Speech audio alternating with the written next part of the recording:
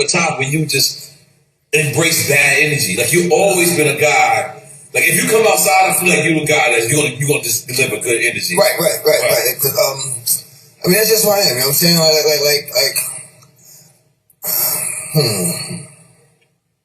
I'm a good dude. I mean, at the risk of, you know what I'm saying, over flattering myself, but like, you know what I'm saying, I'm simple, you know what I'm saying, and I like to, I see what's in people. You know what I'm saying? I see the good and I see the bullshit too. Okay. I got a phrase that goes, always trust everyone to be themselves, but trust in the fact you can see them well. You know what I mean? So it's like, trust. It takes so much energy to not trust someone. You know what I mean? It takes too much energy. You gotta stay 2 steps ahead of them, whatever. But trust them to be them. To be themselves. Trust a snake to bite you. Trust a lion to lie. Trust a thief to steal from you. Like, trust them to be them. But know them when you see them.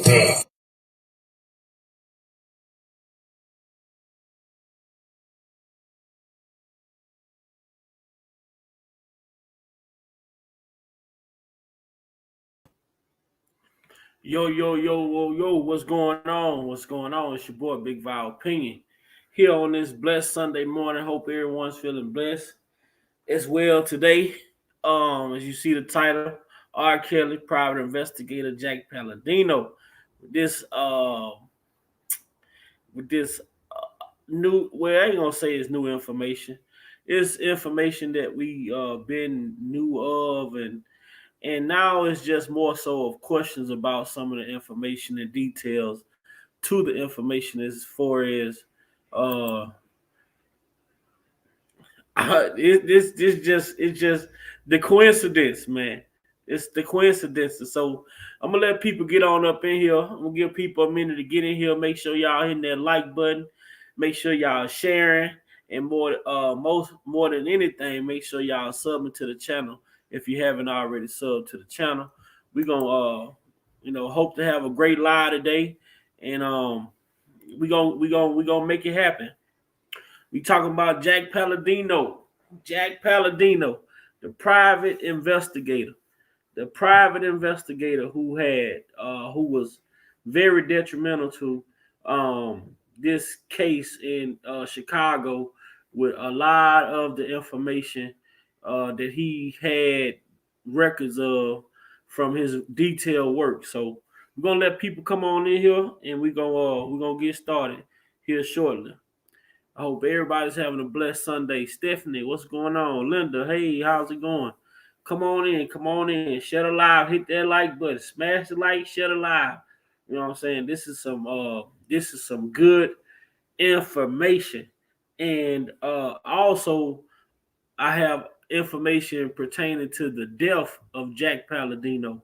You guys are gonna be like, wow, like I kind of believe it coincidences, but man, something about this whole situation with Jack Palladino doesn't make any sense to me.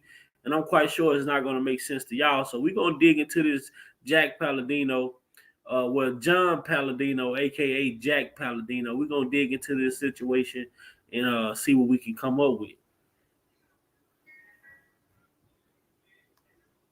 Let's get going. Let's see. What we got? Chris Terry, Miss Hot Pink, what's going on? Ashley, what's going on? Yeah, we finna get to it. Most definitely.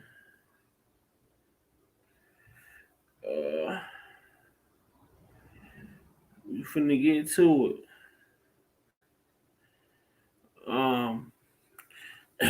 Who you see here on the stream? Well, of course we know Mr. Kelly. We all familiar with Mr. Kelly, of course. But right on the other side of Mr. Kelly, you have the private investigator, John Palladino, aka Jack Palladino. Jack Palladino.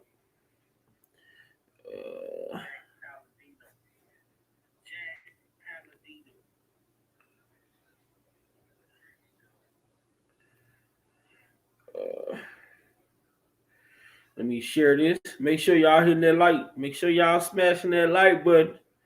Cause we gonna break it down. Can y'all hear me good? Is the audio clear? The audio good? Before we get started, is the audio good?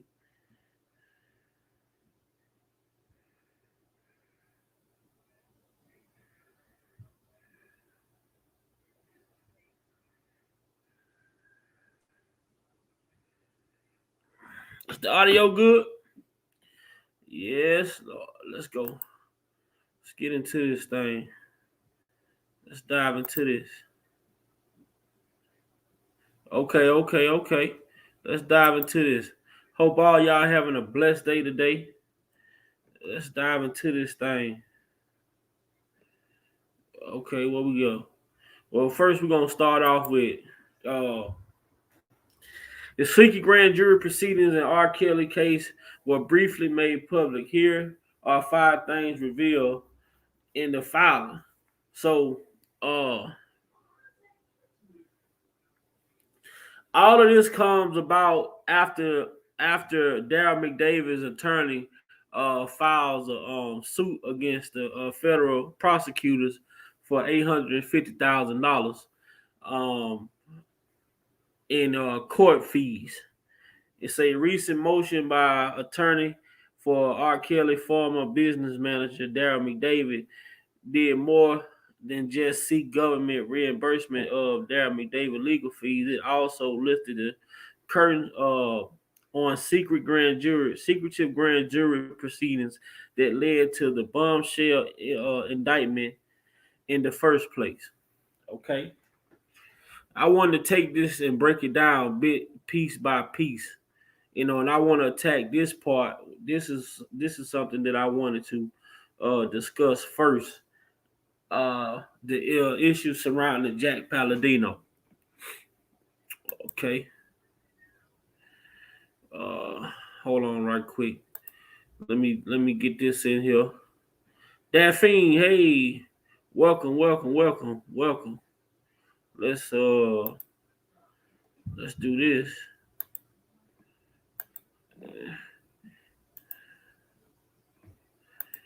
Let's do this.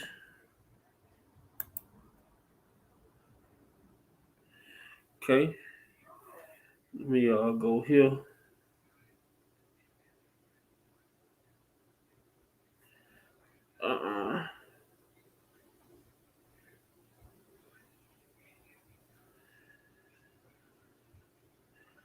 Okay. All right. Now got that done. Let's go. Let's get it. Okay.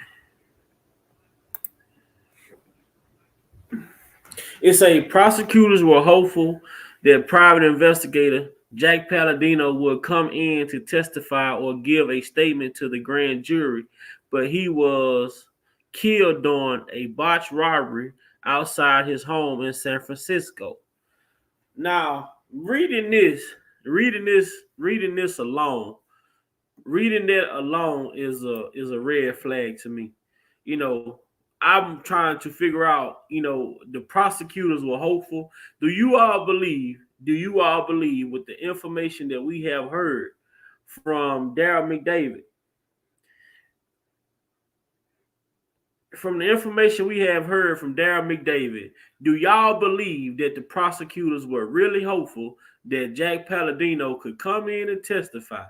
Do you really think they was expecting Jack Palladino to come in and testify to a grand jury, the prosecutor? Do y'all believe it? Do y'all believe it? After hearing the facts and the details, really, it was Jack Palladino work.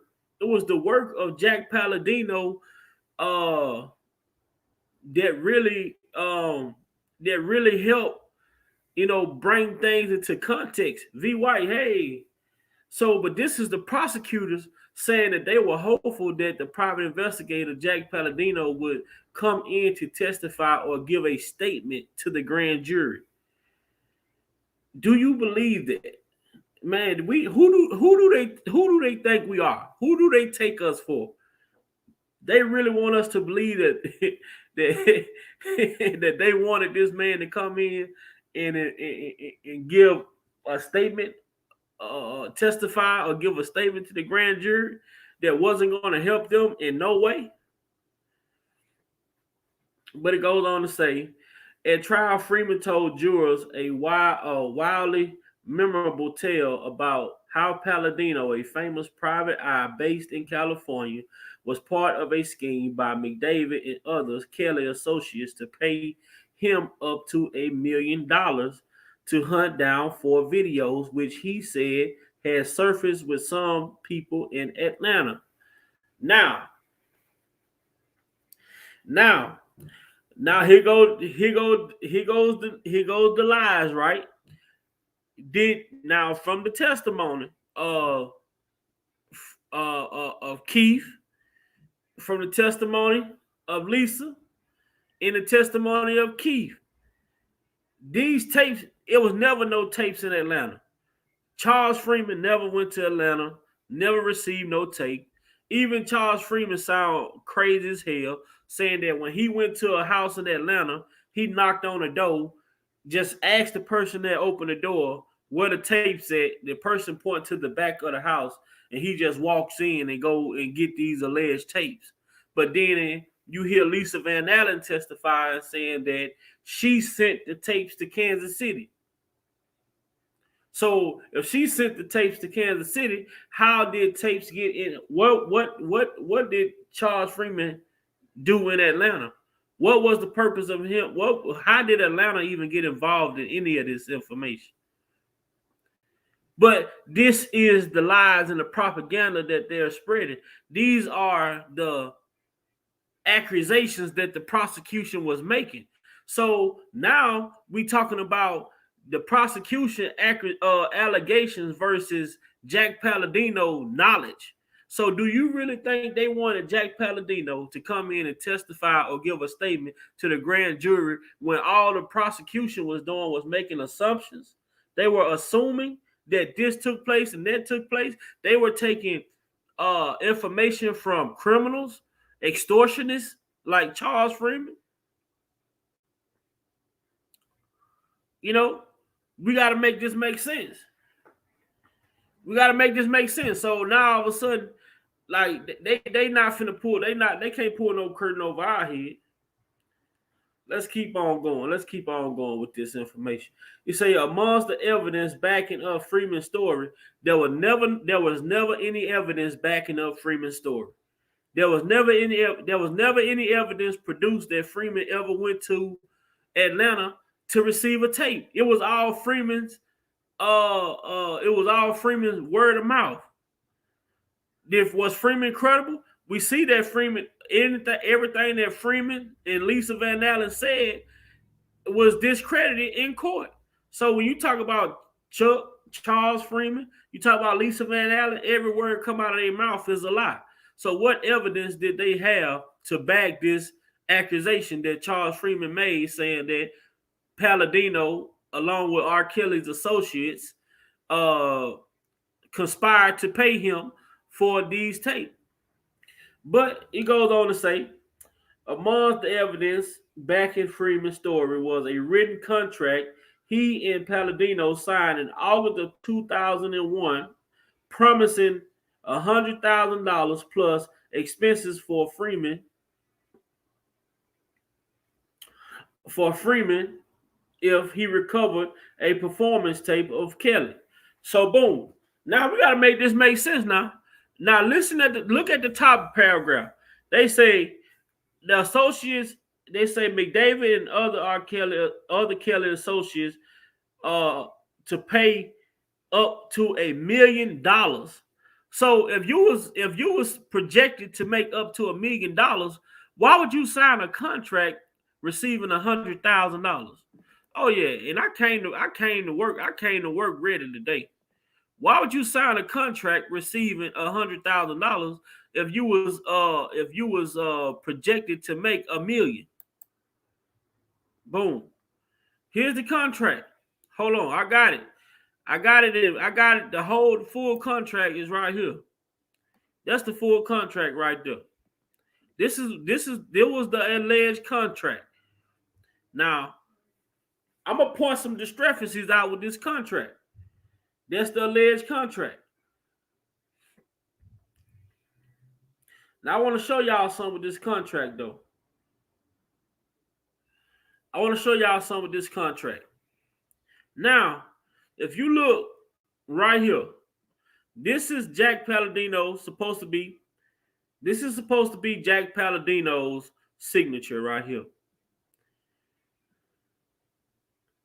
It's supposed to be Jack Palladino's signature right here. But then, underneath this signature, the date says August the 21st, 2001. Okay. August 21st, 2001. All right. So this is supposed to be a contract. This was signed August the 21st, 2001 by Jack Palladino. Now tell me, how is it that if you look at the bottom, you see supposedly be allegedly Charles Freeman's signature. And it say Chuck Freeman. Now, that's the first problem. Why would you sign a contract under your nickname? Make that make sense. How is this contract valid if they were how could he even take this contract into a courtroom and even fight? How does this prove that this man was ever paid anything? You're supposed to be signing a legal binding document, right? Why is this legal binding document signed as Chuck Freeman instead of Charles Freeman? Why doesn't this signature at the bottom say Charles Freeman? And then also, if you look at the date on Charles Freeman's signature, it says August the 21st, 2000. So we got to make this all make sense. So if he signed this contract that was supposed to be $100,000, why does his say Chuck and the date says 2000 versus Palladino says Jack Palladino and the date said August 21st, 2001? So if your government, if you signing a legal binding document, this legal binding document would have been signed under Charles Freeman, not no goddamn on Chuck Freeman. Who is Chuck Freeman? Chuck Freeman is no one. Who is Chuck Freeman? Do anybody know who Chuck Freeman is? Does this person on this contract even exist? Does the person on that contract even exist? Is this even a legal document? Is this even a legal document? How could this even be presented in court as evidence when this says Chuck Freeman? This should have said Charles Freeman. Who is Chuck Freeman? Who is Chuck Freeman? How would I'll pay if I would believe it if it said I would halfway believe. I would probably about 25% believe it if it said Charles, but this says Chuck Freeman. You got to make that make sense. I'm not understanding it. And then how do Chuck Freeman sign this document in 2000, but Jack Palladino signs it in 2001? We got to make that make sense. We got to make this make sense. We got to make this make sense now. These people that play with us long enough. Right, Stephanie? The setup is really real. It's really real. This man say they paying him off. But how are they paying you off? And then how are they paying you off? And on this agreement, it says Chuck Freeman. Who is Chuck Freeman? I'm still trying to figure out who Chuck Freeman is. I'm not going to sign no type of documents using Chuck Freeman as my name when my real name, my government issued name is Charles Freeman. Come on now.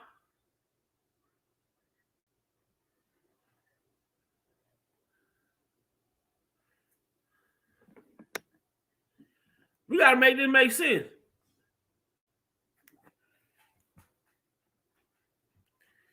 We gonna make it make sense over here. They better stop playing with me. I think I got it blowed up a little bit more. So the people can see it good. So y'all can see it good. So y'all can see it good and clear.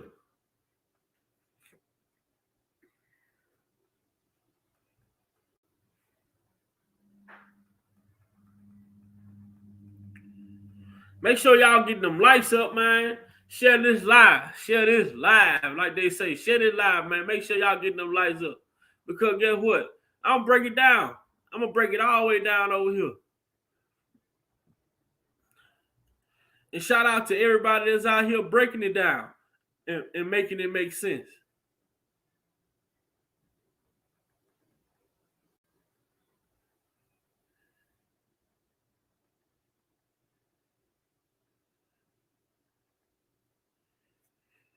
Okay.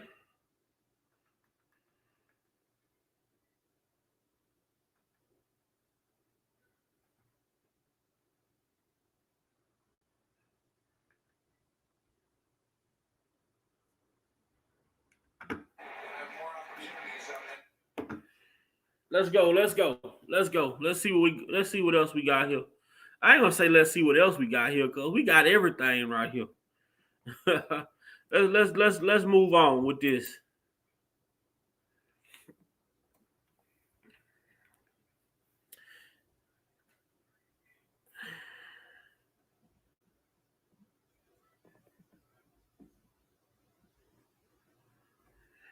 All right.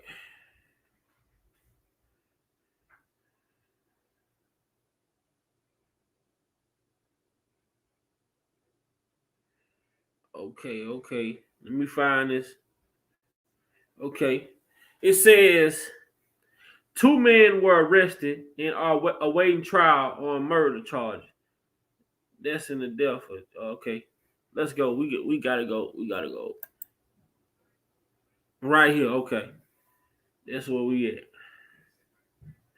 Mr. Keith Murrow returned that tape to Mr. Kelly associate and was polygraphed and paid $100,000. Cruz said, according to the transcript, so the reason we don't have the tape is because it was returned to Mr. Kelly. So hold on now. How did Keith Murrow get the $100,000 if they signed the agreement saying that Chuck Freeman got the $100,000? Can y'all make that make sense? Can we make that make sense? Man, y'all get that spam up out of here. Block that spam. Get that spam up out of here, y'all. Miss Lady T, what's going on? Mocha Sky, what's going on? So now they just told us that now y'all got to see the play now. Y'all got to see the play now. Now they just said, previously they said that Chuck Freeman got the $100,000. Now they saying that Keith Morrell turned over the videotape and got the $100,000. Which one was it? How you say Chuck got the $100,000, then you turn around and say Keith got the $100,000? How did Keith get the $100,000 if Chuck signed? How did Keith get the $100,000 if Chuck signed the agreement for the $100,000? Can y'all make that make sense? Can we make that make sense? This is what the prosecutor presented to the grand jury. This is what the prosecution presented to the grand jury. So why was this not a question? Why was this not something of interest? You tell us that Chuck Freeman signed the agreement for $100,000. Then you turn around and tell us, well, Keith Morrell turned over a tape and got $100,000. But then they trying to say the tape that Keith Morrell turned over to Palladino was allegedly videotape number 4 that they didn't receive, which they was telling the grand jury there was the tape the missing tape, right? But what did you hear Palladino say? Palladino and along with Ed Jensen said they viewed those tapes and there was nothing on those tapes, no evidence on those tapes of Mr. Kelly and underage girls. They said the tapes that they received back from Keith Morrell and Charles Freeman was video tapes of Lisa Van Allen and R.Kelly along with R.Kelly.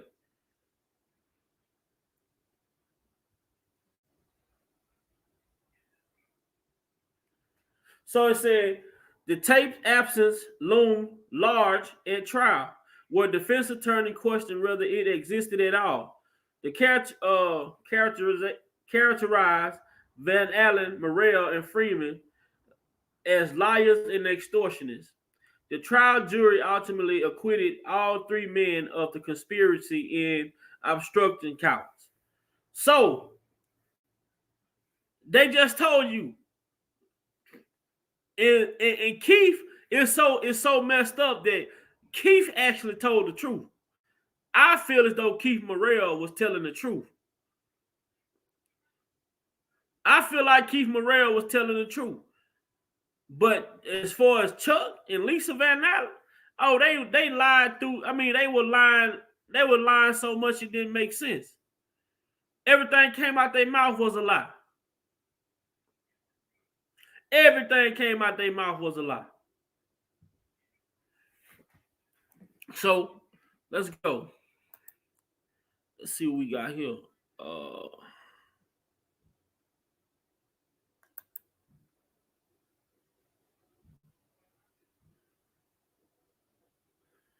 So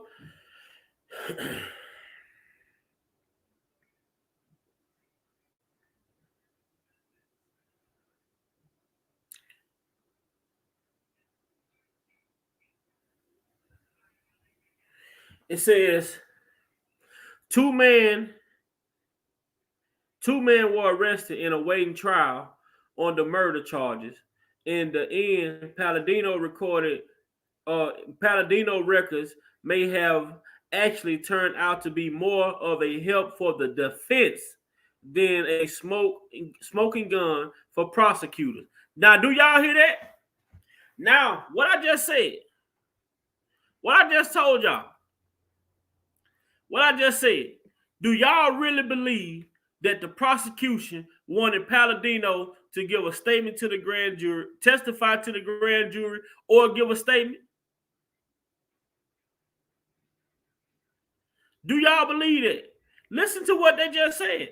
It said, in the end, Palladino records may have actually turned out to be more of a help for the defense than a smoking gun for prosecutors. Now, do y'all believe the prosecution wanted Palladino to come in and testify to the grand jury or give a statement? That statement alone right here, this statement alone right here, in the end, Palladino records may have actually turned out to be more of a help for the defense than a smoking gun for the prosecutors. Now, do y'all believe still that these people actually wanted Palladino to come in and testify or give a statement to the grand jury that wasn't going to help them at all? They admitted right there that his records have actually turned out to be more helpful for the defense. So this right here alone sound like a motive to me. Do you all agree? Could that be a motive? Could this possibly be a motive? Could it possibly be a motive? I'm starting to feel like this was the motive right here. Palladino's records. I believe those records was the motive. The records turned out to be more helpful for the defense. This is their words. This is from the prosecution. These are the prosecutor's words right here. Palladino's records may have been more helpful for the defense than the prosecutors. I see nothing but motives right there. It said at trial, McDavid attorneys were able to show the jury some of Palladino's memos labeling Freeman's contract with the team Kelly extortions, as well as other business records appearing to show the private eye travel along to Kansas City to meet with Freeman, contradicting Freeman's testimony that McDavid was there. So now this shit is clear as day. It started to become clear as day. To me, I'm starting to visualize a picture of conspiracy, conspiring to take out people who could really help. The people who really could help.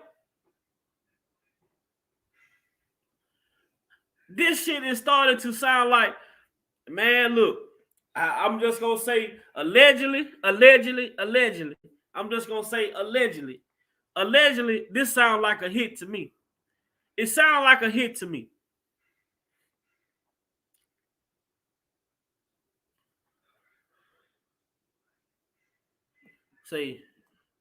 That's to say, he has no child porn in this case. Palladino never covered up this. He had evidence for Kelly defense. Agree. Ashley say, hell to the no. Stephanie say, hell no. Good afternoon, Bob. What's up, Sweet Pete? Ashley say, definitely a motive. Yes. Stephanie say, yes, Big Bob. Motive to the highest power.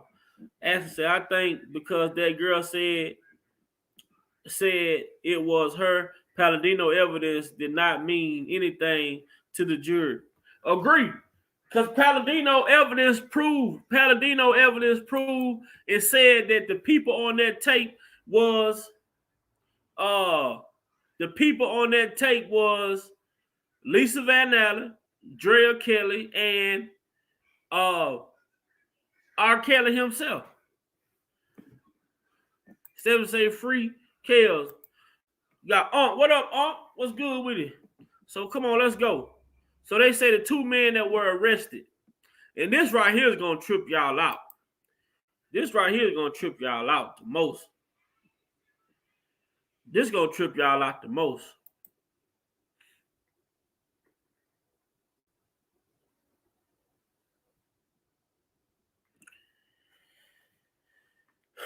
It said Cruel told the grand jury in 2020 that the contract had only recently been obtained after subpoenaing Palladino, who was also an attorney and working through all the special rules that apply when the attorney is asked to turn over records.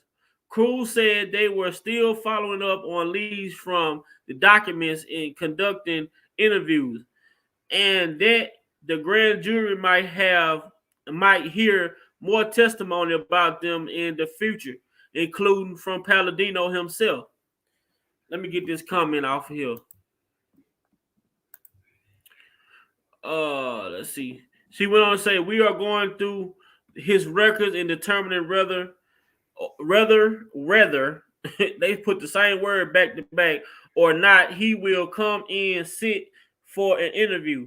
And if so, then we'll determine whether he will come and testify. Cruz said, according to the transcript, so that's a possibility.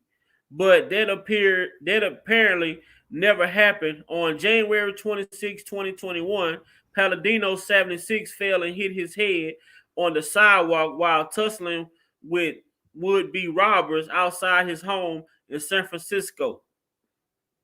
Now, make this make sense now. This man is a private investigator.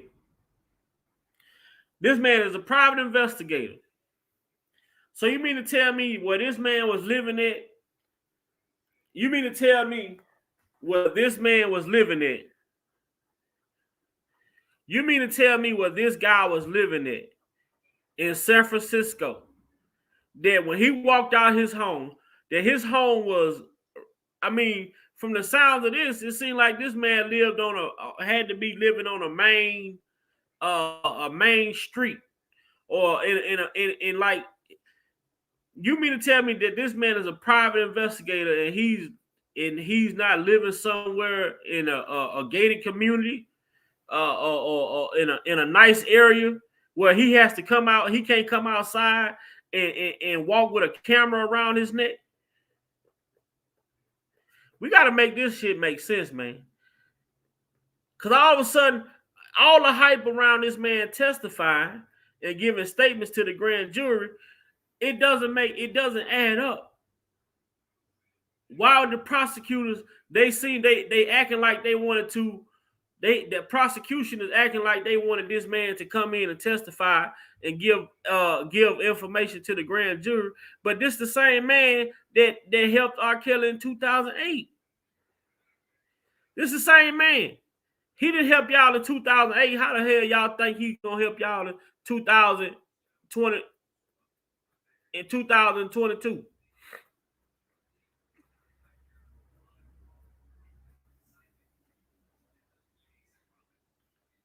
We gotta make this make sense.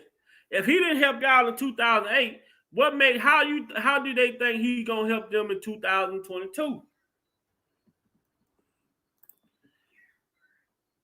When the tape was fake, Jane, this deposition is not valid, and she is a liar, not credible. Witnesses she lying too many times, and now she was forced for her fraudulent PPP loan. I agree. How is anything that Jane say? I ain't gonna say Jane. How is anything that Geronda said is even credible when she lied to a federal grand jury for 20 years? She lied for 20 years, and all of a sudden she become credible? Do you believe that? This Jane lied for 20 years. She lied, and all of a sudden she's telling the truth. How is she even credible? She lied to a grand jury on several occasions. So how is she even credible? We talk about credibility now. We talk about credibility. How is she even credible if she lied to a grand jury for 20 years? All of a sudden, when she's saying what they want her to say, she believable now?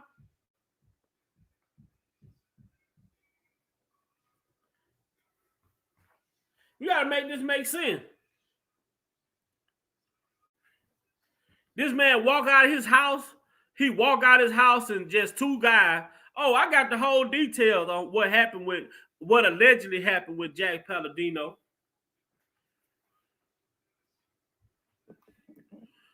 Let's see. Definitely say this is in the Chicago newspaper. Shaking my head. Yeah. Ashley say I don't believe it. Stephanie say rest in peace, JP. Jack Palladino, thanks for your service. Man, Jack Palladino was on it. And I'm gonna give y'all more motives too now. I'm gonna give y'all more motives in a few minutes. I'm finna give y'all some more motives in a few minutes. Make sure y'all share this shit, man. Share this shit. Let's get this out there. Else to say that tape in 2008 was doctored and the same now. I agree.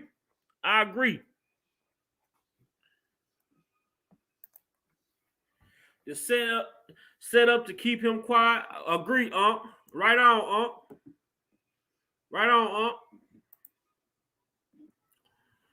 They really trying their damnness, and they fail every damn chance they get. Man, I'm telling you, man, this shit ain't no joke. What's up, Midas? Respect, big vibe. Sound like Palladino was either. Man, I believe it was a hit.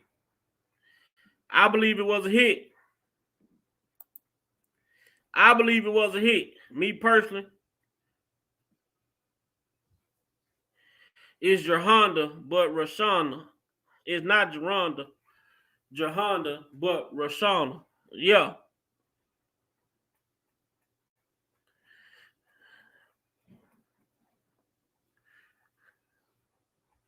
This crazy, man. This crazy. So,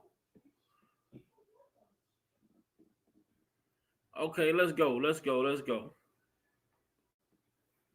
Let's go. Let's go. Let's go.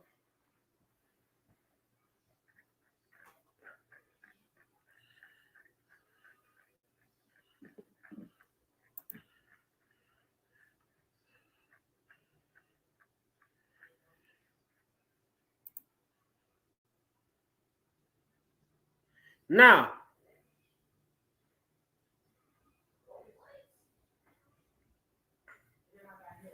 now, now this right here. Now this right here is going. This right here is ridiculous. Now this is the storyline. This is the storyline of what they're saying. This is the storyline of what they're saying happened to Jack Palladino. This is the storyline.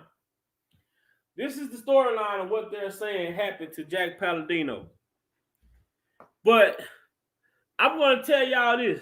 Look at the very bottom of this slide I just put up. Look at the very bottom of this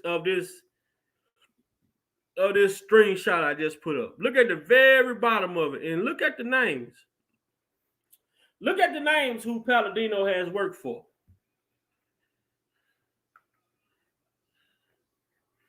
Look at the names of people. Look at the names of people that Palladino has worked for.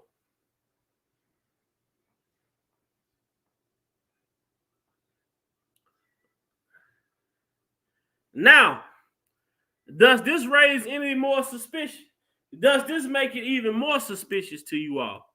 When you look at these names at the bottom, the famed private investigator worked for the likes of Bill Clinton, Harvey Weinstein, R.Kelly.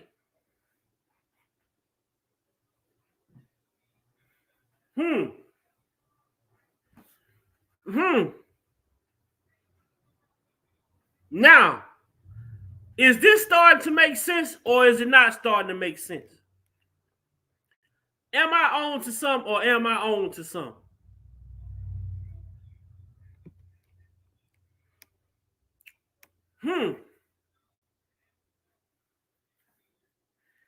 Hey, I ain't gonna say it, or do I have to say it?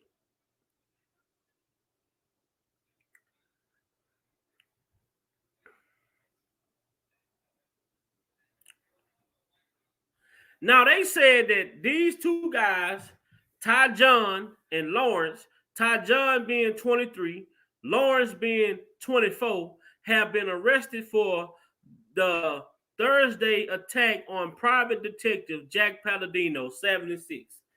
So you mean to tell me that these two guys, 23 and 24, couldn't take a camera off a 76-year-old man neck?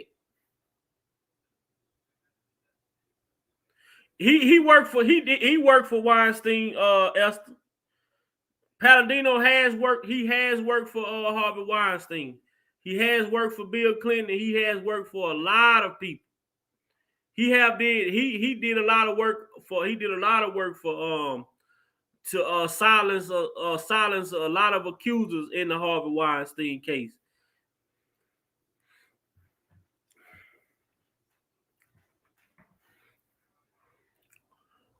This is in and also this is in his Wikipedia. This all the people that he's worked for is in. You can look up Jack Palladino's Wikipedia, but and I'm still trying to understand why they call his name is John. His name is John Palladino, but he goes by Jack Palladino. I was trying to understand that. I was trying to understand that part also because his name is John Palladino, but they call him Jack Palladino, or he goes by Jack Palladino or whatnot. So I mean, I'm not sure why is that, but just reading up on this guy after reading this information last night, I wanted to dig a little deeper into it. And like, man, when I started reading and seeing the people that this man has done work for, like he's done work for a lot of people. And they say that Jack Palladino, well, these two young guys, 23 and 24, attacked this man outside his home. So I'm guessing he just living on the, I don't know where he could have possibly been living at to be attacked outside of his home, just walking outside. You know, that don't even make sense to me. I guess he lived like R.Kelly, just walk outside, walking your dog, and then you get arrested, you know. Like so, with just like they arrested Kels walking outside of his home, they attacked Palladino just walking outside his home, you know. But Big Vibe, with a client like that, he had more than enough bank to not be in a neighborhood where people get robbed, period. Exactly. And that's the point that I'm trying to make. This is the point that I'm trying to make. If you look at this man's resume, the Clintons, Weinstein, Kels, all of these people that this man worked for, a lot of more high profile people. So it says his wife, Sandra Sutherland, and that's Sandra Sutherland said he's been pulled off life support and he's not expected to survive more than a few days. In the attack, a car pulled up outside the residence. Now this sounds like make this make sense now. Make this make sense. Now this is what we got to make it make sense. And this is where all the questions come in. This man, they say, in the attack. Now, these aren't two guys just walking down the street or just, passing by each other or none of that. It said, in the attack, a car pulled up outside the residence and the suspects attempted to pull his expensive camera from around his neck.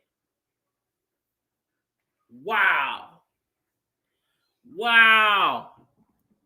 In the attack, a car pulled up outside the residence and the suspects attempted to pull his expensive camera from around his neck. So if I'm going out here trying to rob somebody, how can you tell a camera is expensive from a distance, from afar? I mean, people have cameras around their neck every day. It's a million people walking with cameras around their neck. I'm quite sure in San Francisco, these two young kids could have went anywhere where it's tourism, anything, and got some, if they wanted to get some cameras. But just so happened you pull up in front of the resident of a private investigator and you go to snatch the camera off of his neck. Like, this seemed more like targeting to me. I don't think he would have fought for that camera. Y'all can have this camera. If he just coming, and then the thing about it, Elvira, we got to look at it like this as well. If he just coming outside, that means that camera haven't even snapped any pictures. He haven't even snapped any pictures.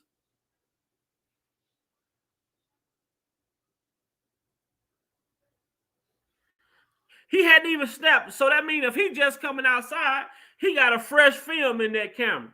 That means ain't even no pictures on the camera. There's nothing on the camera.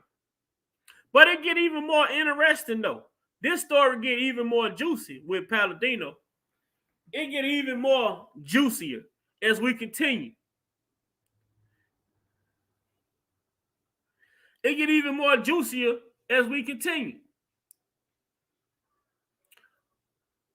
It says Palladino may have inadvertently. Now, y'all listen to this now. This right here is even more so crazy. It say Palladino may have inadvertently helped detectives make the arrest after photographs were recovered from the camera the suspect tried to steal. So they didn't even get the camera.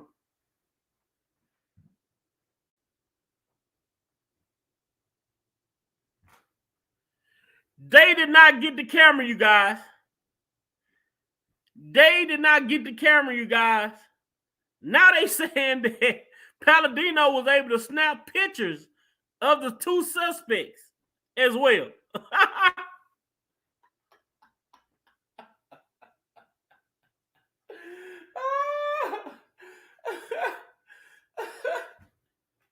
They say, man, they say Palladino was able to snap pictures of the two suspects. Palladino was able to snap pictures of the two suspects.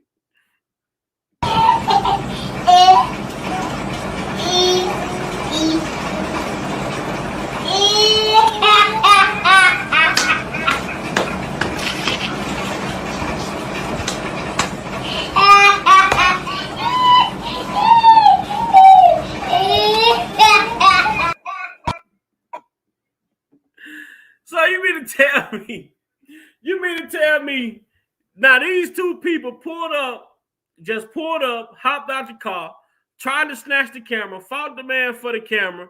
He fell, hit his head on the sidewalk, and the people just pulled off. They pulled off, and then, he just so happened to take pictures of the two suspects. He just so happened to take pictures of the two suspects. Now,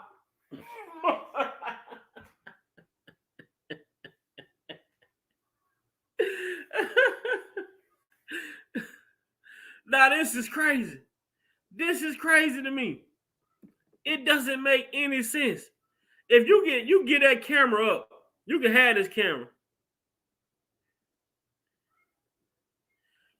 This doesn't make sense. Now, it said the attackers say in the attack, a car pulled up outside the residence,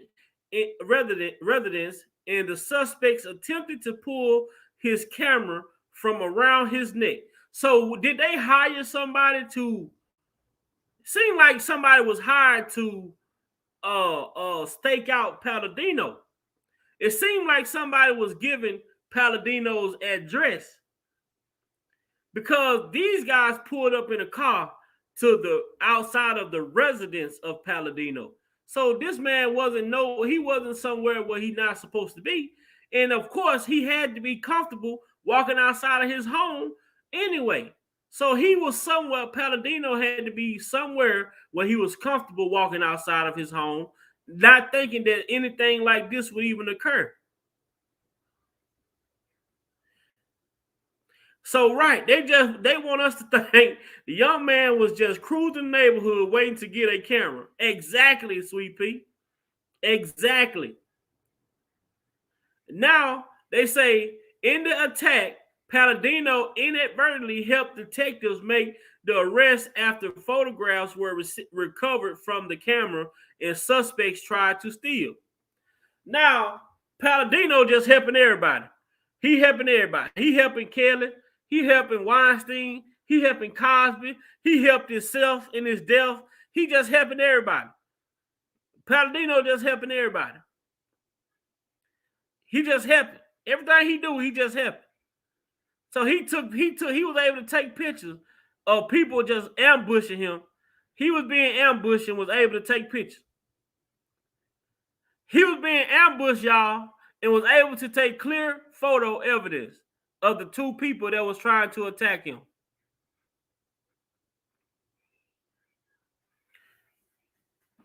Am I understanding that?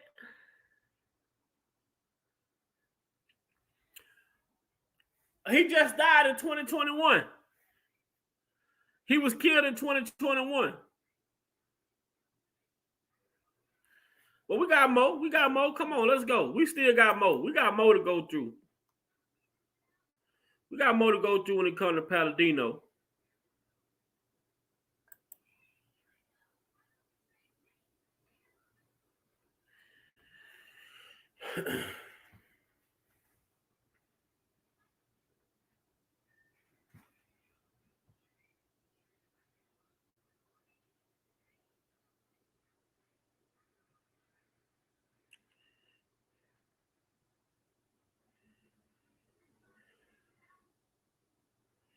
So that's similar to what we just read. So let's go here.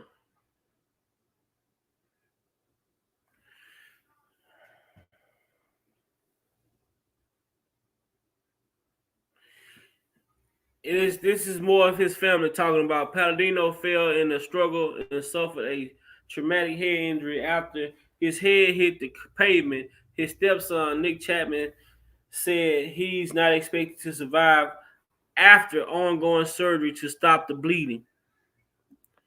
Okay, let's go here. Oh, that was their contract. Okay, let's go here. It said the detective may have inadvertently helped detectives after he snapped pictures of the suspect trying to steal the camera. Now, how can you snap pictures if they trying to steal a camera? If these people were trying to steal a camera, how the hell could you? I mean, they trying to steal a camera, but you was able to take pictures of them. Palladino is famous for taking on a slew of celebrity and political cases.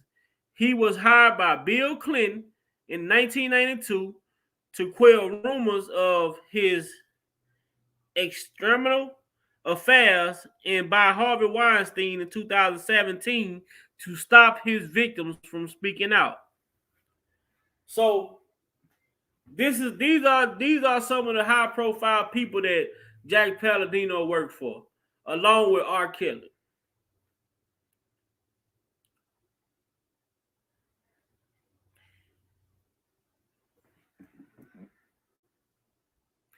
I mean,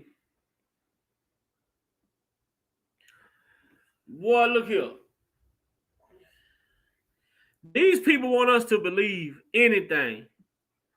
They want us to believe anything at this point. But do I believe that Palladino attack was just an isolated incident? No, I don't. I don't believe that. I don't believe that this attack was an isolated incident. I see so much information that points towards this being a targeted attack. I'm seeing so much information pointing to this being a targeted attack. And why I say that is because of this statement right here. Let's go to it. If we can go to this statement again. If you read right here, in the end, Palladino records may have actually turned out to be more of a help for the defense than a smoking gun for the prosecutors. I just can't get over that statement right there. They want us to believe that this man was going to testify or give a statement to the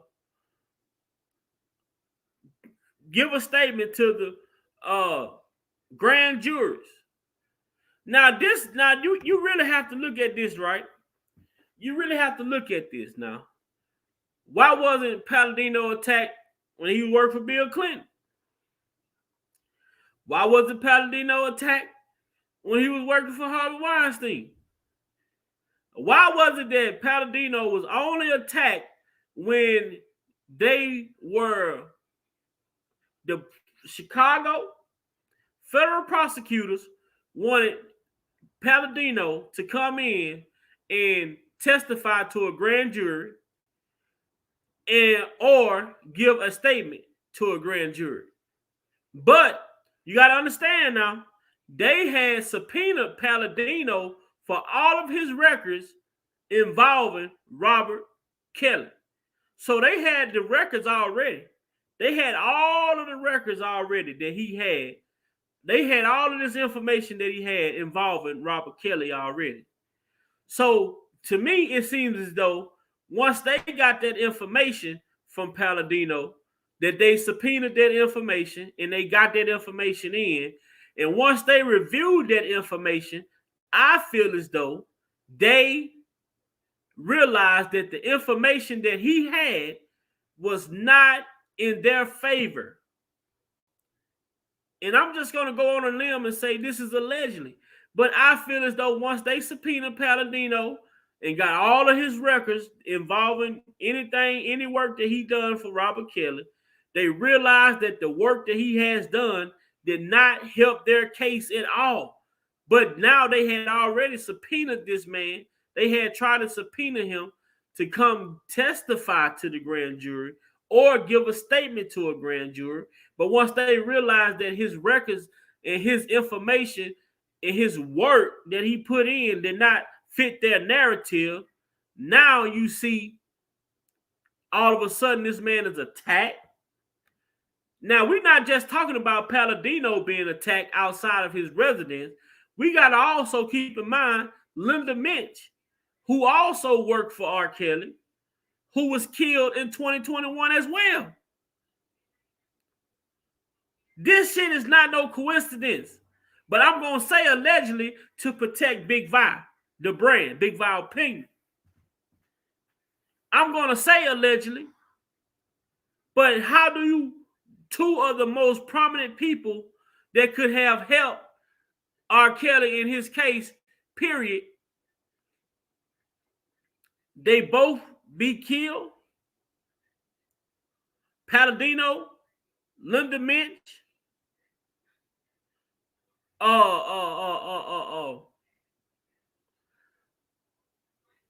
Roshana, the father.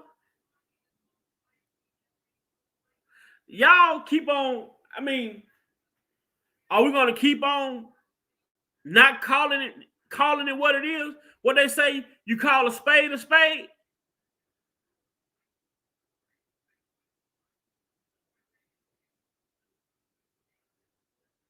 We're going to call a spade a spade.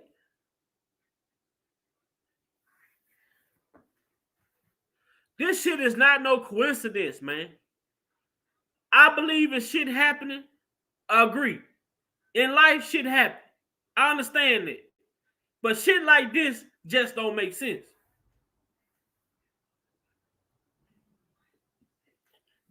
In this moment was too critical for incidents like this to take place.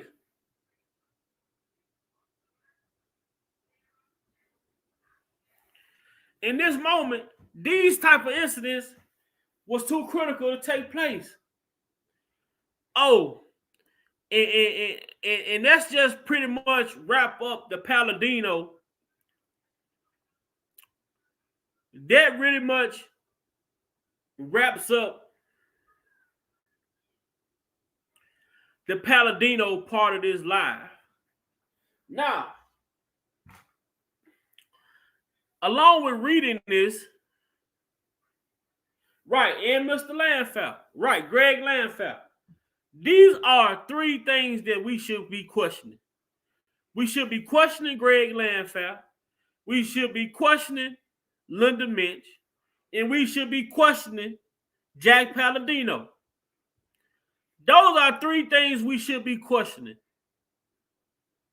Those are three things we should be questioning. And I say those three things that we should be questioning are because those are pivotal pieces. Those are pivotal and critical pieces to what we are seeing right now. What we watched.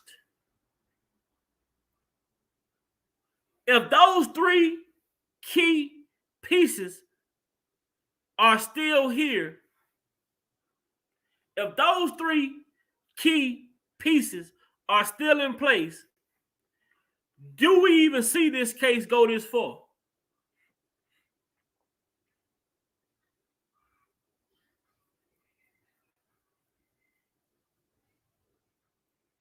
Greg Landfell, Linda Minch, Jack Palladino. Now, y'all think about that. Moving along. Let's see what we got. This is going to trip y'all out. This is most definitely going to trip y'all out. Let me see. This whole Aaliyah situation. The whole Aaliyah situation is going to trip y'all out. Now,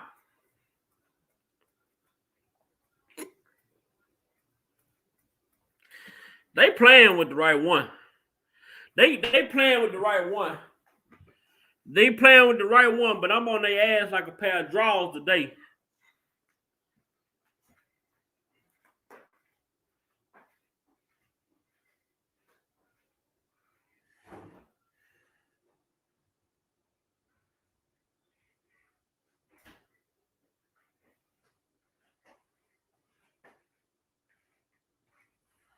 I ain't come to play today. I just went got me a margarita out the refrigerator on this blessed Sunday.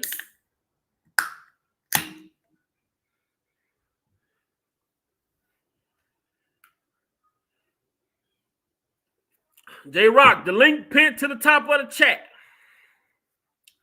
The link is pinned to the top of the chat. Now, this right here is finna be what y'all call bombshell. Now, we finna make this make sense.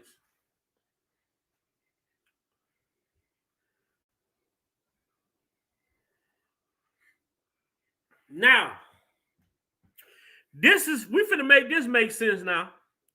From Chicago to New York. Now, from Chicago to New York, we finna make this make sense. Let's make this make sense right here. Prosecutors at one point showed grand jury evidence about Kelly's illegal marriage to his 15-year-old prodigy, Aaliyah. Now, with this, I showed y'all the video. Oh, I got the video as well. So, hold on.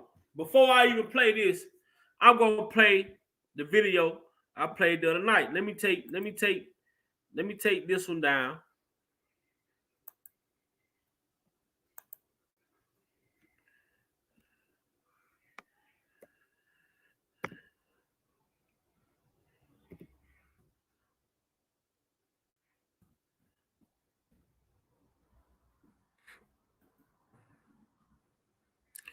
Okay, let me take that down first. Because I want y'all to understand what the Supreme Court is saying, the appellate court is saying. I want y'all to understand what the appellate court is saying.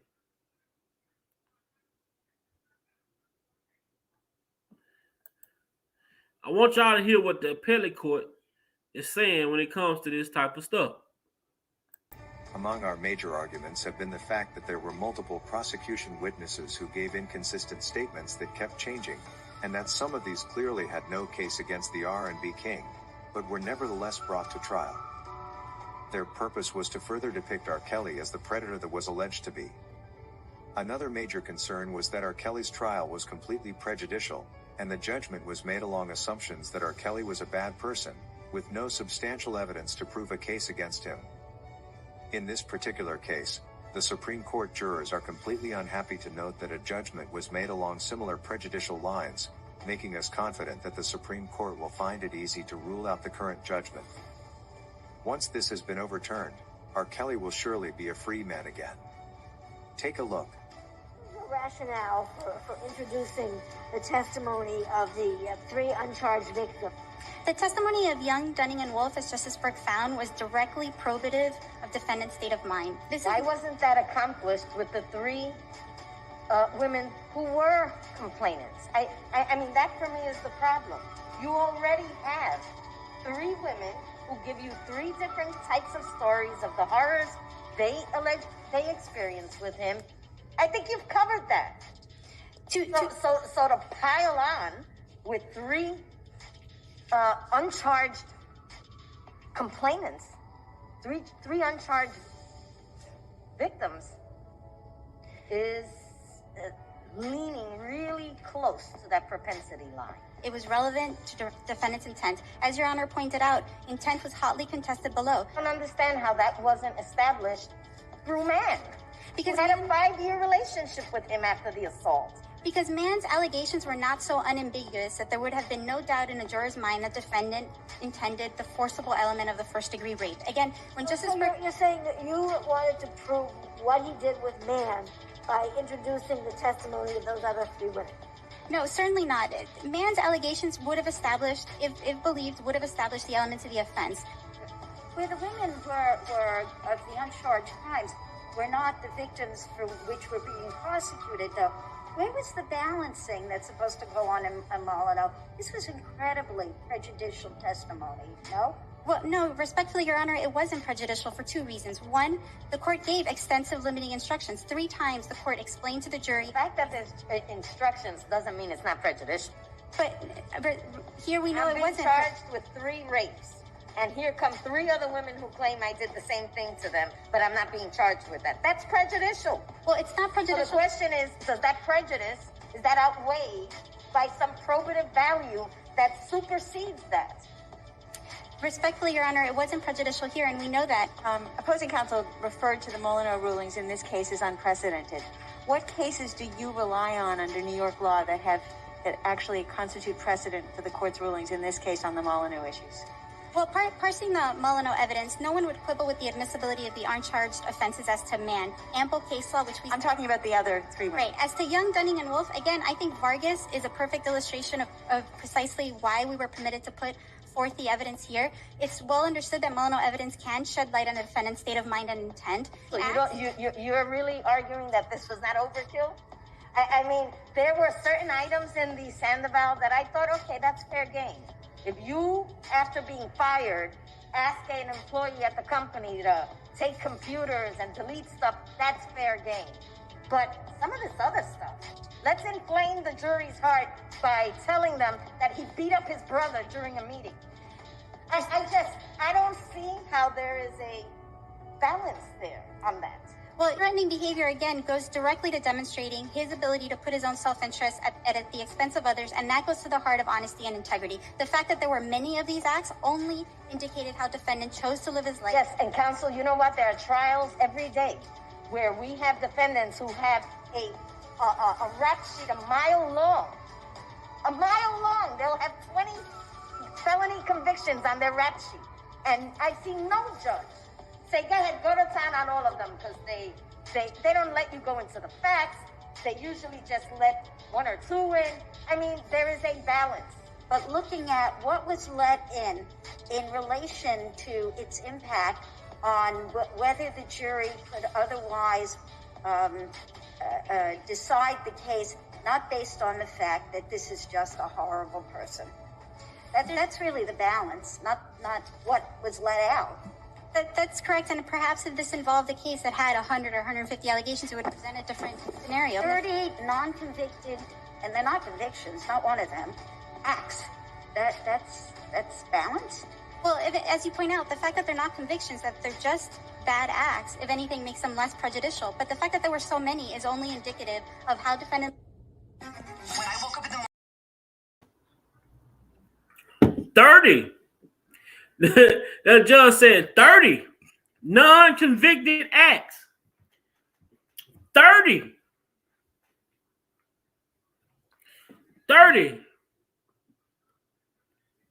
non-convicted acts. So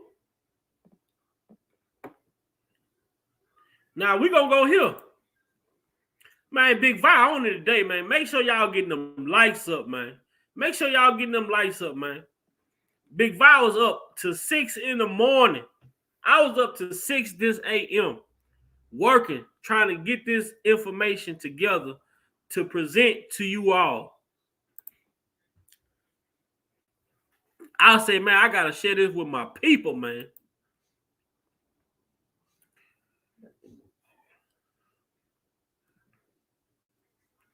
So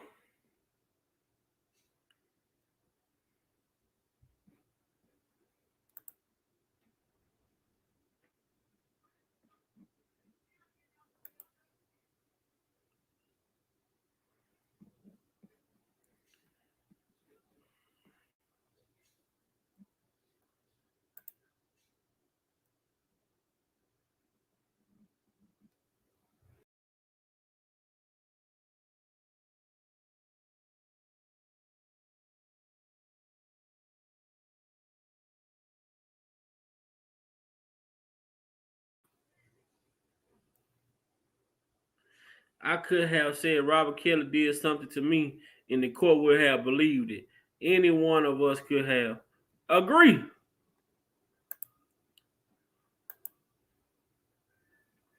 How does she think she can just include more women than has not been part of the case? Exactly. Esther said 4 uncharged women was testified. Exactly. So that brings me to this whole. Thank you, Stephanie. They never expected for Kells to be this strong. They thought he would give in and give up. Exactly. So what we have on the screen says prosecutors at one point showed grand jury evidence about Kelly's illegal marriage to his 15-year-old prodigy, Aaliyah. So let's read this. Let's go.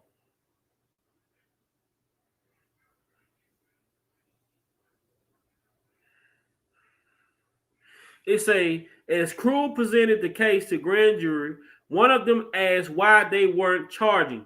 Listen to this now. Listen. Man, y'all get them likes up, man.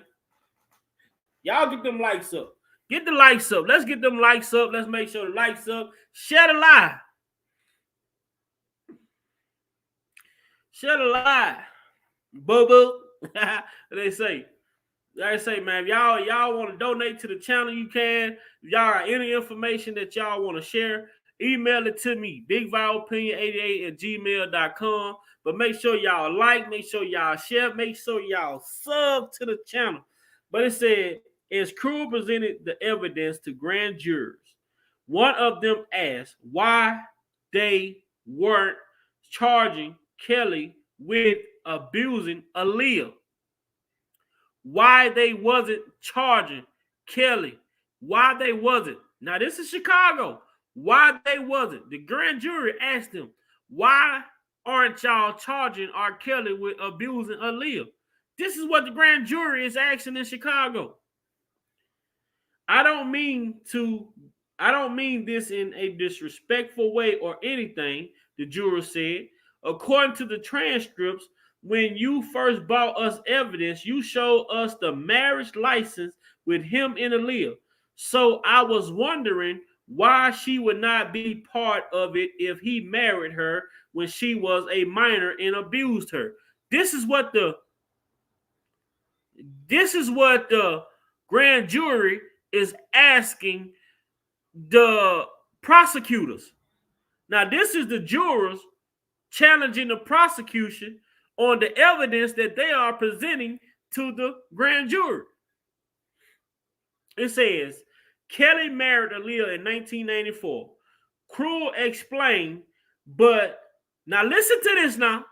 Now, people talk about this RICO, right? And this RICO give them the power to, the RICO is like a big umbrella for them to go back and be able to bring in new charges of shit that of things that took place years and years and years ago. But listen to this. Listen to what the prosecution say now.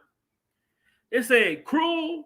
It said Kelly married Aaliyah in 1994. Cruel explained, but the law under which they were charging Kelly, enticement of a minor to engage in sexual activity, did not exist until 1996. The marriage was quietly annulled and Aaliyah was killed in a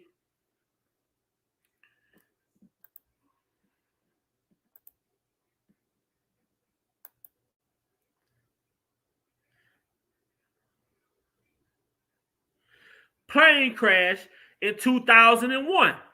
Now, this is what I want y'all to understand when I say this. Now, y'all just heard that Chicago prosecutor said that they couldn't charge R.Kelly because the law did not come out, and the marriage allegedly took place in 1994. But this law of enticement of minor didn't come out until 1996. So now catch this now. Catch this. Make sure y'all getting them likes up because we own it over here. Now catch this. Now catch this now. Still unclear is why Chicago grand jury was shown evidence related to Aaliyah if prosecutors ended up not charging him with any conduct related to her. Then y'all just hear in that Supreme Court hearing we were just watching this uncharged acts being shown to grand juries. We just heard the Supreme Court telling the prosecutor about them presenting uncharged acts to grand juries, right? We just heard this. Now, this is this. We already know Kel's coming home. This is just only more evidence to strengthen the appeal. So it goes on to say, still unclear is why Chicago grand jury was shown evidence related to Aaliyah if prosecutors ended up not charging him with any conduct related to her. During the trial, U.S. District Judge Harry Lindenweber barred any mentioning their relationship while defense attorneys were allowed to paint a picture of Aaliyah's uncle, Barry Hankerson, as a vindictive control freak out to destroy Kelly's career. They say Kelly did face charges related to the illegal marriage in his 2021 trial in Brooklyn federal court, where jurors found Kelly guilty. Now, how in the hell did y'all just hear that? Man, somebody hit this link and come on this goddamn panel because I need to ask somebody some questions. Now, Chicago said that they couldn't charge him. So how in the hell did New York charge him if Chicago couldn't charge him? Make it make sense. How was he found guilty in New York of something that Chicago couldn't even charge him for? Make this shit make sense.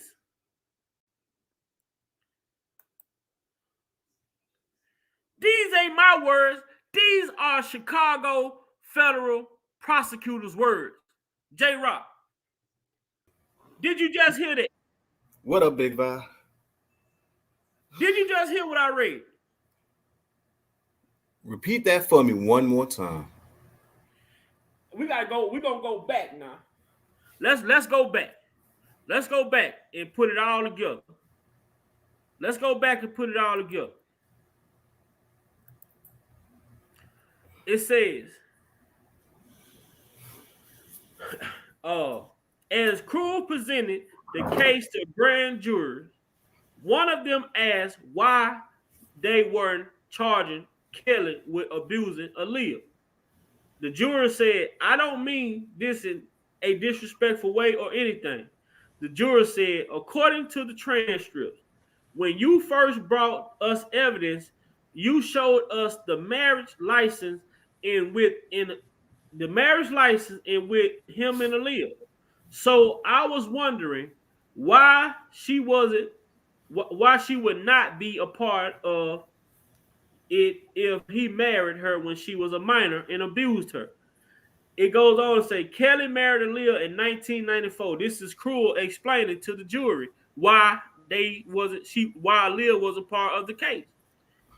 But the law under which they were charging Kelly, enticement of a minor to engage in sexual activity, did not exist until 1996. The marriage was quietly annulled and Aaliyah was killed in a plane crash in 2001. Still unclear is why Chicago grand jury were shown evidence related to Aaliyah if the prosecutors ended up not charging him with any conduct related to her. During the trial, U.S. District Attorney Harry Lindenweber barred any mentioning their relationship while defense attorneys were allowed to paint a picture of Aaliyah's uncle, Barry Hankerson, as a vindictive control freak out to destroy Kelly's career. Kelly did face charges related to the illegal marriage. He faced charges related to the illegal marriage in his 2021 trial in Brooklyn federal court, where jurors found Kelly guilty of a wide-ranging racketeering scheme.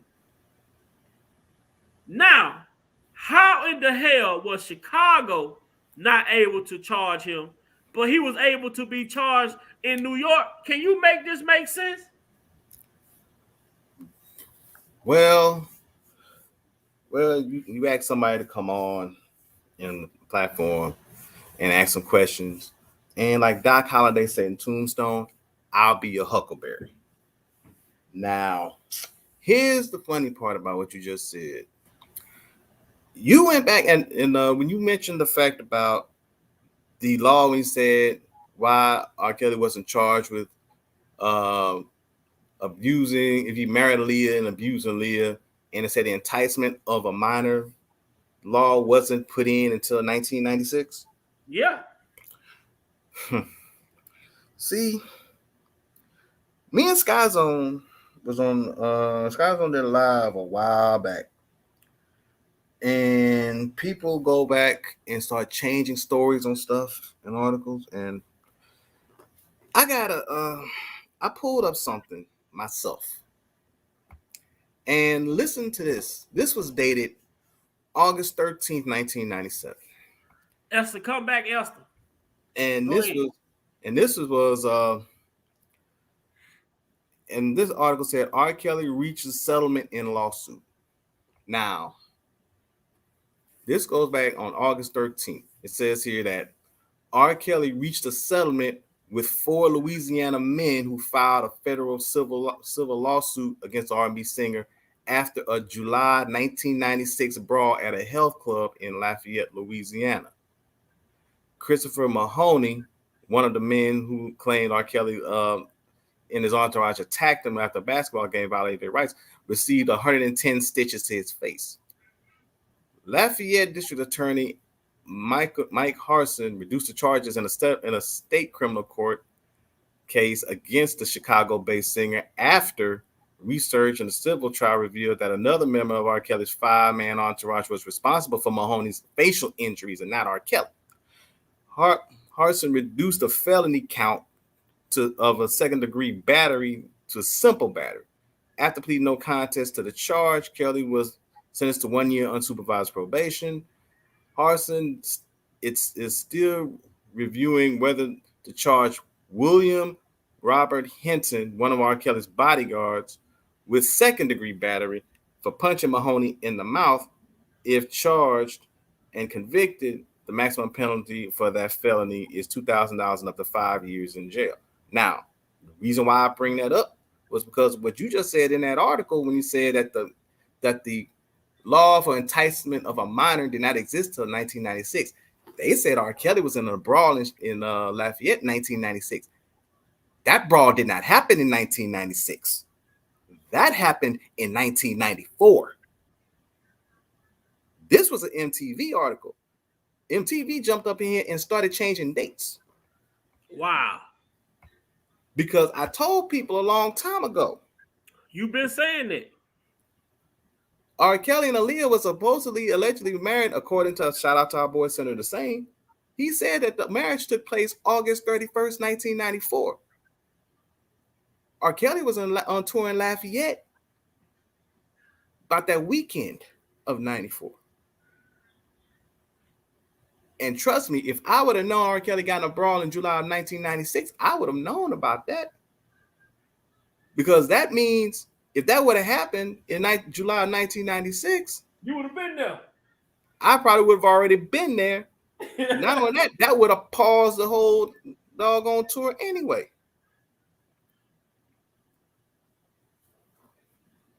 So how can you say he was involved in a brawl in 1996 when that same brawl happened almost 2 years prior? Shit crazy, man. It ain't making no sense, J-Rock. How the fuck can Chicago not? You see the jury, the grand jury asking the prosecutors, why aren't y'all charging him with this shit? And they clearly said that they couldn't. But turn around and New York charged them with the same shit, the same evidence.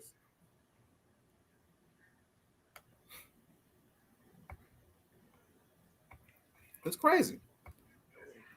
See, they just thinking they can just make up anything, just throw anything out there, and they can just straight up stick, and nobody gonna catch on. See, that's what they believe. Oh, by the way, via the private chat, I just put the link to that article in the private chat just now. Okay. Well, definitely, we finna get on all this shit. Then you see, they want us to believe that two guys just pulled up on Jack Palladino and snatched his camera, try to snatch the camera from around his neck, and he just so happened was able to take pictures of the two guys as well. Where did all these dumbass criminals come from involving with this case, man? One motherfucker down there burned his whole self up trying to burn up a truck. Another man that called in a gun threat to a theater and pressed star 67.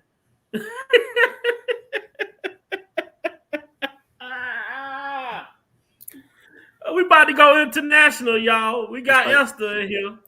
What did the late great Kevin Samuels want to say? You can't make this shit up. You can't make this shit up. Hello, Big Esther. opinion. You have never read the transcript from New York? Well, it's been a minute. We had went through all of the New York transcript.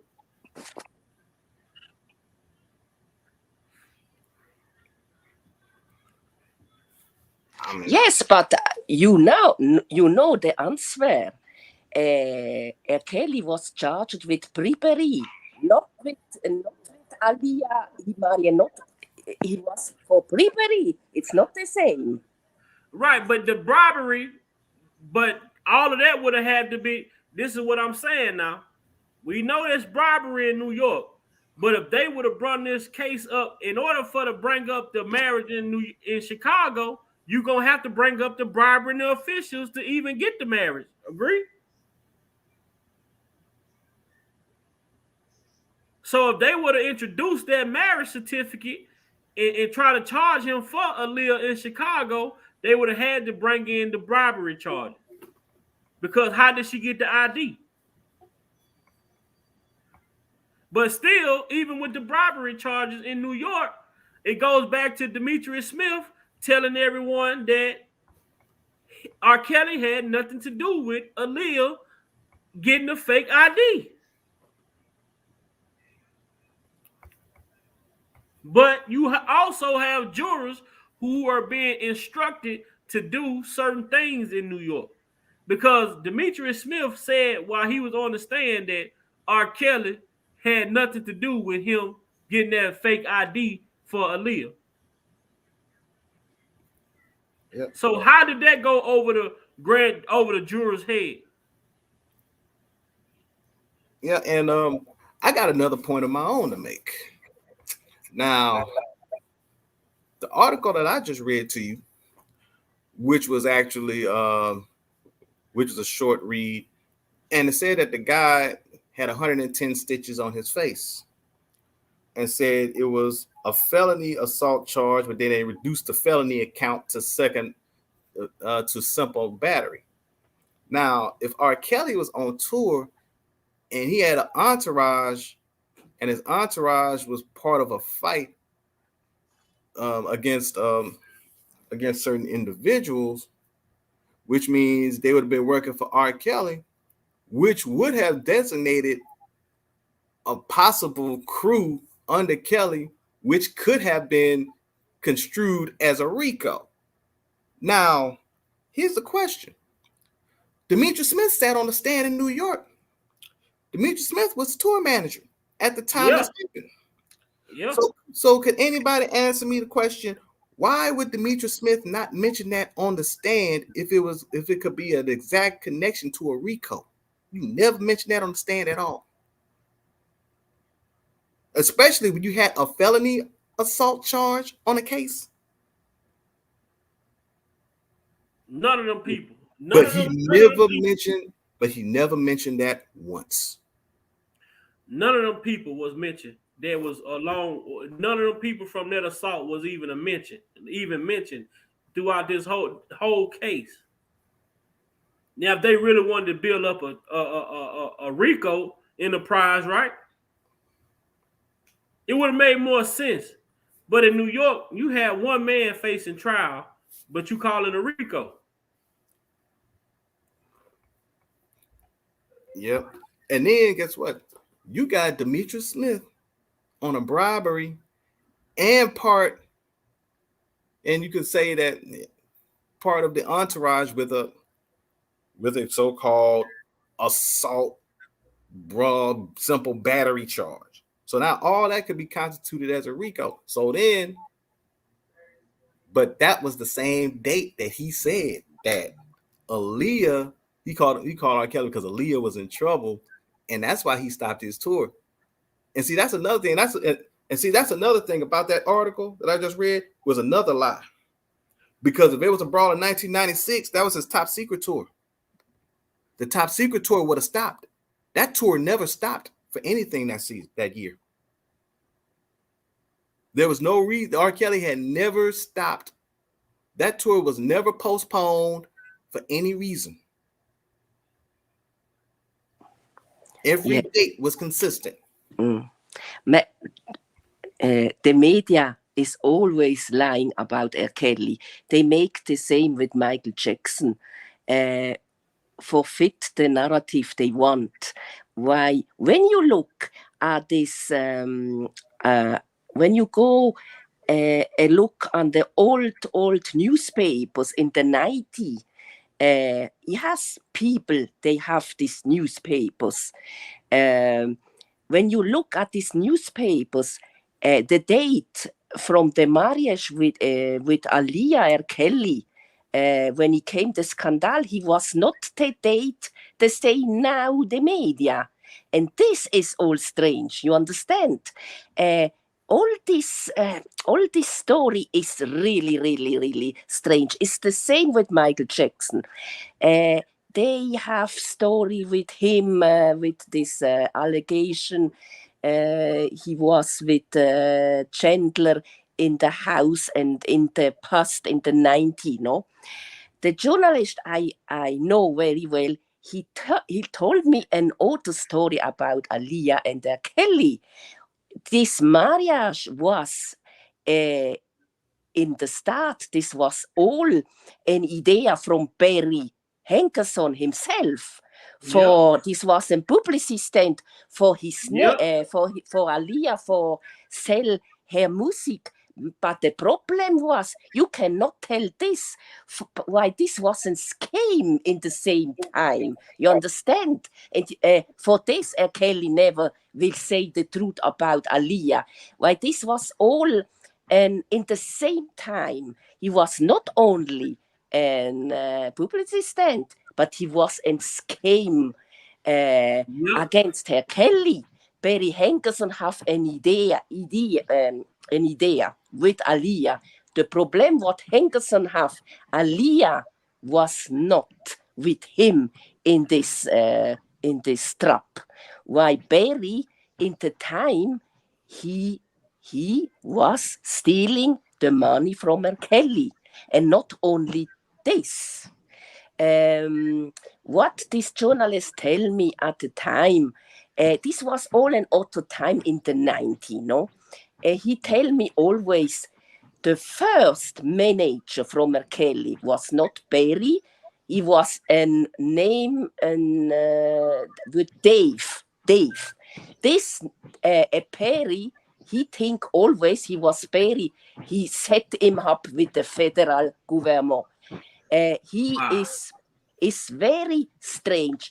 The first manager from R.Kelly never speak about him, and I know why. He is thinking always he was guilty. He was not guilty.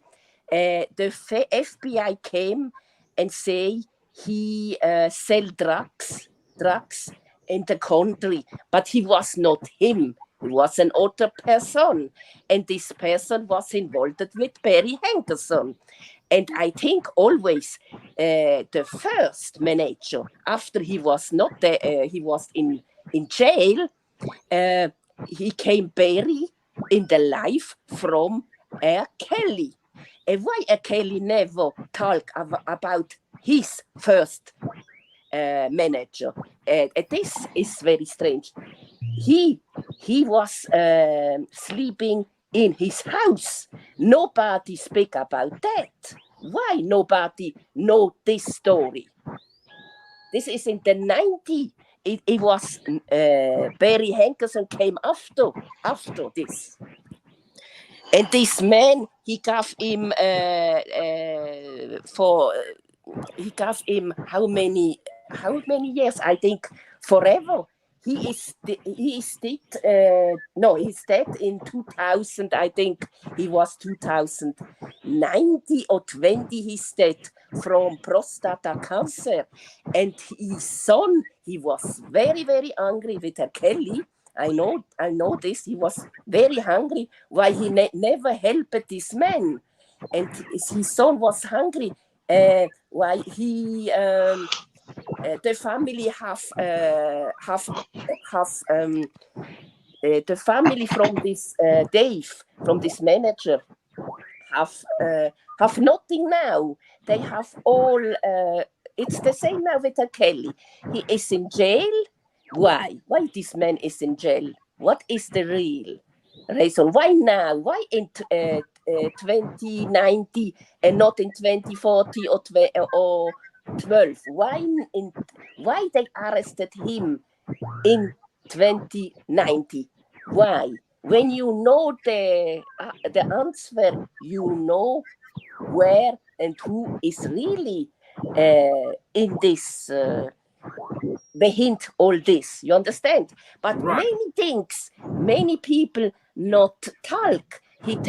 This for me, it's always interesting what people not say. No, not what people say or talk all days, but what is really evidence. You understand? Evidence, not what people say. You can say what you want, but when you have not evidence, you cannot say this or this. You understand? The problem in the R.Kelly, you don't need no evidence. What they've been showing us when it's R.Kelly, you just whatever you say, whatever these women said, that's what they went with. Like, how do you not? They haven't showed us no evidence from neither one of these accusers who was accusing R.Kelly of anything. Yes, but this will be an problem in the when Bonjean goes to Supreme Court. Why you cannot give a man 30 years for people or woman telling story with no evidence. You understand? And for money, this is the problem you have on America in your country. This is the problem in my country. You cannot have money. When you are a victim, I know many victims, they go all to the police or hospital and they have evidence, you understand? Young woman, 60, 70, they was really, really rapid, you understand? But you cannot go to an attorney and say, oh, I was abused, he abused me, I want $200,000. But this is not right, and you are not a victim. When I go, when a man abuse me, I go to the police. I want kill him, but I never will money from this man. Never. Yes. You understand? And this is the problem you have in your country. It's all about money in your country. All shit. The same with this now, with this Kane West. Kane West, he say, I don't know, about the George Floyd. He say he is did about drug. I don't know what he say, what for drugs, no? And now the family, he sue him for I don't know how much millions from dollar. But this is sick. What this family want? always dollar, always money. They have from the government 30 millions. This is for me too much. When when a police kill my husband, I not want the shit for money. I not want 30 millions. Why I want 30 millions? For what? For what? Excuse me. For what? He has many people, they have nothing, they live in the street and have nothing, and you give a family 30 millions. Excuse me, but this is sick. I not understand this mentality in America, and many people not understand this. Excuse me, in Europe, they understand not. This mentality, this lynching mentality, the death penalty and all this, and you give a man 30 years for what? For what? Excuse me, for what? What R.Kelly has made? He has killed nobody. He has raped nobody. All these victims are good. They sell his books. They go with Ottomans in bed. They have a life. What? These are victims? You killing me? Excuse me. I know real victim, but this victim have not a life. This victim not read book or not write book about the abuser. You understand? And this is for me sick. This is not normal. The problem in your country, it's all you, the law you have. It's all in your country. Yes. It's all exaggeration. It's all too much. It's all too much. Yes. You understand? You can, when you kill, I have, in my country, has a man in the 80s. He killed 5 people. This was his colleague. He worked with these people, 5. 4 are dead, and other he is he is invalid. You understand? Also, he killed 4 people. But you know, in my country, the people was very. They gave him how much years you think in my country this man gave him? How much? Yes. They gave him 22 years for killing 4 people. You understand? Why they gave him only this? After 40 years, he was free. Wow. The Jews gave him, the Jews say, this man, he was in the moment, he killed these people. These people, the problem was, all these people was guilty for that this man became a killer and the same. But not only the colleague, but all the creed, the big chief, they not help this man. He worked. He have 2,000 plus hours. He worked all the time, in the day, in the night. He worked very hard. And the colleague, they not helped him. They only was mopping him. They was very, very, very bad with him. You understand? And this and the judge, when he say after the trial, he say in the trial, he say the victim was guilty, also was guilty too. Why this man became a killer? You understand? Why all in my country, I have the people have. I can't say this in English. They feel sorry for the killing, for the killer, than not the victim. And you know why? Why many people at the time was mopping from the big chief, was mopping always from the big chief. They not help it. They used you. You can working 30 hours, 30 hours, 40 hours, 100 hours. Nobody that help you. You understand? This man killed, okay, these people. This was not right. But he never killed nobody after. You understand? He has a new life after 40 years. He lived in an other city with his ex-girlfriend. she came back to him, and he has a new life. Okay, now people in America say to me, and these people, they are dead. Yes, they are dead. You cannot help these people, but you can help the family, yes. But the problem was, these people, they was killed. They was so bad with this man. At the time, this man was not normal when he killed these people. You understand? He killed after he want kill it himself, but the police was fine. He find him. You understand? But this man, what in your country he has not. You have not, you cannot understand. You must understand all the story for understand why people was sorry with the killer than with the victim. You understand? Why when you are mopping, when all time, all day, this people look at you, they not help you, they go to the chief, tells story, tells lies about you. This is not right. You understand? Okay, he make a big mistake. He never want killed these people. He was in jail. He make a new life, but he was in jail.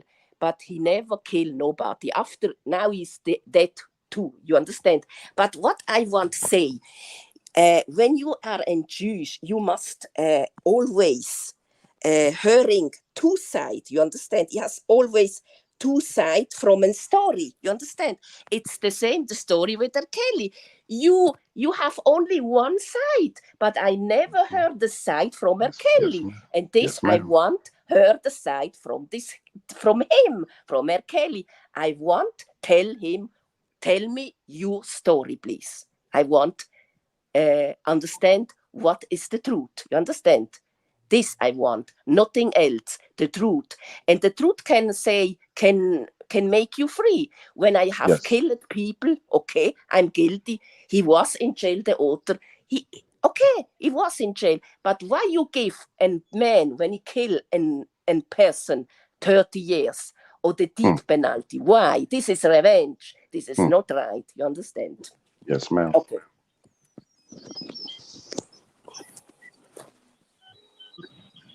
I'm trying to figure out also, I was reading in that paperwork that the prosecutors they had well, we already knew they had Lisa Van Allen in there as a victim, and all of a sudden they changed her from Gopher. And like these jurors was asking the prosecution why they was doing what they were doing, right? As far as why would they take Lisa from being a victim and making her individual D? But they tainted these jurors with all this negative information. Then they went back and started changing shit in the last minute. But the shit they presented is what the jurors had to go by. But then they go back and change it. Like this whole, after reading these documents, man, this whole shit was just a big witch hunt. That how do a judge, and that's why I'm glad they call it a kangaroo court, because that's what it was. How do you allow this type of activity to go on in your courtroom, and you allow these people to come in here and present a case to you with no evidence to prove none of these allegations that they were making? And the evidence that they did have, it didn't help them. It more so helped the defendant. Correct. So, help me understand, what have you ever seen anything like this? You talk about Greg Lanfeld died, Jack Palladino killed, Linda Minch killed.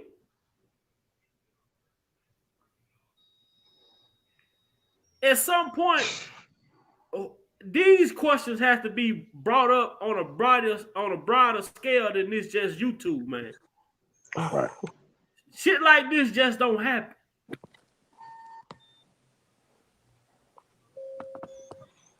Go ahead, let us hear your take on what you got to say, man. Go and give your input.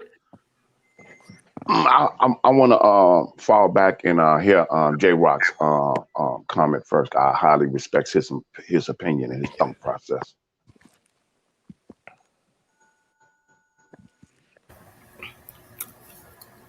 Well, I think it's kind of funny because like Esther so eloquently put it, she's also wondering about the laws in our country and how everything is looking. Obviously, the media has been used as a weapon. It's been clearly weaponized against certain individuals to help push certain narratives. We see it with R.Kelly, and she mentioned Michael Jackson. Michael Jackson was one of the first at this level to get this kind of backlash. Right. I still remember when Michael Jackson, when they had the interview on Michael Jackson TV with Michael Jackson, when he had, I think it was a video recording, when he said how he was detained and how he was, and they took pictures of his body parts. Yeah. Completely frustrated. Completely. Yeah. You can see how upset he was. Yeah, they had humiliated him. Yeah. Yes, but they lied always about Michael Jackson from 1985. They started this propaganda against him. All the lies they say about Michael. Michael was a different person than the media tell to you. You understand? He was not this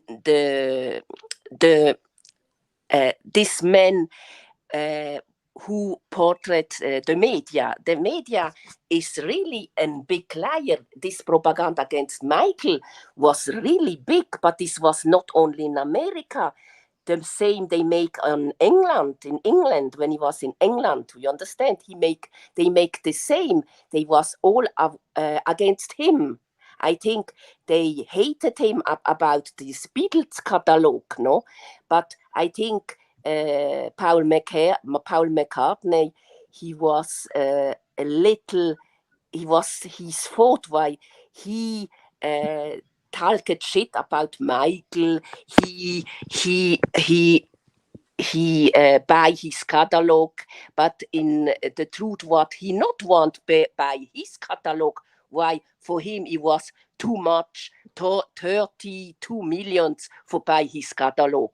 By normal, it was Paul McCartney.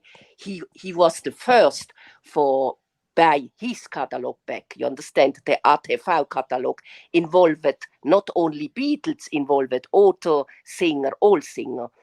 And Michael bought this catalog for 49 millions. Why? He wasn't black, you understand? He wasn't Negro, he was not white. And this was a big scandal in the music industry when Michael Jackson and Negro have this ATV catalog. Then he has two men, they wanted this catalog. So bad, you understand? So bad. And that Michael have this catalog. The attorney from Michael helped him at the time have this catalog. He was, the name was, what is the name from? He helped him. And I think outside, with not his help, he will never have this catalog. And Michael, after he was very, very powerful, you understand? And for that, the media changes. He was not the good one, while in the start, they speak good about him, I must say.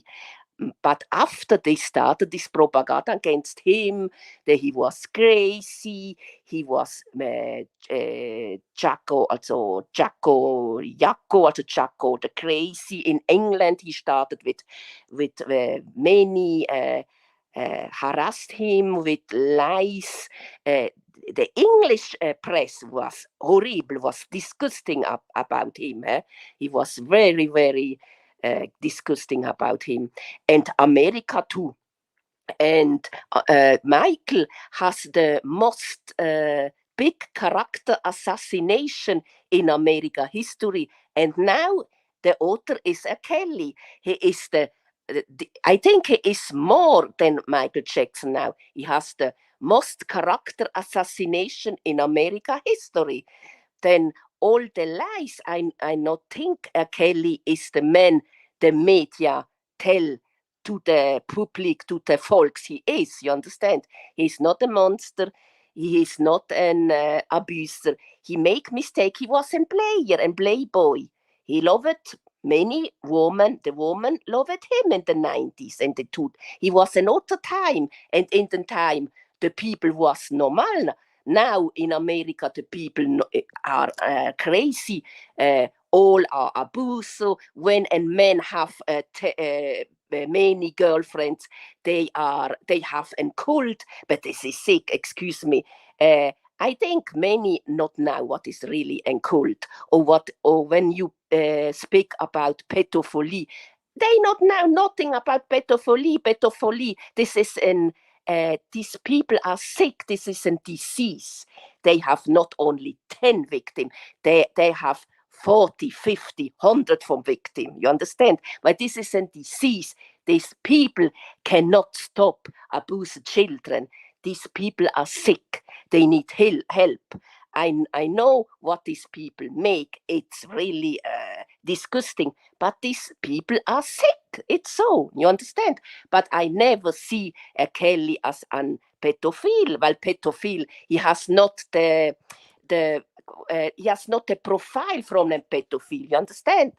And my husband, he is chasing real pedophile, and he look to me always and he say to me, America is crazy. They not know what is really a pedophile. You understand?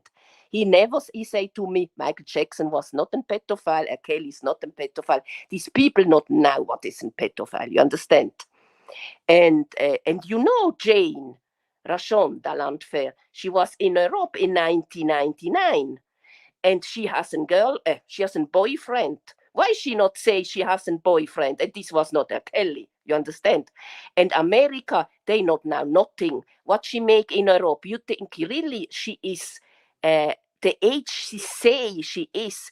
You have never see her birth certificate. Nobody. Nobody. The certificate from this woman. Have you never seen the birth certificate from Rashona, from all these women? The journalist, how I know, he say to me, these people believe all shit what women say. Women lies all days for revenge, for money, and for revenge. I think with R.Kelly, I think this girlfriend that he has, no, they was I think not abused at all, but they want him, they want more than only one girlfriend. I think many from this woman want to be Mrs. Kelly. You understand? It's normally when you are in love with a man, and after he say to you, I have 2 other girlfriend. This when you are in love, this is a problem for a woman. I can tell you. You understand? Many women, after they say, while they are in love with this man, they say, okay, I make what you want. Why I love you. You understand? But after years, this woman, perhaps they say, oh, this was not good what I make. This was not good for me. And after for this woman, they are only, it's not abuse, but I think this woman was, they was, when you are in love with a man and the man not love you so. Yes, you speaking truth. You speaking truth. The woman, after they are so what I can say, this make when I am in love with a man, and after he say to me, I not love you so much, no, I not want marry you, No, this make me feel very, very bad. You understand? This make me feel very bad. And I think for this woman say now they was abused. You understand? It's a revenge. It's a revenge, but it's all. It's about money too. You understand? Yes. It's all. I think Kelly not understand when he has 3, 4 girlfriend. For him, this was good, but not for the woman. You understand? For the man, it's always good have 2 girlfriend, 3 girlfriend. But okay, many from this woman was not serious woman. Faith was a groupie. Many from this woman was groupies. They chased star. Why? When you make a threesome, Andrea Kelly, it's the same. She say she was in love with him, but I think she was more in love with his money. You understand? I think many from this woman was in love with his money. You understand? And I think Kelly has a problem, mental issues. You understand? He has a problem. He has a problem not about abuse woman. I don't think so, but I think his problem is deep. It's he wasn't chilled. He was a real victim. He was abused from people. You understand? And he was shot. He say he see the death from his 7 years girlfriend. You understand? And these are traumas. You understand? Deep and Kelly, I think he is. When you look at him, never got help in when therapy you and look, counseling for that. but when you look at him, I think when he was 30 years old, in his mind he was 80. You understand? This man, he has not the age. Now you say he has 45, 55. But I think Kelly, he is not 55 in his head. You understand? His IQ, and that's probably due to the dyslexia. Yes, but he's a genie in music, genie. Yes, but Michael Jackson was the same. He has the same issues, but he has the same problem, but other problem. He has many people. Artistic, Yes, genie. All genie have this problem. You understand? He has genie. Why Kelly is a genie? Why he's not? He is different than the other people. You understand? He's different. And but this will not say he is a criminal. I not see Kelly as a criminal. I see him as a victim. I see him as a victim from these people in the when he was a child. You understand? But I see him as a victim from the manager, from the music industry. He was a slave. He worked hard and other have his money. You understand? They profit. He is the real victim. They take advantage from a man. He was not. He cannot write. He cannot read, and he not understand what people say to him. You understand? This man have problem. You understand? He has problem, but I not see him as an abuser. You understand? And not only me. Why I have a psychiatrist, a good psychiatrist. She tell me for her, R.Kelly, he has a problem mental. You understand? He is for her. He is a victim too, but you understand? But in America, you are always a monster, but not a victim. You understand? They make this woman. This woman was more mature than himself. Older woman, you understand? I think the woman, they know very well. R.Kelly was immature. He was not really. I think many women take advantage to him. You understand? Yes. He loved sex. Okay, he is a man. It's normal. And he was a star. He was nice. And but the woman was after him. He was not after the woman. You understand? Yeah, I think his childhood was awakened. His innocence was stripped, and he was opened up to some sexual that a child should never have experienced or never should have witnessed. But it's And sure, it's sure. yeah, This is sure. and Why, he when was you a not cared child for and and I have protected. Yeah, sex with 7, with yeah, an adult, you yeah, understand? yeah. This is really hard. Why? Trauma. Yeah, And that's you trauma. and boy, you not say nothing at your mother. You say nothing at nobody. This Right, is really deep. And child, right, you can destroy.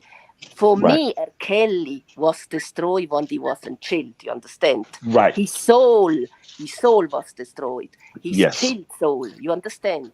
yes, But all children, abused children, are destroyed inside. You understand? And yes. this man wasn't victim. He was. I think R.Kelly. He never see him as a victim, but he is a victim. And I not Right. think he is. He understand at the time he was a victim. You understand? He was threatened from these people. They abused him. I think this was so, no? But it's sad. It's sad. Why I think he is in jail, but this is not the place for this man. You understand? No, no, Not no. he is not. This is not the place for this man. And never 20 years or 30 years. You know, and judge here in my country, he said to me after he read all the paperwork from the trial from R.Kelly, New York. He said to me, but the evidence he has not. In my country, he gave him 4 years for this, 4 years. When the same Weinstein, 20 women say he abused him, Weinstein abused this woman, but this woman have not evidence. They say this, but okay, it's this true or it's this not true. You cannot say, you understand? Perhaps not. Alors, the judge say to me, 4 years, not more. 4 years, you understand? 4 years, not more. Also in my country, Weinstein, R.Kelly will be guilty for 4 years, not more. You understand? Never 30 years, 20 years. This you give. In my country, you have when you kill a woman, you have never 20 years. You have they say you it give you 20 years, but after 40 years you are leaver. You are free. You understand? Does not exist. He exists when a man killed many people. You understand? Many people, but. He has a man they killed and family, you understand? With he killed 5 people, and he raped the 2 girls. He raped them and killed all this family. They gave him for life. They gave him jail for life. Why? This crime was really, really disgusting, you understand? And he was really cold.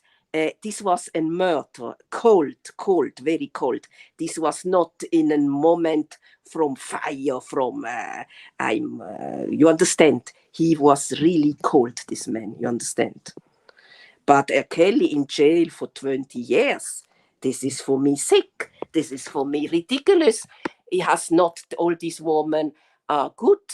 They never goes to the hospital. They never goes to the police, only want money. You understand? For me, this is all about money, nothing else. You understand? The same with Michael Jackson. But I think the problem in America, it's this lawsuit. You sue a man for all shit, or a woman for all shit. You understand? Why? Why always this? I sue you for this, for this. For me, this is stupid. Why? Why always with money? It's all about money in your country. It's nothing else. You understand? I not understand this mentality. Always money. Okay, Yeah, this is stupid. What la justice? Also, what justice has to with money? The same with this George Floyd. He was killed. Okay, this man killed. He is in jail. Okay, but 30 millions for a family. This is for me too much. Okay, give this family 2 millions is okay for me. 2 millions, okay, but not more. Excuse me, not more. He has many people in this world. They have not eat. They are really in a war. He has a really victim in this world, in other country, in Africa. He has many. He has in America. He has people.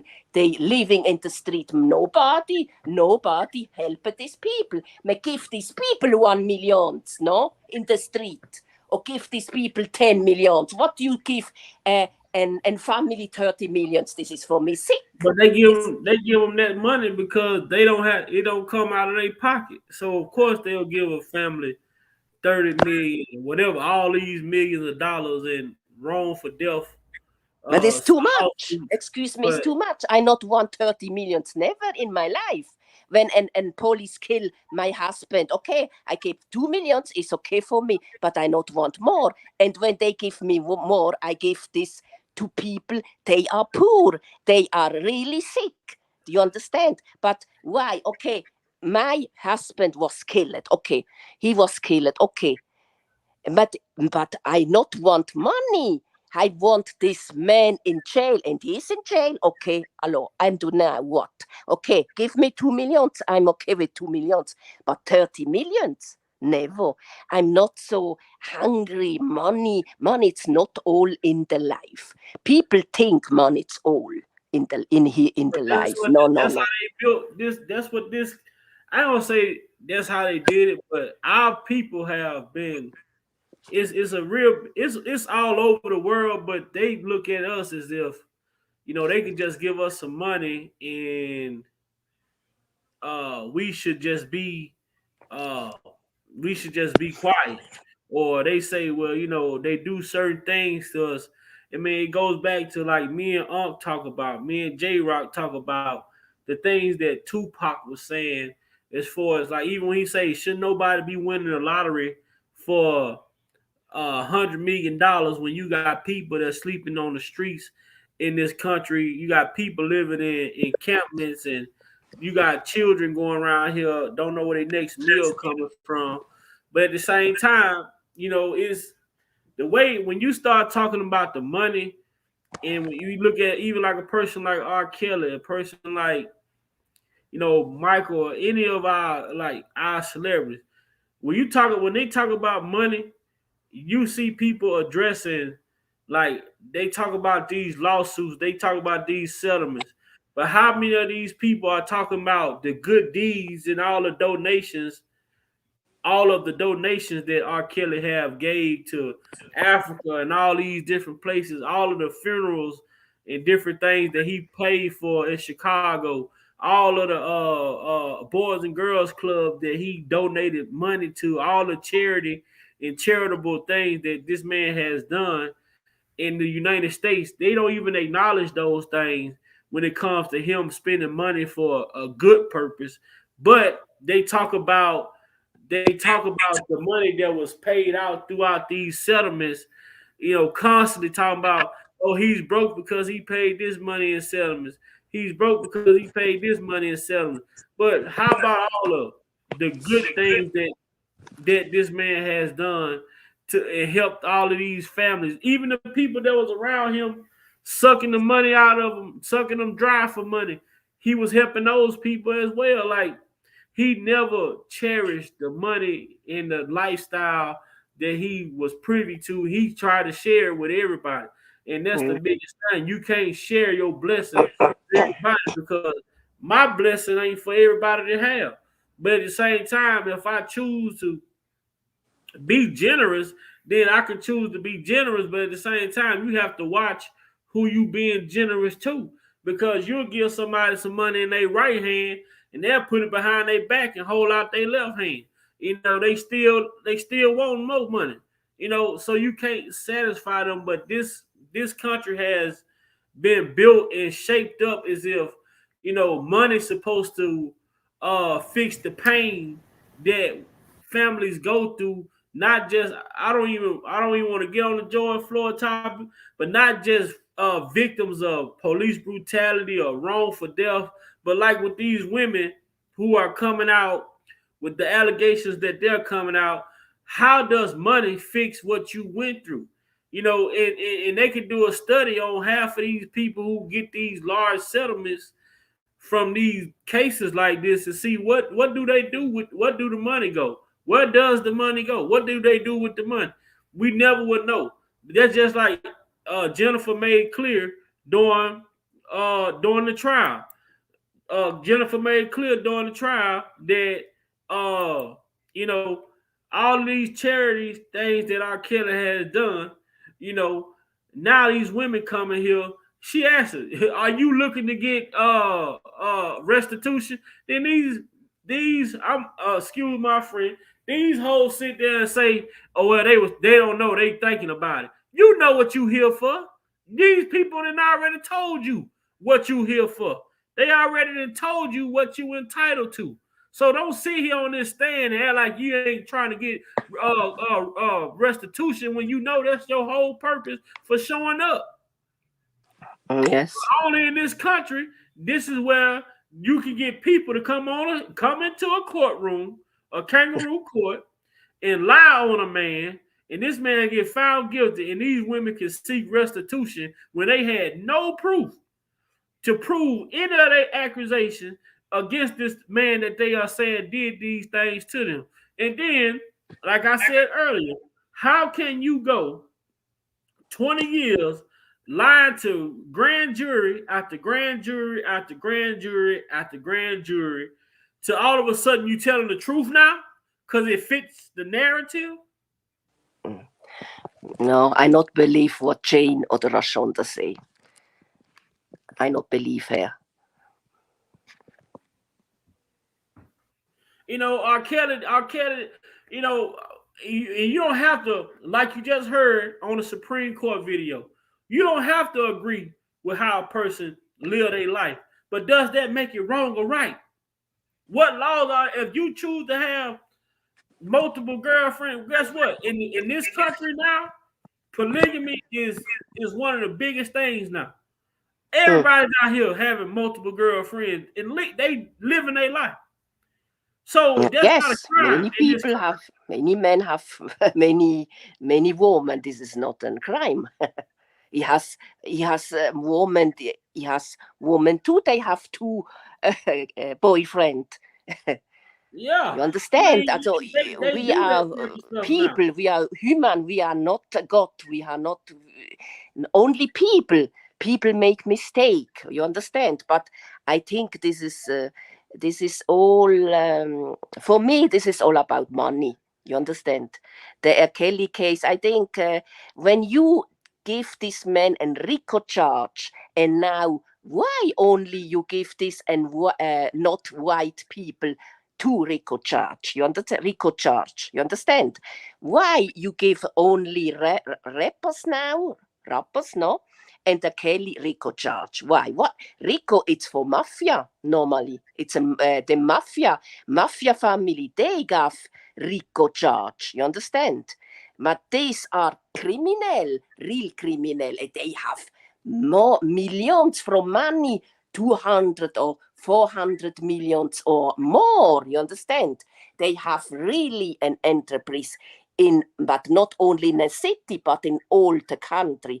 And R.Kelly, what he have? He had nothing. He had not money. The money was stealing from him, from the manager, from the attorney. No, he has from the people around him. They lying to him. They make fake concert, and he was not there. But you know, then R.Kelly has to. They rock know about that. The fake concert. They were making them fake concerts, and they was getting the money. The managers was getting the money up front. The and scam. They make scam. But this was the people around him. They make. There are at least 3 examples of that for sure. Yes, but the people around him make this shit. You understand? But you cannot tell me the FBI not know this. I'm sure they know very well these people was all criminals, and for this they came after him. They say they protected the real criminal, they stole his money, and the feds make him look bad. He's in jail, but Kelly has not money. He was not the real monster. The real monster are other. These are the people in the music industry, the manager, Barry, but not only Barry, he has the attorney, many attorney stole his money too. Benita Smith. Yes, but this started in the 90s, in the 94, 95. The problem when after came Barry Henkerson, after the auto manager was not there, about he was in jail, and come Barry. And with Barry came the problems. You understand? With this Aaliyah story. The Aaliyah story came with Barry Henkerson, not forgive. Aaliyah was the niece from Barry, and Barry, I can tell you what I know about him, what this journalist tell me. When R.Kelly really was abused Aaliyah at the time, he won't kill him. I can say this to you. R.Kelly will not have a trial anymore. You understand? When he was really this man, what the media tell you now. No, it's not possible. He was dead years, decade ago. You understand? But this was all in scheme made from Barry Henderson. You understand? But what I think, I'm not sure if this is true. What a journalist tell to me about Aaliyah, Barry, the marriage with this woman was, yes, and publicist, but in the same, he was a trap for him. He trapped him with this marriage. In the what I want to say, with the scandal came after. After this, Kelly was over with Barry Henderson. The problem, Barry was he steal the money from the start. You understand? And he not know this from the start, Kelly. You understand? Aaliyah, what I know, Aaliyah was helping him. He say to him to write and read. She was the only person he helped him with write and read things. You understand? And Barry not like this. He not like this. And Aaliyah, she was young, but she was very, very smart and mature for her age. And she say to the journalist, I know, he say to him, I know my uncle was not a good man. He was not good to me, he was not good to my family. Aaliyah want leave Barry. You know this. She not want be with him anymore. Aaliyah, when she was with R.Kelly in the hotel, she tell him, R.Kelly know this, but he will never tell this nobody. She tell him certain secret. Aaliyah has certain secrets. And R.Kelly will never say this. But my problem is nobody ask yourself why the family, the sister from Barry, not speak with him. Why the brother from Aaliyah not speak with him either? You understand? Why Barry? He is alone now. You understand? Why Barry has him 90 millions from the assurance from Aaliyah? Why? All this, when you ask you this, and you now the answer, you will understand all this story. You understand? Why I think R.Kelly was always a man they know really many secrets from other people, but he say nothing. He is not a snitch, you understand?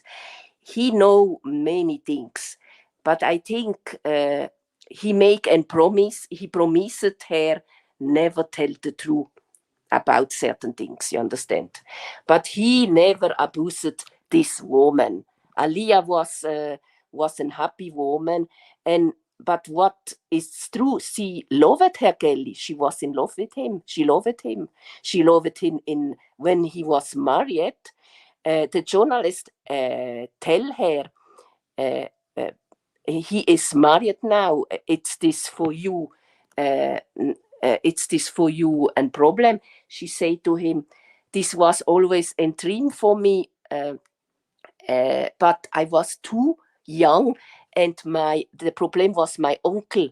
My uncle destroyed my friendships I have with R.Kelly, but he was more in friendship. But she was in love with him, but she know he was too old for her, and he know she was too young for her. You understand? But all this Barry not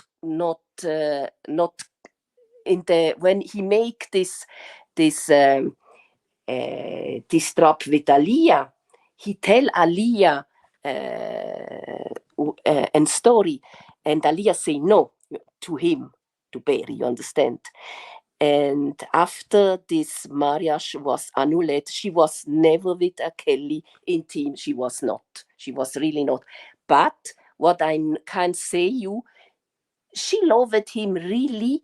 Why, when you are 50 years old, and you see an man, he is kind with you, he protect you. Why R.Kelly protected Aaliyah? This is the truth. He protected her. He was not an abuser. He protected her. But I cannot say too much, you understand? I not want to say too much. Why? I think R.Kelly one day, perhaps, he will tell the truth. I don't know. You understand? What I know about the journalist knows so many things about the music industry, about this allegation. But he say to me, the music industry have a dark side. You understand? It has a dark side, and nobody talk about this. And in the 90s, many Jay-Z and Beyonce, all these people have secrets too. All celebrities have secrets, you understand? But this is personal. This is a personal life, and it's sick. It's sick, this R.Kelly case, why America goes so after the one man, but they go not after the real criminal, you understand, who exist really in America, and they are powerful people in the it's a some political in the politic. This can beaten himself. He is not and sent himself. You understand? All the government in not only in America, and all the country in the world, all government, it's all about money and power. In my country, it's the same. Oh, okay, they are not so.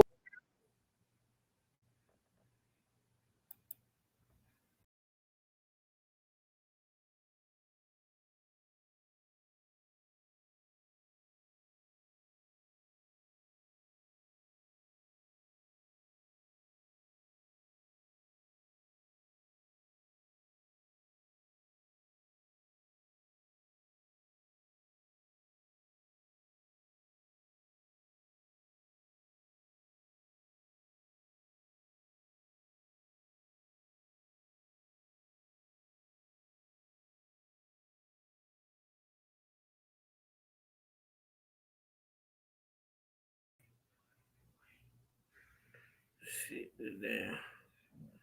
Sorry about that, y'all. I'm about to cut Siri out again. Damn phone trying to connect my phone, my internet try to connect to my hotspot from my phone, try to connect to my laptop. Who that? Unc, come back up. J Rock, everybody come back up.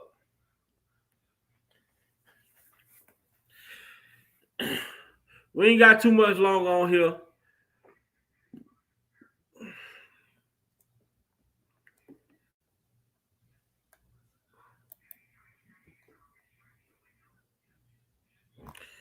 Damn.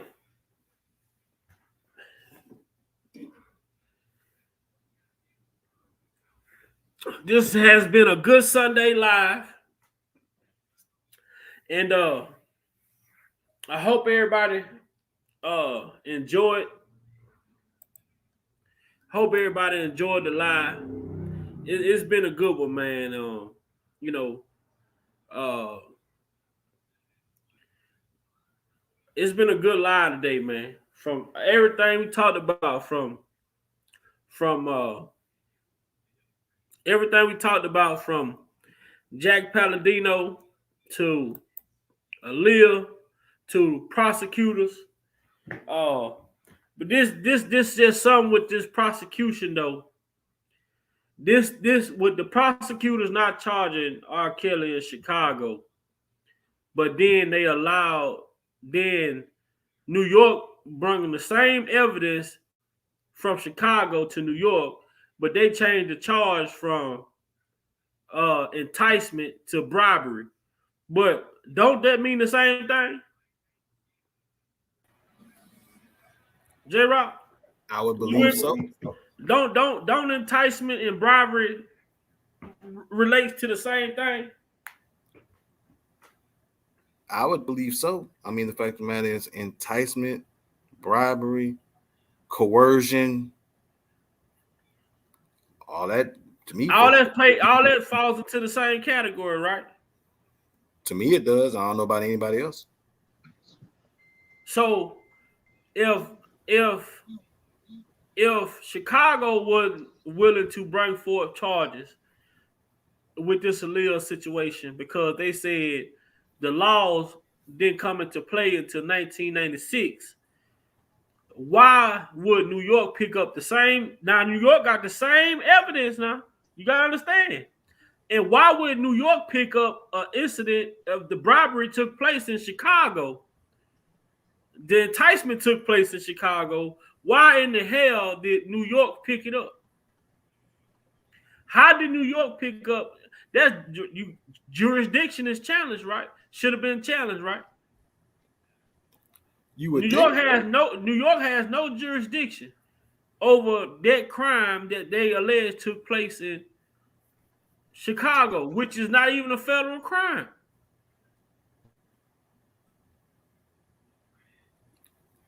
Right. You would think that jurisdiction would have definitely said would have been a huge issue.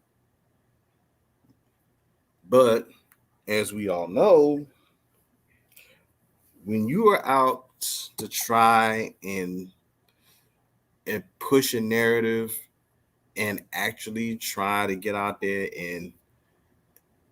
and be part of a movement, and you've got certain political figures that are invested in this,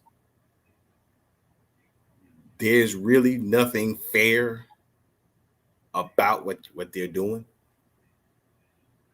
Because see, that kind of goes back to the question, because Esther who came on and was just and was just killing it to me. She just absolutely was just killing it. And she got so much information about to say she's not from this country, man. She has a lot of information in. I've been trying to figure out who. I remember them saying Demetrius was the first manager, but she's saying it wasn't Demetrius, but she said Davis. I don't know if it's Clive Davis, probably. I don't know. Yeah. Right, there's Jive, right? Yeah, but I'll tell you this much. She told no lies the whole time she was on it. I mean, she didn't tell not a one. I can't dispute nothing she said. She just pretty much she broke it all down. She broke it down like a fraction. Tell you to the publicity stunt, to Paul McCartney being mad because of You know, he was mad because Michael Jackson bought the Beatles while they was on the set shooting the video. Why? The Girl Is Mine. They was on the set making the Girl Is Mine video shoot, and he bought the Beatles during that time. But I don't know if she's still in the chat or if she's listening. But she asked a question about why did they wait until 2019 to start doing this? Why didn't they do it in 2010? Why didn't they do it in 2011, 2012? But they wanted to wait specifically till about 2019 to start doing this whole character assassination on R. Kelly based upon that. So to kind of answer her question in a brief way, it number one revolves around his catalog and what he's owed for it. Yeah. That's number one. Number two, not only is it around the catalog, but the times, because she said 2019. Technically, you could say 2018, 2017, because that's when his album started hitting their 25th anniversary, his silver anniversary. Once his album started hitting their silver anniversaries, that's when the issues started happening. 2017 with Born in the 90s, 25th anniversary. 2018, 12 Play, 25th anniversary. 2019, Aaliyah's first album, which he wrote and produced, 25th anniversary. And 2020, his self-titled third album, 25th anniversary. Man, J-Rock on the numbers, man. J-Rock got the numbers down to the T. Each date has always had its 25th anniversary. And then we're in 2022 going into 2023. His fourth album, the R album, and Sparkle's first album are also about to hit their 25th anniversaries next year. And then they want us to believe that the prosecutors, you know, they put this headline out here. Let me find the headline. They put this headline out here saying prosecutors were hopeful that private investigator Jack Palladino will come in to testify or give a statement to the grand jury, but he was killed during a botched robbery outside his home in San Francisco. But then they turn around and say this right here. They say, in the end, Palladino records may have actually turned out to be more of a help for the defense than a smoking gun for prosecutors. So do y'all still believe that they wanted Palladino to testify? No. Yeah,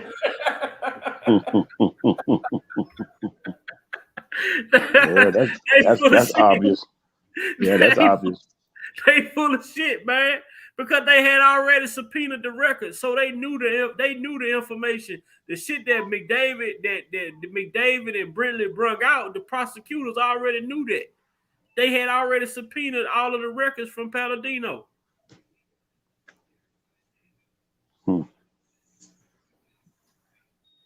So they knew that they didn't have no RICO. They knew that they weren't finna win that RICO charge with this shit that they try to. How you gonna try to make a RICO with a private investigator? And pretty much, the RICO would have been Palladino, which was the PI, Ed Jensen, which was the lawyer, Darryl McDavid, R.Kelly, Chuck Freeman, and even that shit. Was you on here then when I showed you the contract? When they made the allegation, look, it's just we just catching all the bullshit with these allegations. In this thing, it says that McDavid and other Kelly associates say hold on, let's go back. Say in trial, Freeman told jurors wildly memorable tales about how Palladino, a famous private eye based in California, was part of a scheme by McDavid and other Kelly associates to pay him up to $1 million to hunt down 4 videos, which he said had surfaced with some people in Atlanta. But we didn't already prove that there were never no tapes in Atlanta, thanks to Keith Morrell and Lisa Van Allen saying that she sent the tapes to Keith in Kansas City. So what the hell was he in Atlanta doing? But this right here, when he said that they agreed to pay him upwards to $1 million. So I'm gonna go here. We go into this contract. So if you sign an illegal binding document, right, J-Rock, we here together. So if you sign an illegal binding document, you right here, you see Palladino's signature. Palladino date of signing, August the 21st, 2001. So how now I want y'all to help me understand. Now, this is a legal binding document, is an agreement for you to get paid. Your first check of $100,000. Who the hell is Chuck Freeman?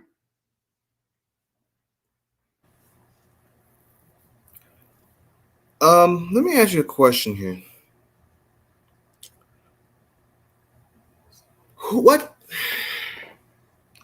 Which date is it? Was it 2001 or 2000? You see it right there. So, first of all, this is what I'm going. I was getting there now. Who is Chuck Freeman, and how did Chuck sign this agreement in 2000 when Palladino signed it in 2001?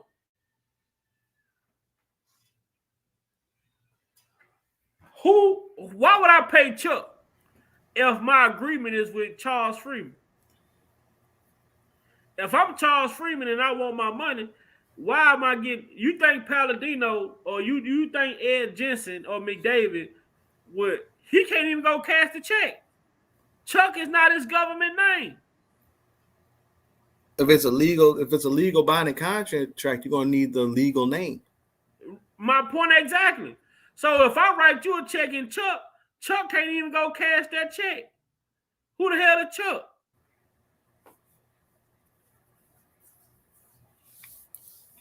But this is the shit that they want us to believe. This is the evidence that the prosecutors were relying on. This is the information that the prosecutors put out to rely on, and this is what they showed to the juries. So this is what's making us ask, what the fuck was the jury thinking about?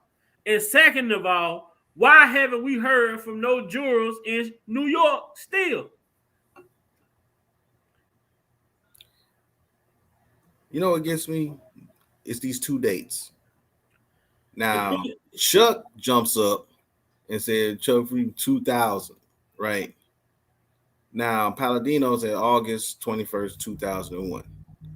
Now, I'm looking at that August 21st, 2001 date, which just happened to be 4 days before Aaliyah's death. Wow. So I'm looking at that at this point. I never even looked at it I never even thought about that part, that aspect of it, J-Rock. You just said some shit then, man. Say that again, J-Rock. And excuse me, I'm putting myself on mute because I'm feeding my face. Okay, say not that a problem. What I said was I'm looking at that first date, the top date, August 21st, 2001. And if that's the actual date,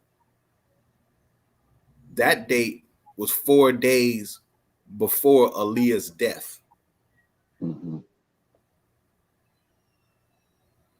Which gets real. See, this whole thing gets shadier all the time.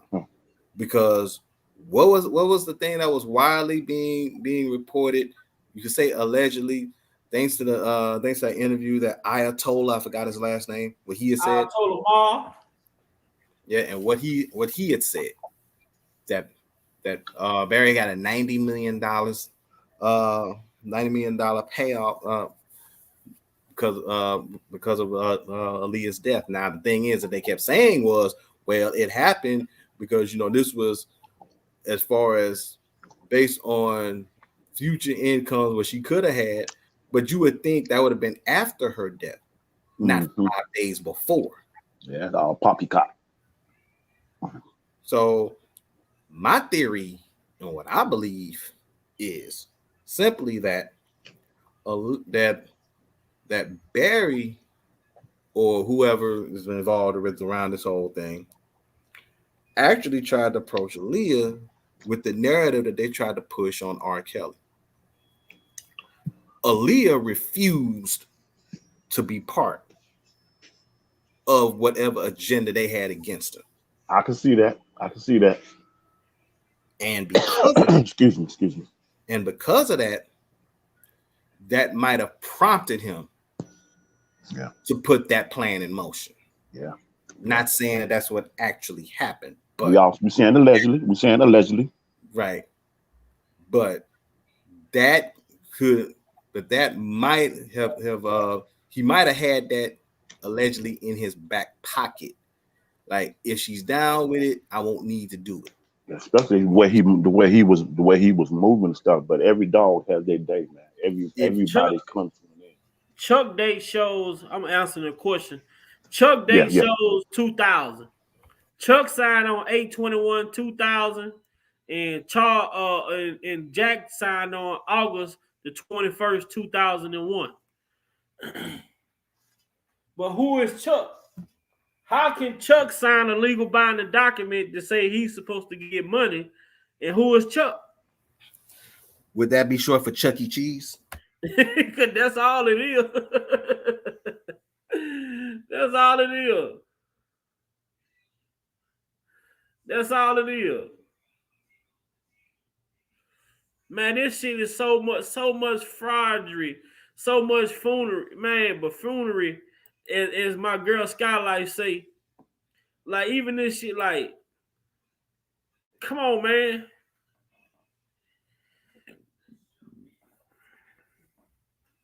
With this shit, with Palladino, how he was attacked outside his home. A car just, when he come outside, a car just pulled up as he walking outside his home. That sound like it was targeted. That sound targeted to me. You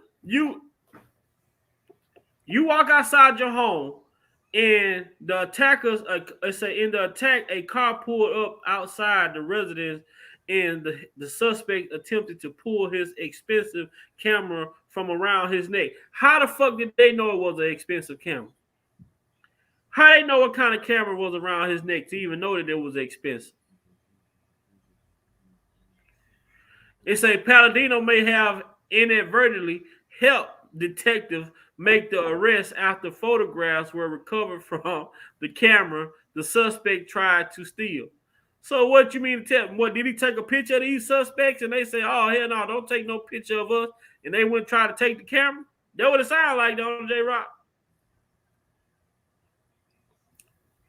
Could very well be the case. I'm still just kind of reading through it a little bit.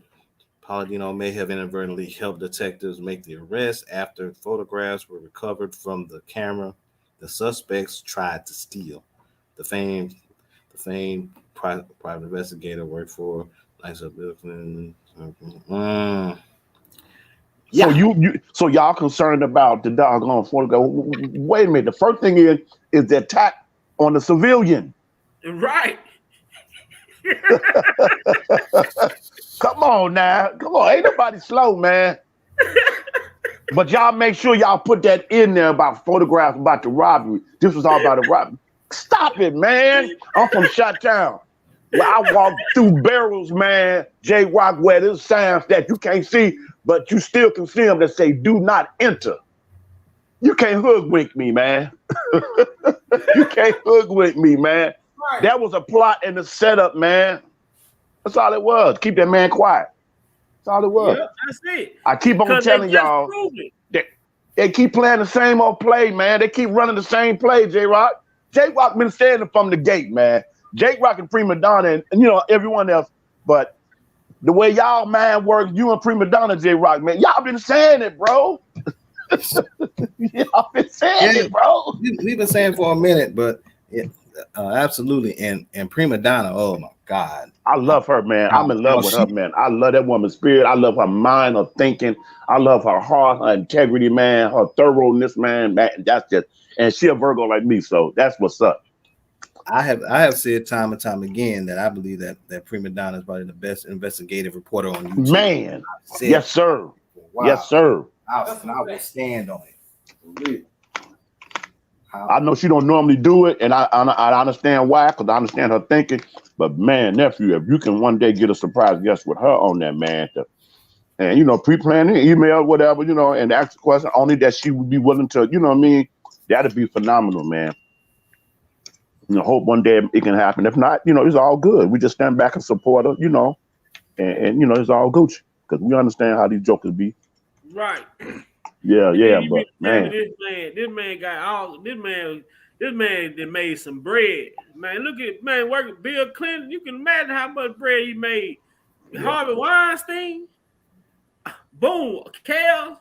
That means when you said with Harvey Weinstein working for Weinstein and R.Kelly alone. Bill Clinton. Yeah, but I'm saying with the Me Too era, with Harvey Weinstein and R.Kelly. This man probably should have made the connection to what's really going on. And I know he did. I feel like he knew a lot more was going on simply by the way that R. Kelly was attacked after he had already seen the way that they attacked Weinstein. Then he get hired to come on for Kells, and he's seeing the same pattern. So boom. His testimony was not going to help the prosecutors in no way. Right. I was mentioning Bill Clinton because him being, when I saw that, and I said, ooh, the first name, J Rock, I thought of, when I saw that on the thing with Bill Clinton, I said, ooh, Jeffrey Epstein. J Rock, I don't know why that just popped in my head. I'm like, ooh, man, this rabbit hole is not only deeper, man. This might have some tunnels, nephew, left and right, east and west, man. Wow. I can't even call this a rabbit hole no more. Right. I can't. That's why I said it got tunnels, J Rock, east, north, west, and south. When you come from every direction, man. Man, shout out to Black CEO, but I don't think I can rabbit hole no more. Man, this is a goddamn tunnel. This is an underground tunnel. This almost like the this is coal mine, bruh. This is a damn tunnel. This is like this is the corrupt version of the Underground Railroad. That's what this is. Then they talked about it's some more shit coming out. You know, I got some more stuff coming. You know, with these friends of Jane friends, you know, who they claim travel to New York, this, that, and the third, and all type of stuff. Man, they talk about in that secret information they got out. Man, you see how the prosecution was just fumbling over this shit, just like, you know, it's like a kid in the store that's undecided on what they want. You know what I'm saying? This ain't they present this, but not that, but use this. It's like they had nothing that was solid enough that they even felt like could even, without the BS surrounding it, they had nothing solid enough to even give to the grand jury. Everything they gave was possibility. It's like playing spades with no spades in your hand. Yeah, and to me, that's the most underlying disrespect, man, of a human rights, man, that I've ever seen in this country, man. Yeah. All the way around the board, man. How you convict a man to 30 years in prison and he don't even have no damn criminal record, no nothing.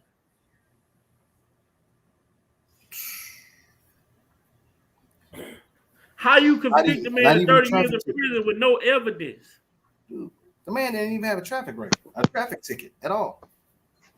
But he has the ability to construct a criminal organization that he runs, and he be the only one charged for it. How, Sway?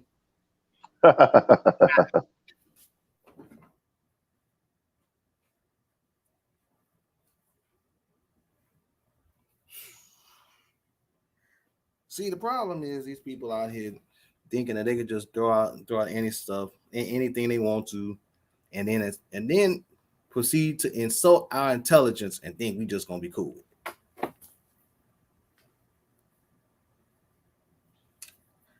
Nah, man, it don't work like that.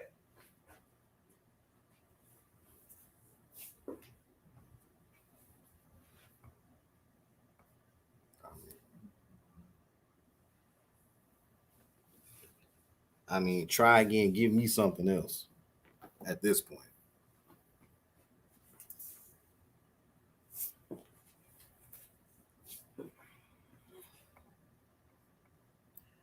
Yeah, they gonna have to do something different. And it even talks about how they try to make Lisa Van Allen a victim again, and then turn around and took her out and made her individual D. Well, she shouldn't even been a part of the case, because it was Lisa Van Allen along with Charles Freeman and Keith Merrill testimony, which they chose to not charge McDavid.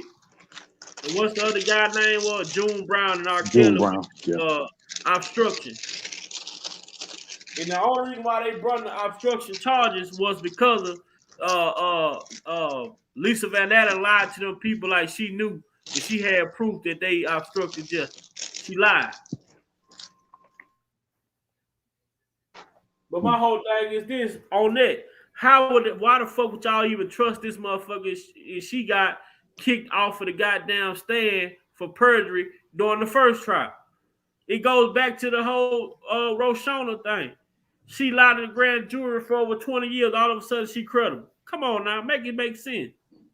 Well, you know how you seen those movies where the detective got those little what you call it, J-Rock. They had their people out in the street, and so they trying to find a shooter out in the street in a certain neighborhood. So they go to the neighborhood and they got them certain snitches or whatever. So I'm gonna use a criminal to get another criminal. Informants. Yeah, you know what I mean. It's crazy, man. Huh? I say they ain't even confidential informants. They ain't even reliable informants. It don't matter. It don't matter. Just like they said, keep throwing a lot to the wall. Some gonna stick, but that don't mean it's the right thing. But the only way this shit stuck was it's about perception. Now my point is, it's about changing the minds of the perception. Like J-Rock always said, you got to think. You got to be a thinker. You got to be able to think and see between the BS. But at the same time, if you're in alliance with the corruption and you have no backbone and you don't have no integrity and no standards and no morals, and you all about the lifestyle, whatever you trying to, riches and the wealth, the power, and you know what I mean, the clout and all that, that's what you're gonna do. And that's all I see. So this ain't about no justice. This ain't about no fairness. This ain't about the laws that was established that created balance to help both sides, you know what I mean, the innocent and the guilty, to protect our society and the fabric of our society, the pillars of our community. This ain't about none of that. And that's the thing that, if you ask me what the one thing that bothers me the most from the beginning of this whole thing, from 2008 to now, is that's that one thing right there that bothers me. It never was about no justice. They care less about that. That's when you know that's evilness and wickedness behind this. As Prima Donna would coin the phrase, it's a spiritual warfare. In other words, This is something deeper than what the human mind can even comprehend. This is a power that's beyond that people have tapped into, and it's like they possess, man. I have never seen, like you said, I'm an OG in the game. I'm 56 years old. You know what I mean? I have never seen in the history of this country, in the four corners of the globe, where one human being was treated to such a high degree.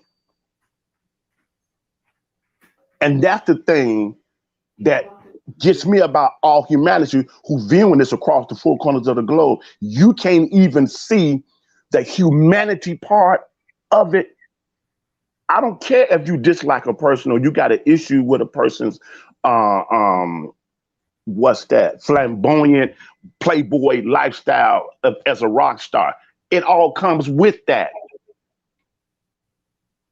But I also see a difference between this particular individual than your average cat that's in that particular industry. You know what I mean?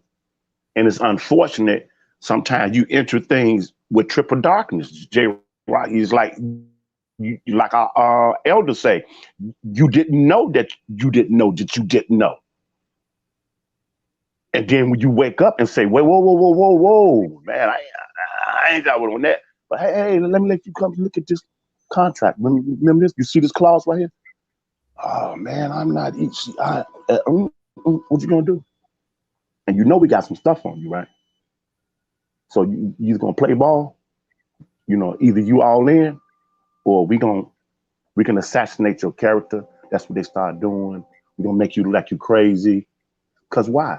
We control the minds of humanity in the public. That's why they stopped calling television programming. You think I'm lying? Get on Facebook with all the algorithms that they show you. Get on Facebook and speak that stuff that Pac and all the conscious rapper was talking about. Speak that goodness of balance like that. See how long your page be up. That's hate speech. It ain't no hate speech. That's putting light in a dark place. Just ringing the bell, say ding, ding, ding, ding, ding. Something not right. Something not right here. This is not right. That's not what the law says should be accredited to that particular circumstance and situation and crime. Well, how you just going to put that with? You can just manipulate, and that's what people don't see. And I yield back that if you think this is about these artists, these movie stars, these athletes, these models, these chefs, these television shows, all that stuff is woven together. If you think it's just only about them, and you're just gonna sit back on the sideline in life and say, "Oh, I ain't really got no interest in that. I don't care if they give him do that. But maybe that's what they say. That's what he did. Well, that's what he get." If you don't think that's gonna come knocking at your door, then one of those particular female groups who was advocating for their particular perspective, their child got involved with a similar accusation that Kales and Mr. Cosby would put on. And that individual stepped down. J. Rock knew who I'm talking about. I don't need to say no name or what the particular thing is, but you understand my point.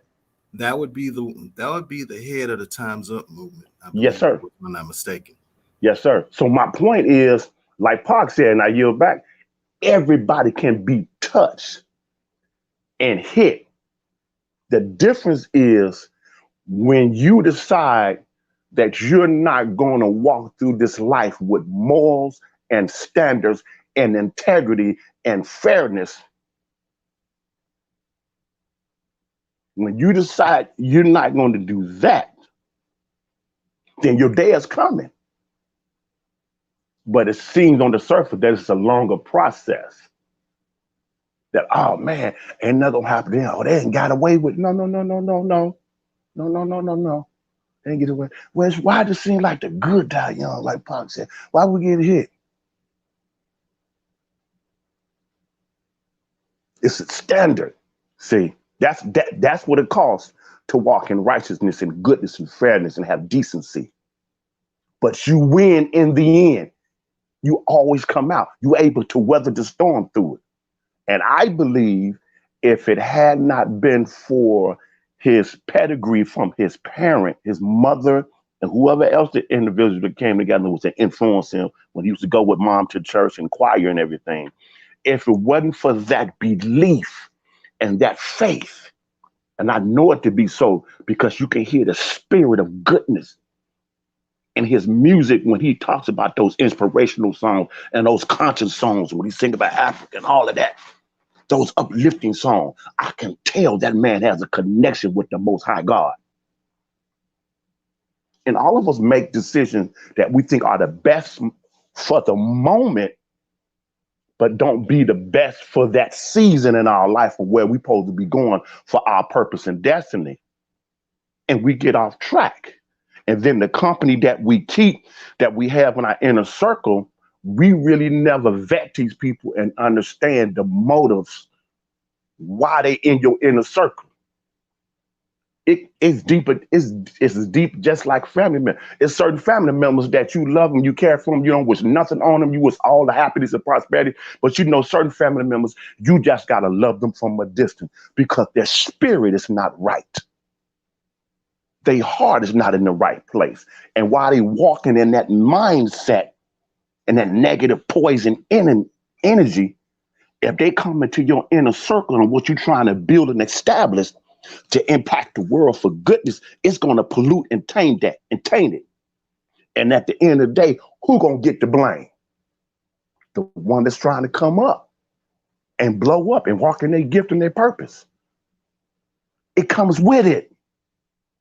That's why I think people, they want success. They want to be success. They want to find the things in life. But when they see, when you try to obtain and you get that, the leeches, the attack, the hit,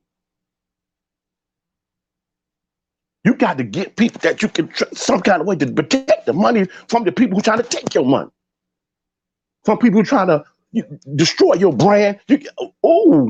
So I guess some people just settle and just fall back and just say, man, I got it. And I close with this, nephew. I got to refer to it that Pac did in the prison. That's why NIWGA choose to live a negative lifestyle. It's not a negative lifestyle of hurting nobody, destruction, taking advantage of nobody. It's that on the surface you feel, oh, they ain't heading nowhere, and so I'm safe. You ain't gonna come mess with me. Cause I'm out here wilding or slinging or drinking or smoking or gambling or I ain't making no views. I ain't talking about no conscious stuff. I'm just, oh, don't worry about him. Some people, if they feel they do that, then you won't hit me. You don't bother me. But then, okay, let's say everybody think that way. Then why are we here living? The whole planet collapsed. Because of these so-called people think they got the power to do this. No, man. We made a difference in history, man. The bus boycott, we made differences in history. Yeah, sometimes there's always casualties with war. But, and I close, I'd rather live like a man or a woman than die like a coward. Just food for thought, nephew and J-Rock.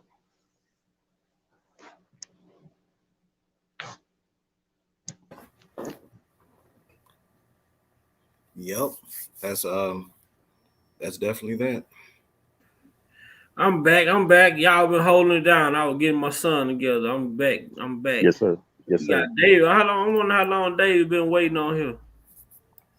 Not that long. What's up, y'all? Can you hear me? What's up? Yes, sir. What's up, my brother? Good to see you, man. It's been a minute, man. Blessing to you and your family, man. Yeah, yes, sir. Blessing to you as well. Blessing to you as well, everybody. What's going on? I actually just sent you on, Big Vi. I was looking earlier and then got caught up to something else and then saw you still on. So I kind of missed a lot of what was said. J-Rock probably give you a little refreshing, of course. A little refreshing. What's the last thing you heard from earlier?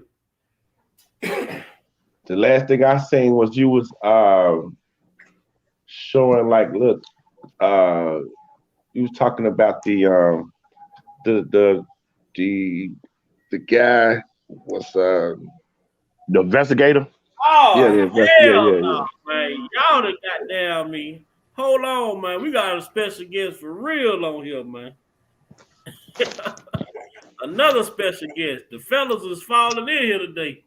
How you doing, brother? Oh shit! What's going on? Levi, let me holler at Levi. Levi, you see the name up there. It's been a minute since I've seen your emails. It's been a minute, my brother. Yes, How sir. you doing, my brother? Much love, brother. I'm just proud of you. Highly respect your opinion, your thought process. What's up, my Virgo brother? Thank you, my brother. Let me say this. I'm sorry.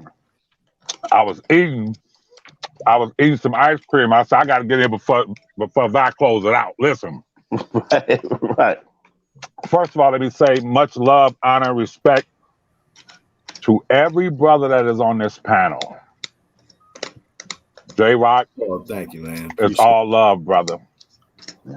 Oh, you to know the what other brothers. Yes, sir, including Vi. Yes, you sir. know, I'll tell you, man. I'll start off by saying this to the young lady who was from another country speaking. Yeah. That's what I was listening to every word, and I want to highlight something here real quick, and that is, if you notice, the young lady who was speaking, she spoke from a more enlightened position as it pertains to a man who was born and raised in the city of Chicago from America, a man that we love and know, a man who we grew up on his music, a man that basically provided the soundtrack to our lives in the hood and ghettos of America. And that is no other than R.Kelly. However, what I find interesting is that woman had more insight concerning Rob than a lot of us do. Yes, sir. And I'm gonna tell you why. It is because she's in another country where the media and the propaganda machine does not, you feel me? It does not permeate her thinking. Yes, sir. Media and propaganda controls our thinking. Yes. The brother, when you were just speaking and you said there's something about Robert that makes him special, I'm paraphrasing. That's the main reason why I came in here to say a couple of things, and that is this. For one, you know, sometimes it is very intelligent and wise of us to say we don't know. I have heard several theories as to why these people came after Rob. I have come up with my own theories. And the other day I had to say, you know what? God is a revealer of all truth. Yes, sir. And what was behind that scheme to take him down, other than kill him? Keep in mind. Yes. While they want him dead. There's no question about that. Yes, I said that. However, whatever the devised strategy and scheme was that we don't want to kill him right now. Right. It's cheaper to keep him to serve their purpose. And we don't know what that purpose is. I don't know what it is. He doesn't know what it is, but I'm not dismissing any of the theories that we all have placed on the table. Right. All I'm saying is that God is a revealer and it's going to be revealed. So this is spiritual. I think a lot of our people, and I'm not going to hold the show up, but a lot of our people, we don't understand how Jesus had a street ministry. And when you read about Jericho and Jerusalem and Nazareth, the Bible ain't talking about nothing but the hood. Right. Come on, Levi. Most of the patriarchs of the Bible were black, and they just lived how we lived under a different America. They lived under Rome. We live under America. Right. King Solomon said it best. There's nothing new under the sun. However, I want to put something on y'all minds. God said, referring to David, God said, I took David from a shepherd boy and I made David king. The same way God took Robert from the ghetto of Chicago and made him not only the king of R&B, but a certain kind of king that we won't know his true royalty until God reveals it. Now, I was listening to Rob years ago when he described his encounter, and I want y'all to think with me. Okay. When he describes his encounter with Michael Jackson when he came to the studio. Yes. If y'all remember, he said, I can't explain it, but it was a certain kind of electricity in the room with me and him. He and I. Didn't he say it? Yeah. Uh-huh.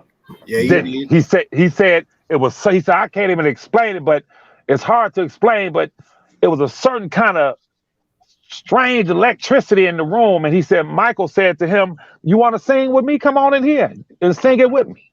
Yeah.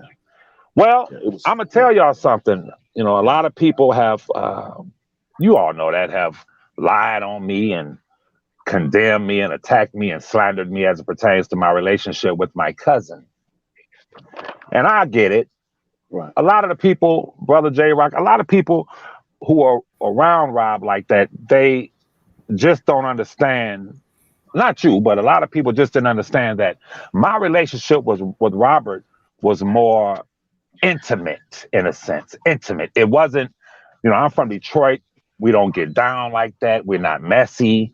At the time, like I said, I was raised Muslim. So that entertainment industry never really, you know what I'm saying? It never really interests me like that. But when Rob and I would hook up, it was more one-on-one, you know, none of that celebrity stuff. However, I'll tell y'all something. I will raise my right hand to Almighty God. Anybody that knows Robert, one thing you have to say is when that man laughs and smiles, he lights up the sky. His laugh and his smile. What people don't know is that David, who was the progenitor of Jesus, people refer to Jesus as King David. Now, a lot of people get upset, like, what you doing comparing R.Kelly to people in the Bible? I'm trying to show y'all something. I'm following you, Levi. I'm following you. These people in the Bible that these Caucasians try to project as being holier than thou, they were not that. They were like us. David was a man of song.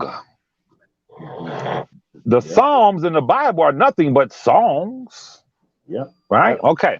Yeah. Yeah. So you look at David. What was his, where did he fall off with God? He slept with Bathsheba. Where did Samson fall off with God? He was weak to Delilah, right? That nature. Yeah. That's right. Where did Lot fall out with God? Well, he didn't fall out with God, but the wife looked back and Lot kept going. Right. All of the strong men of the Bible, all of them had one weakness, or most of them, and that was women. Yeah.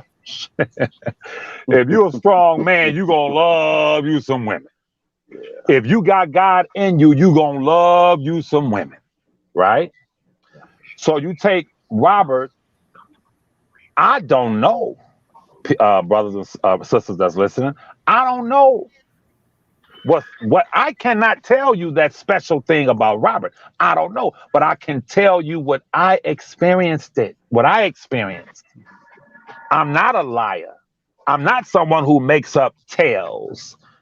The stories that I tell about me and my cousin are absolutely 1,000% true. And one day he's going to confirm them. I have confirmation of them. But I'll tell you something. As God is my witness, I was waiting for that man in the basement of a club where all of the celebrities come through. I saw him earlier that day. He said, "What y'all got popping tonight?" I said, "We're going to be at Club Legends. Bet. We coming through." I said, "Cool."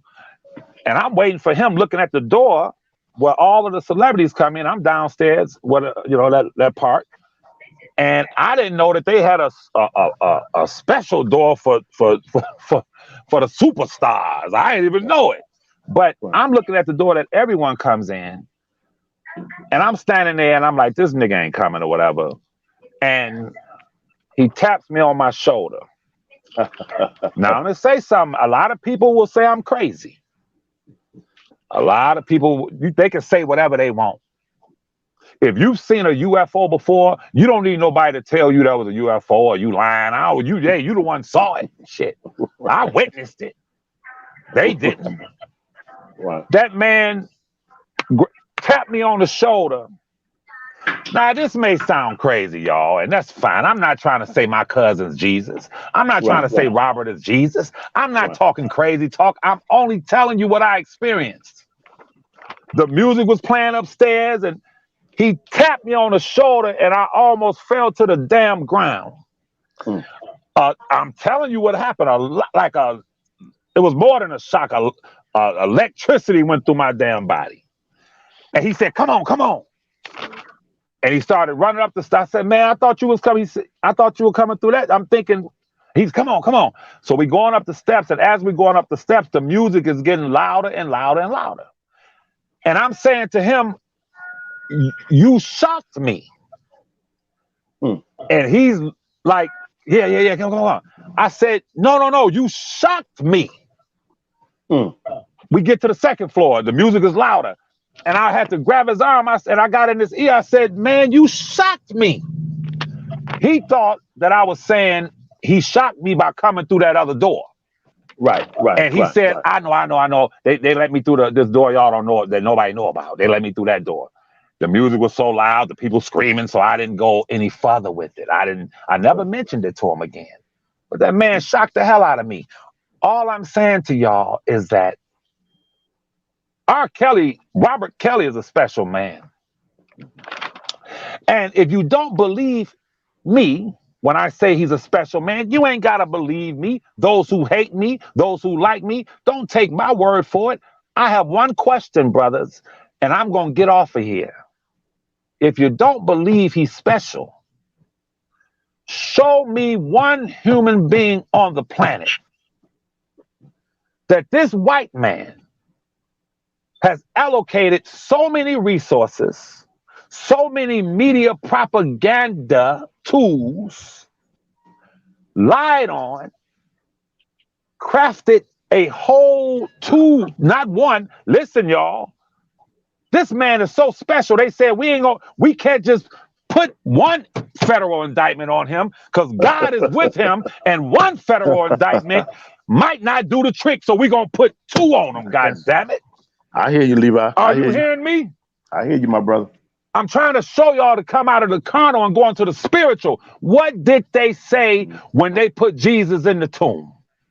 Now they done crucified this man, thought they killed him. They done did all of this.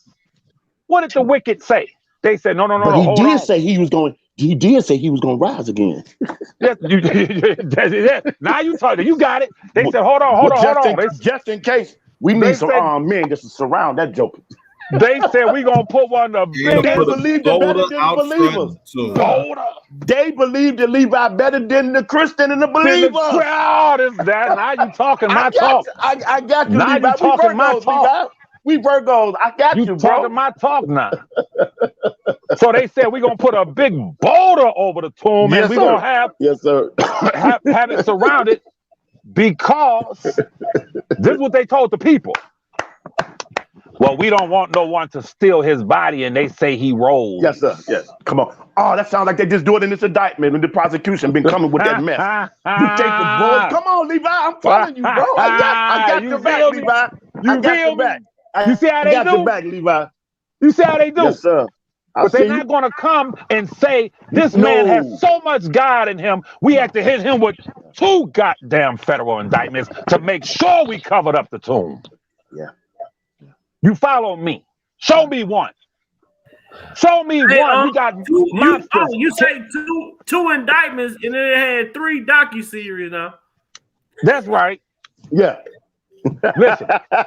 the average black man, white man, Asian man, the average person can't get out of 1 federal indictment. Yes, sir. But Robert Kelly is so bad. When he said I'm a bad man, he's such a bad man, they had to put 2 on him. They had to double up to make sure we get him. Which is ironically one of the names of one of his biggest J-Rock, stop it. I couldn't even get it out. I couldn't even form the word to say it, J-Rock. Yes, I don't think that's no coincidence. What Levi's saying is that he had a foresight and was seeing it, and he know he had just had to run his course, and he know he had to get with the creator, say, okay, all right, yeah, I'm all in. I know I made a detour. All right, whatever you need to do to cleanse me, purge me, get all these snakes from around me, whatever you need to do, but I don't even know how to defend myself because you got me. And then here comes Jennifer Bonjean and now Andrew Wyatt on the case. Come on, Levi. That's right. I'm following you. I'm following you, my brother. So the Lord told Jesus, when you go before these people, the sister, the dear sister from another country, boy, I tell you, that woman said something. Woo! I said, damn. Yeah, she gave me chills. She gave me chills. She said, Robert knows a lot of things. Yeah. But he's loyal. He's not going to reveal them. Yes. Man, almost. He walks with integrity. He walks with the spirit of integrity. Everybody else lying on him, telling lies, and he's been quiet. He had to open his mouth. Yeah. And I'm going to say this much. I said to him, I said, Cuzzo, I said, you got to speak. You got to say something. And he said, no, I'm not. I said this to him recently. I said, you got to speak up, man. You got to. He said, no. And he told me the reasons. And I said, fine. Listen to me. And I thought about it that next day when it was instructed by God to Jesus, when they get you in front, Jesus said it, when they get you in them places, don't say nothing. Yeah. Don't just stand before them and don't say nothing. And if you speak, you let God speak for you. And that's a fact. Yeah. So he said, ask them that hurt me. That is correct. I did nothing in secret. That's right. They are my witnesses. And he was talking about all his accusers. Jesus was talking about all his accusers. That is correct. And even that's right. And they couldn't even get their story together. Just like the prosecution and Big Vi was talking about, they were stumbling over trying to respond and everything. Even their own witness was helping the doggone defense. That is correct, brother. That was giving Brother Kales more strength, more encouragement to hold on. And let him see everything that he could not see because his work ethic was so on point. His gifting was so focused that he missed a lot of stuff. And now things are so clear. And I bet this is the best rest he has ever gotten. All praise to the Most High. I'm going to tell you something. And I want to say this to Old Cove, Team Truth, and even the ones who pretend to be for Robert that are not. All of his enemies. All I'm going to say, y'all remember when Jesus was walking on that road and they walked up to him and said, hold on, wait a minute. They were scared. Listen, y'all, they were scared when Jesus got listen. When the women, Mary and them, got to the tomb, they said it was an angel sitting there. And Mary and them got scared of the angel. They said the angel, listen to my words, y'all, had the countenance of lightning on his face, man. And they said they were scared of the angel. And the angel said, be not afraid. The one that you're coming to see. He's not here. He's risen, like you said. He's risen. He gone, damn it. So I don't talk no goddamn prison or death into my cousin's situation. I talk life, man. I know God, man. It was revealed to me years ago what he was going to go through, and he's coming out. Regardless, he's going to be the winner. But all these naysayers and all these people, when he walks out, and they said to Jesus, hold on, it couldn't be you. Jesus showed him the holes in his hands, man, and where they purged them in the side. Yeah, a spirit don't have flesh and blood. That's right. It is not a carnal, physical thing, y'all. Right. Nowhere in the world, you ain't never seen in the history of American prosecutions, they come at a man like that, all this. And he remained silent. Yeah. I'm sorry for raising my, I'll get upset. I'm sorry. Yeah. I got you. I know how you get down. Your passion. It's the passion, Levi. That's all it is. It's just the passion. Right. And the love for family. That's all it is. Yes, sir. And he's going to be victorious. He's going to, and this is why I try to get people to think. And I'm going to tell you something. I'm about to get off of here. I thank you, brothers. And I thank the sister that came on early. Let me tell you something. I was listening to most of this, the majority of it. And let me say this, man. This has been one of the most enlightening, intelligent conversations that I've seen on YouTube. And Brother Vi, Brother Vi, let people know to hit the bell. They may have to come out and resubscribe because I'm not getting the notifications. I didn't get the notification. I just came across here. But, oh, how I wish. If you listen and play this live back and listen to how you brothers are talking and how the sister was talking, oh, how I wish that this had been the template in how we on YouTube would have been conducting ourselves throughout this whole process. Because when you're dealing with these wicked, intelligent, these are wicked, intelligent people that prosecuted him. Say that. This is a wicked, intelligent machine, propaganda machine. So in order to offset that, you need intelligent brothers and sisters like y'all to explain to the world what's really going on. And I'm not going to get off, I'll start talking about the terrorists. I'm not going to get off on that. All I'm saying is that don't worry. Let not your hearts be troubled. He's going to be the victor one way or the other. One way or the other, brother. I got some things that I will be revealing, but just trust me, Rob is going to be okay regardless. He's going to be just fine because truth crushed to the world, to the earth, has to rise again. Yes. You know what, Levi? I want to go ahead and say something right quick. Yes, sir. Yes, brother. I appreciate everything that you have done and a lot of stuff that you have put forward for a while.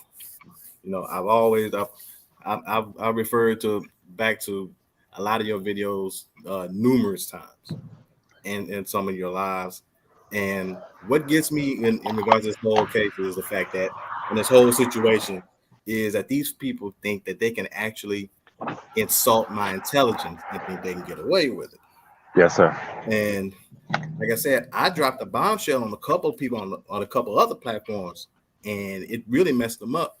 One of which was when I said about anytime people want to try to bring this Aaliyah was a victim of a R.Kelly narrative. I went back on an old movie, Romeo Must Die. You get a chance to go back to it, and that's anybody in the chat. Go to the 24-minute mark of that movie. Play 30 seconds from there. And what you're going to see, you're going to see a big poster of R. Kelly's fourth album dead in the background. Right, you did say that, Jay. Right? Yeah. So here's my question. Yes, sir. If this man has done anything at all inappropriate to her whatsoever, why would she have the poster of that man's album in the background of a movie she was featured in? That's right. And what brought that point up was because of I almost called her another name, Tarana Burke. Yes. When she referred to the video interview back in '94. Yes, she was talking about how Aaliyah was scared and terrified with R. Kelly. This was back in '94. If she was so terrified and scared of R. Kelly, why would she have the poster of his fourth album in the movie that she was featured in? And movies go through several editing processes before they hit the theaters anyway. There you go. Yes, sir. There you go. And see, I messed up a whole lot of people when I said that one. Yes, sir. Yes, sir. No question about it, brother. Ain't no question about it. Can you guys still hear me? Yes, sir. Yeah. Yes, sir. Yeah. Yes, sir. And I just appreciate you all so much because, it's a breath of fresh air to hear people speak intelligently and analytically about Rob's situation.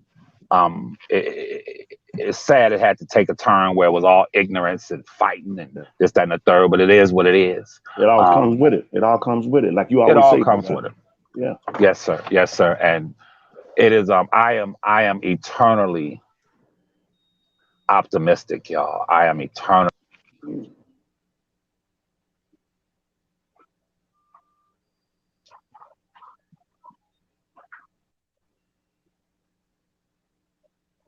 I don't know what just happened.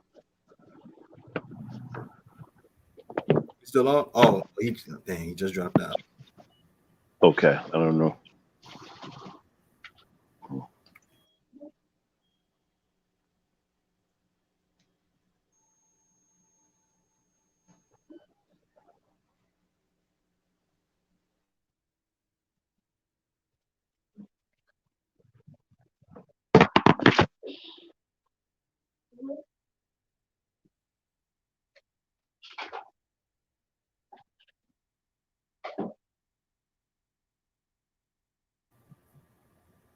Man, I mean, I hope he comes back up, but yeah, he but he brought up a lot of biblical characters, and I've heard Rob also being referred to as the modern day Job. Yeah. Hey, Sister Coretta Johnson, how you doing, my sister in the chat? Coretta Johnson, how you doing, my sister? Yeah, this what they doing though, what they doing and how they going about it. They making it seem as though they trying to crucify Jesus, man.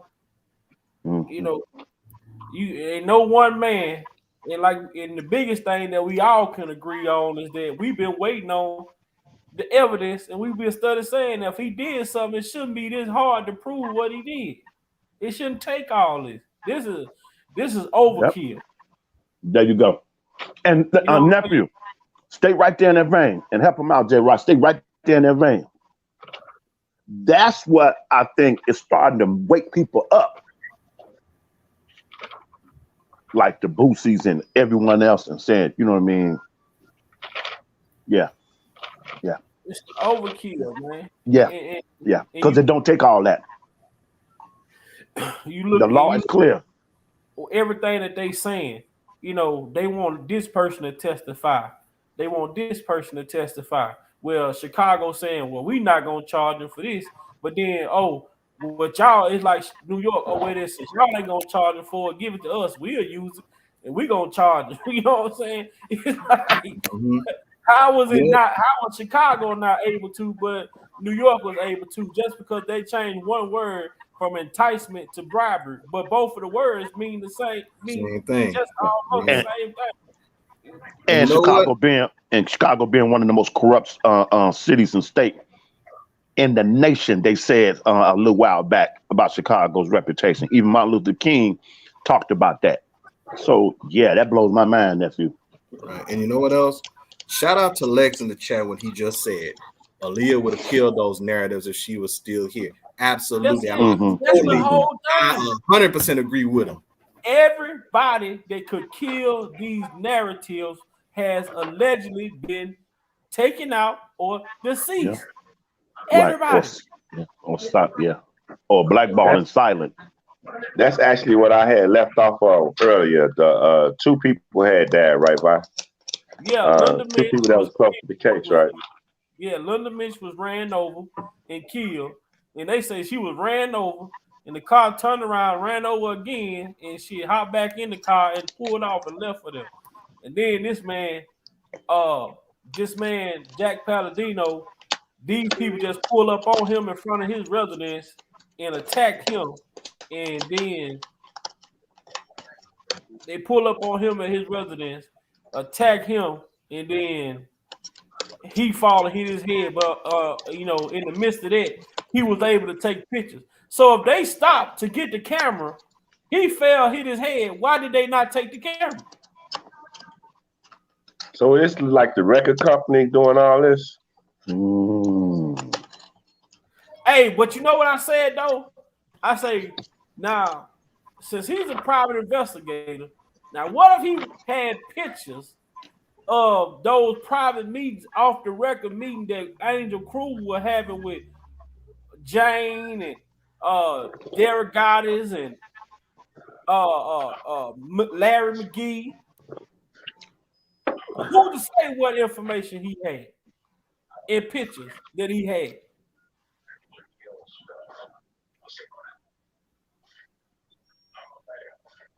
Who to say? He had to have some, because they said if you go back and listen to the article, it said that they subpoenaed him for his records. So they got all of the records that he had involved in this case.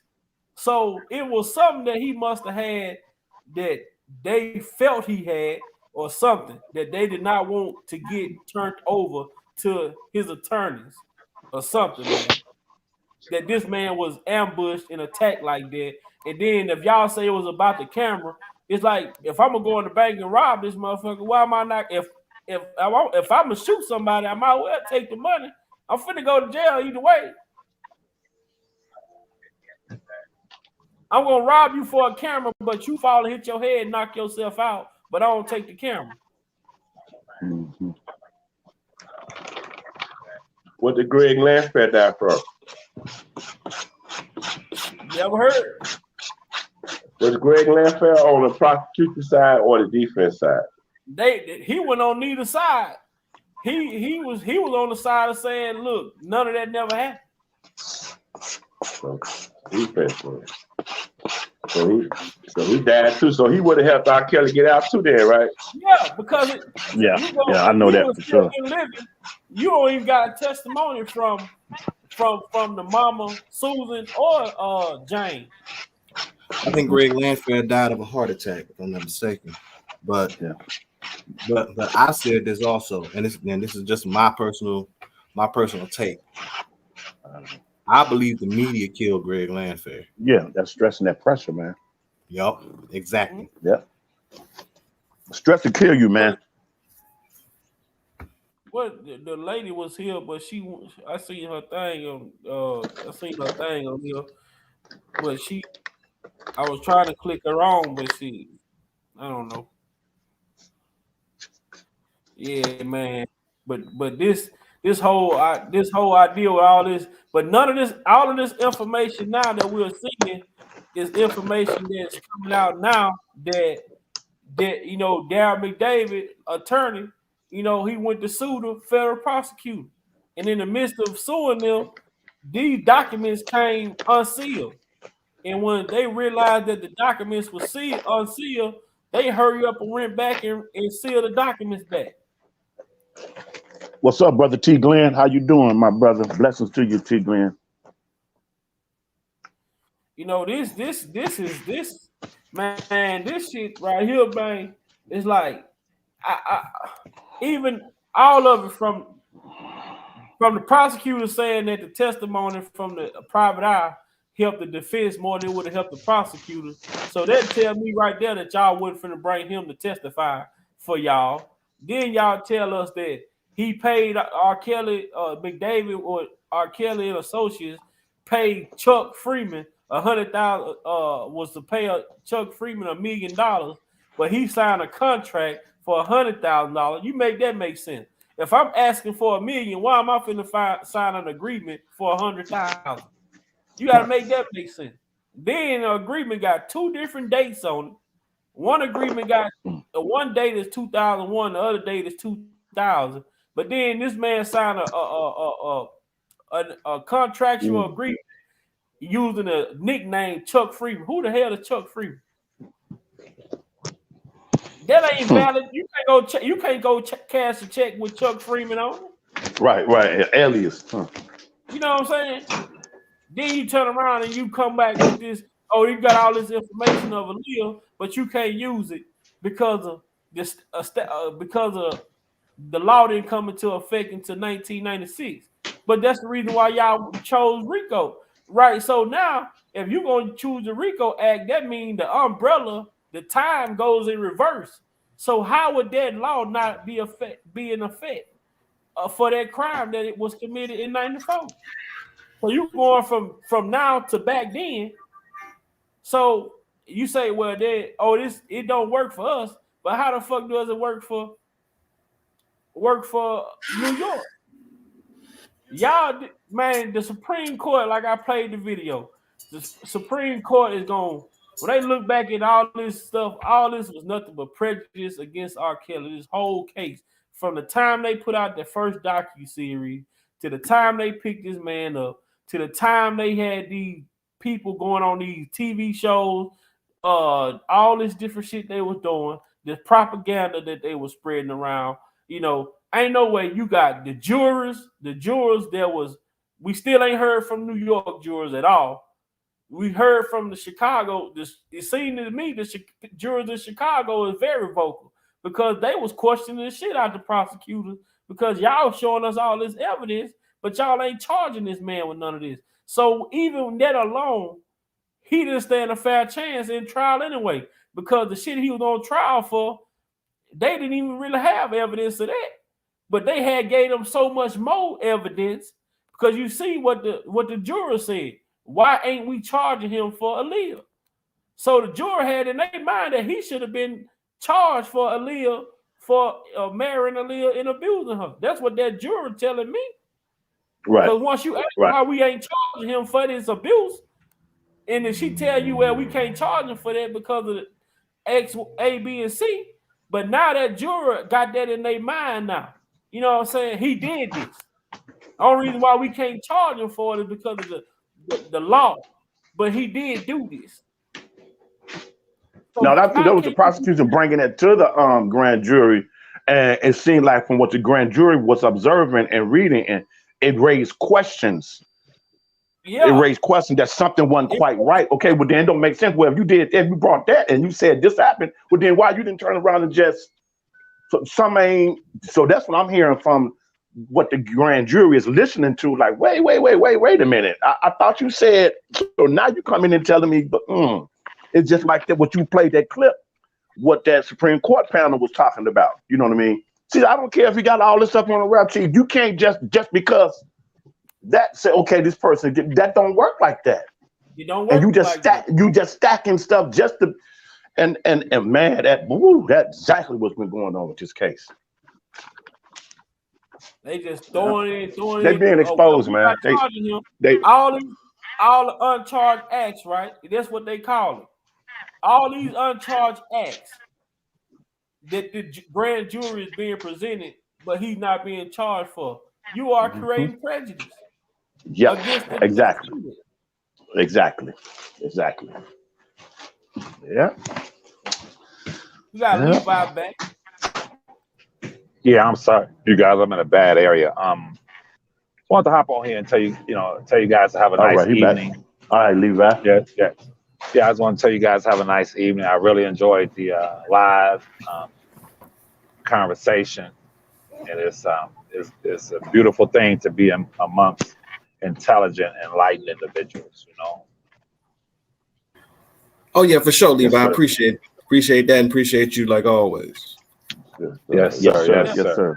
I see me as well. Uncle came out the bush too. But, yeah, believe that. I had to attack it today because that all that leaked information came out. It just confirmed a lot of the stuff that we all been speaking about. That the prosecutors knew. The prosecutors know that this man is innocent, but they trying to make him to be guilty. That's right.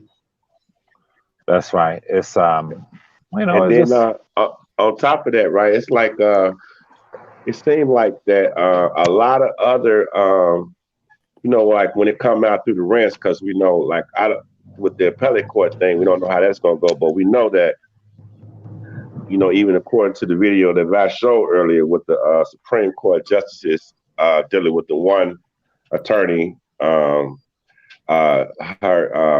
The excess of complaining victims or whatever. We know that none of that's going to fly in the Supreme Court. So ultimately, it just seems like I keep saying this, maybe I'm not saying it right, but like a reverse sting. It's like everybody who is close to this is bogus. Whatever type, even politicians who are watching this go on without demanding accountability from the people who are in charge of this, even from outside, because you have like political entities that can get involved with what they seeing going on with this case, and nobody is the NAACP. It's a real case against all of these other the institution of justice itself and all of its representatives. It's like this case should get a lot of people fired and a lot of people in jail. And I'm not talking about Robin. I'm not just talking about the family members neither. It's like a whole slew of people that should be in jail, under jail, hung, and everything behind this type of stuff like that. Yes, sir. And what you have to understand is that, though a lot of those people that you spoke, see, one thing that people lose sight of, and I can say this, is that if you knew the people, some of them right up in our faces, who went down there and gave statements against Robert, you wouldn't believe it. You wouldn't believe it. How many just went down there and just lied and said whatever those people want.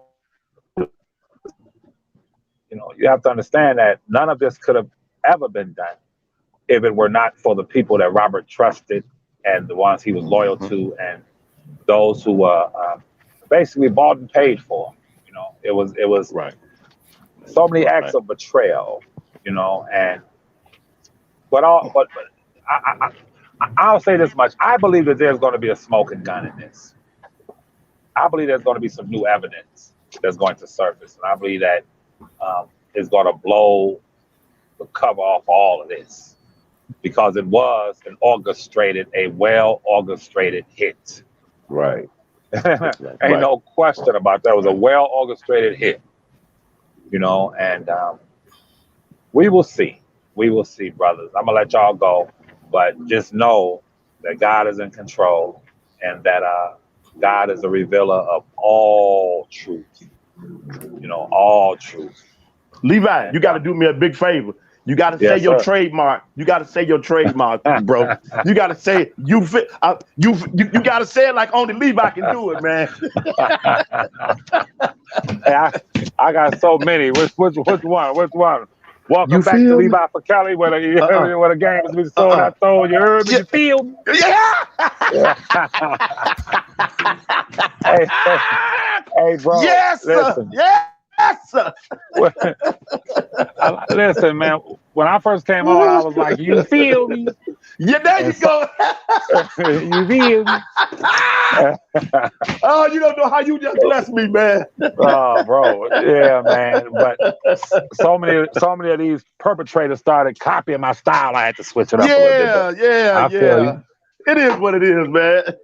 Yes, we got more in our repertoire, Levi, so we're gonna let them have all that. Let them have it. You heard me? Exactly. But you feel me? You feel me?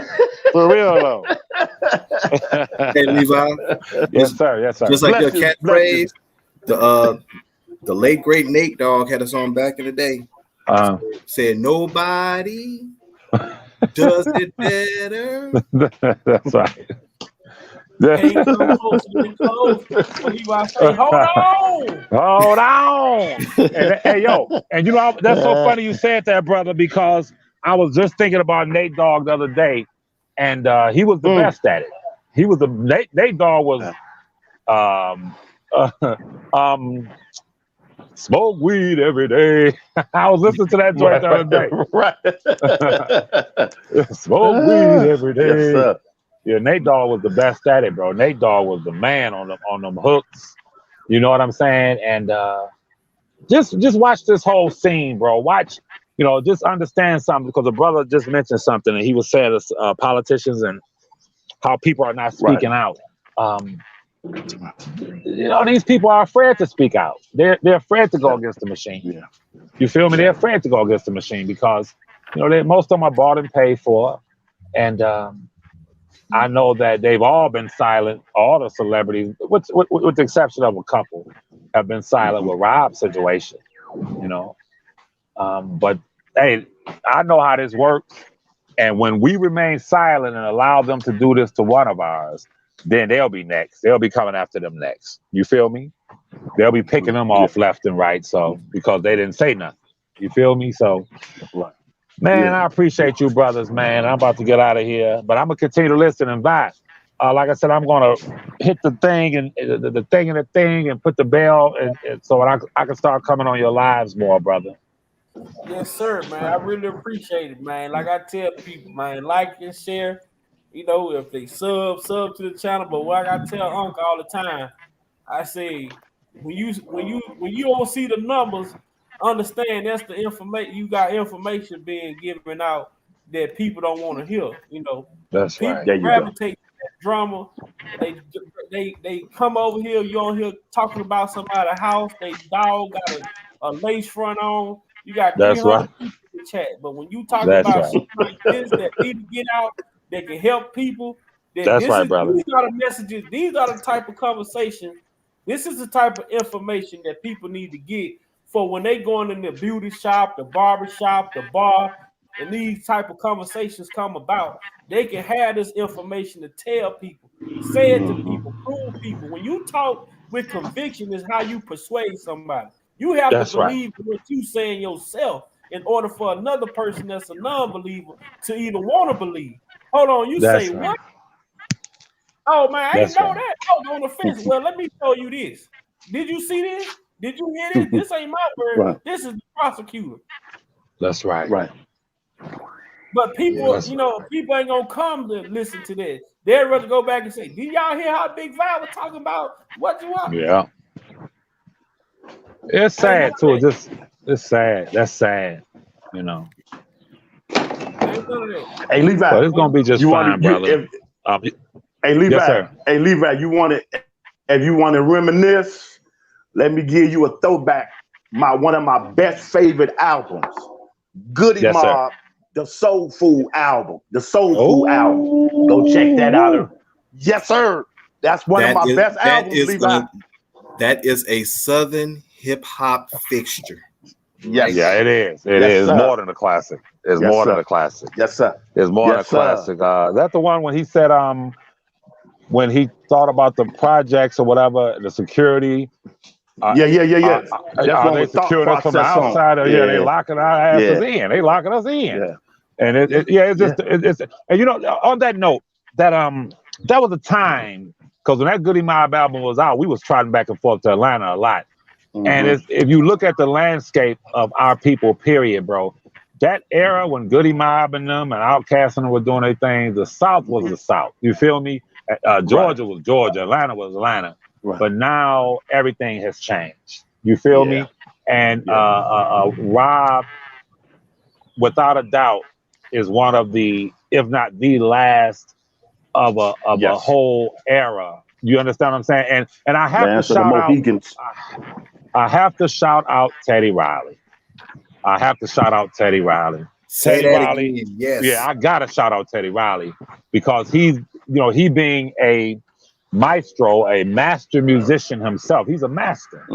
For him to take his head off to say Rob is the best he's ever seen and how nobody dead or alive could ever beat him in the verses. I gotta give Teddy Riley, man, my love, and I gotta shout him out because that spoke volumes to me. He,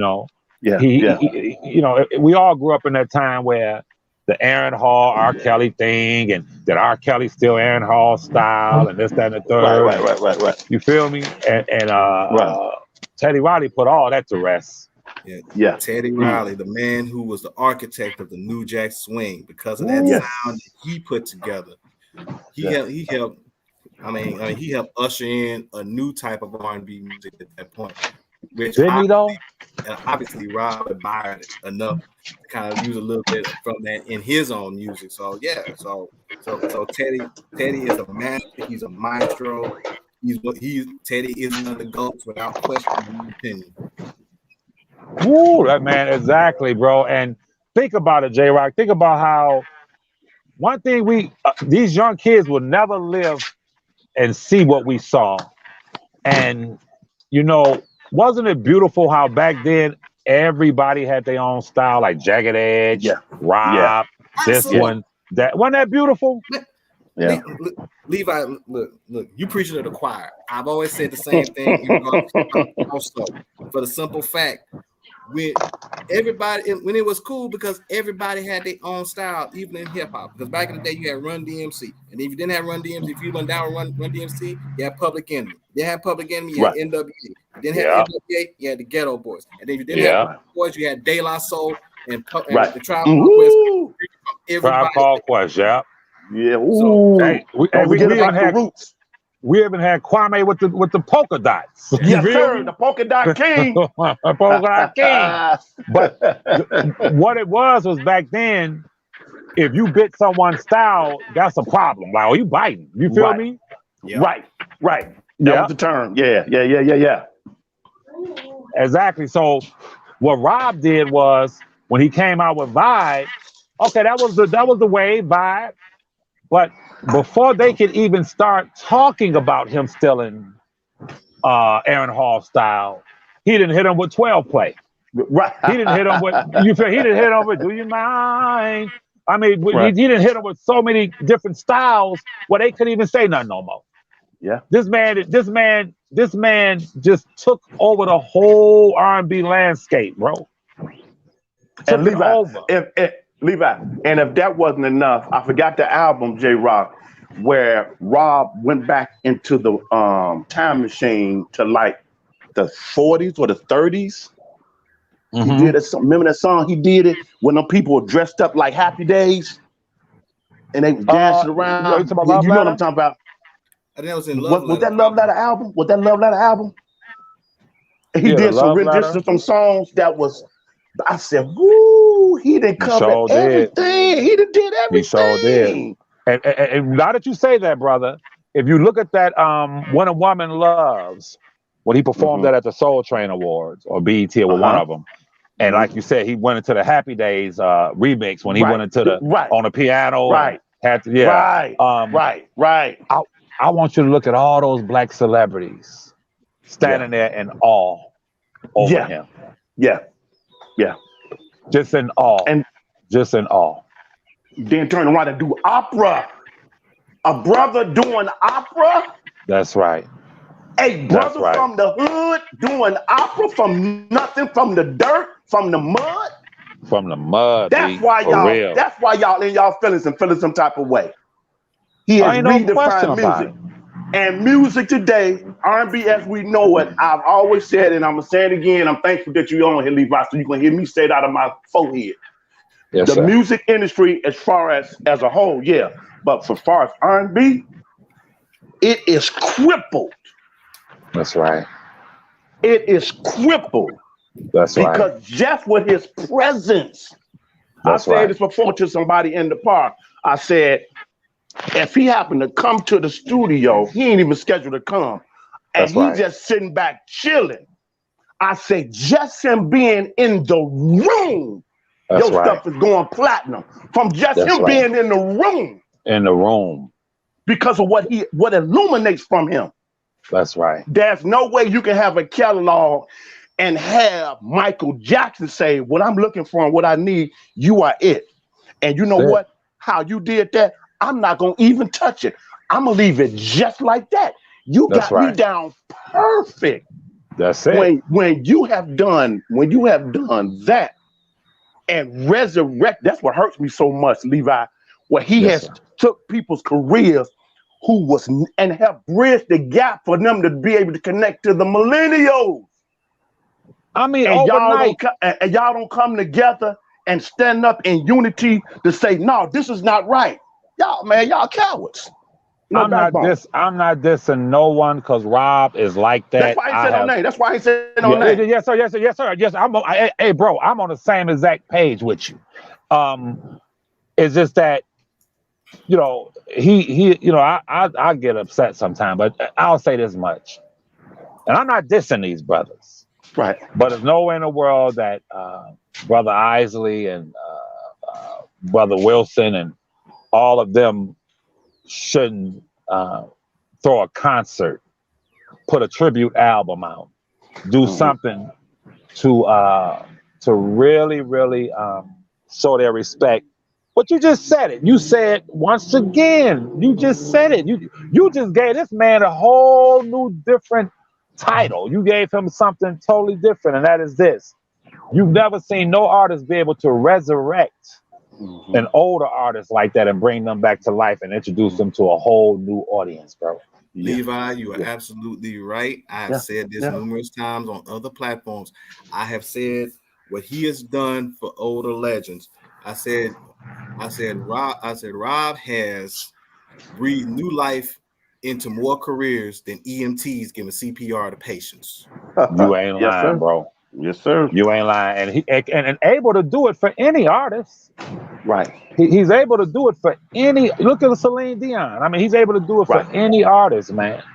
You know, he's just like, you know. And I'll just say again that the world knows of Robert's musical genius, but once they get to know that spiritual side of that man and what God implanted in him, I'm gonna close by saying this, y'all. We were at a town home that's it was a condo that some white people own, and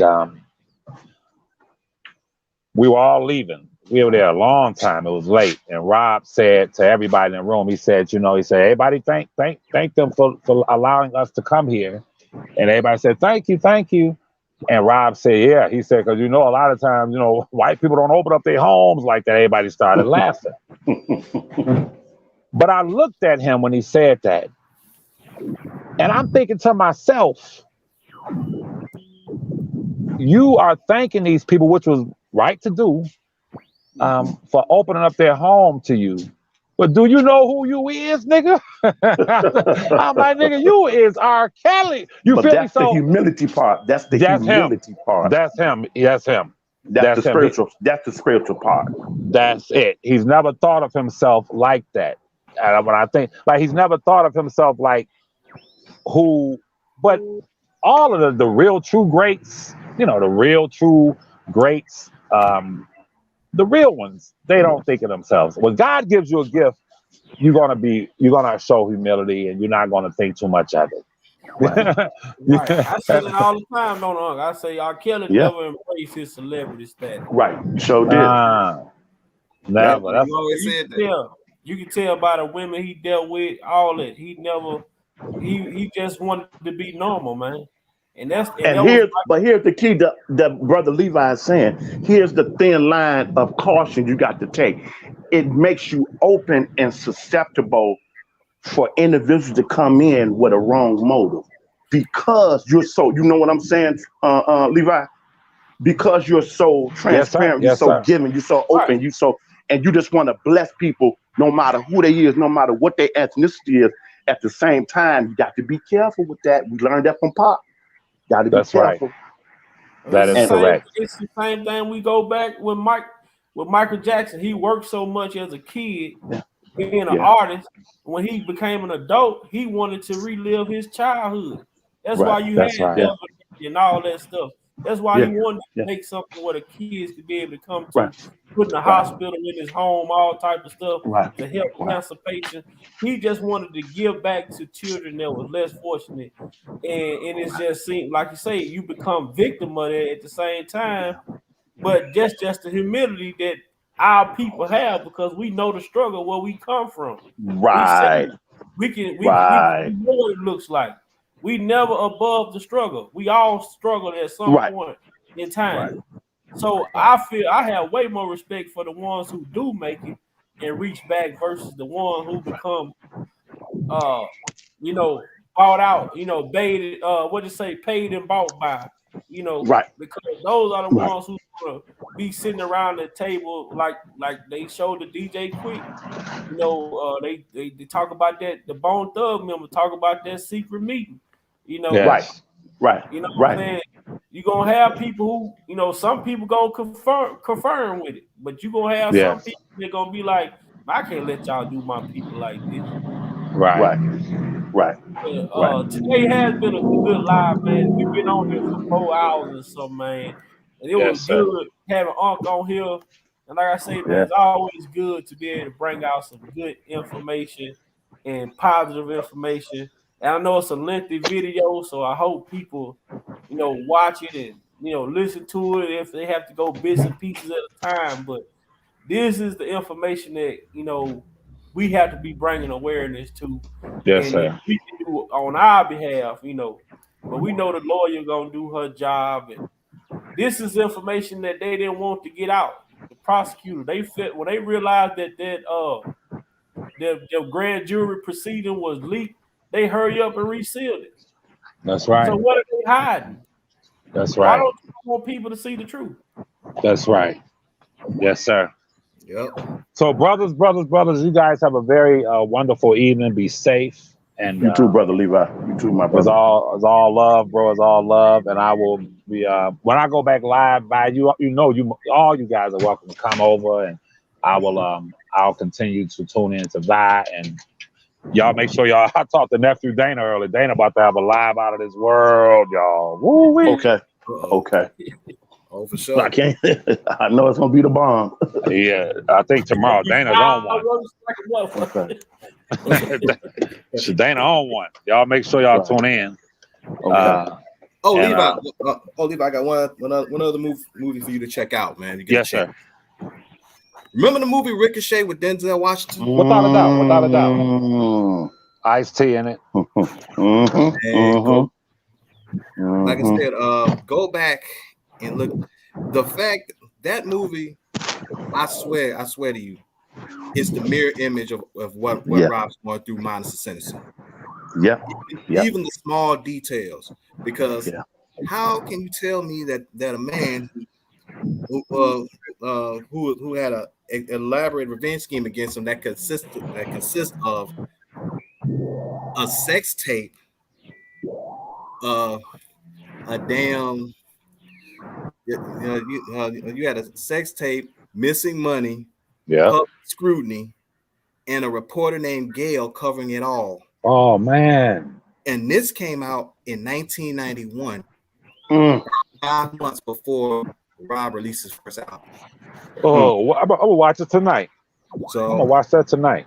I mean, if you just, and I stumbled onto it by accident because one night my power had went out, and then my power came back on, but my cable was still acting crazy. So I said, I'm gonna go ahead and watch this movie.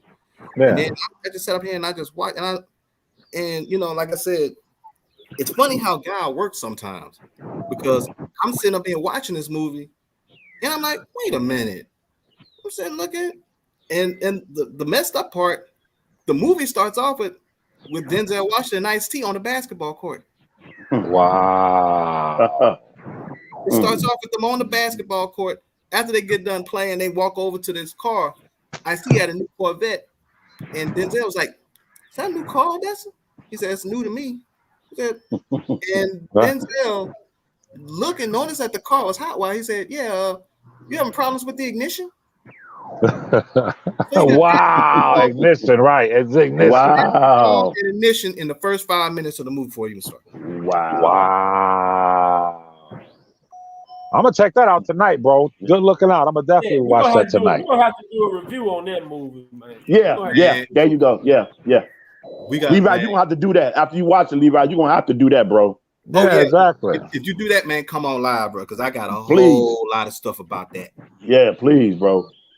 Well, you know the most honorable Elijah Muhammad, peace be upon him. Elijah Muhammad said, and y'all can reference this. Elijah Muhammad says they hide, or should I say, they telegraph and hide in plain sight in movies. Elijah Muhammad said in movies they see. This is what I believe. I'm gonna let y'all go, but I believe is this. I believe that in order for Satan to work, Satan has to show his hand in plain sight where most people don't know what's really going on. But in order, it's like this, y'all. I worked in law for so many years, and YouTube, all of you three brothers on the screen, if you had $10 million, let's just say your father, you didn't know who your father was, and someone willed you $10 million.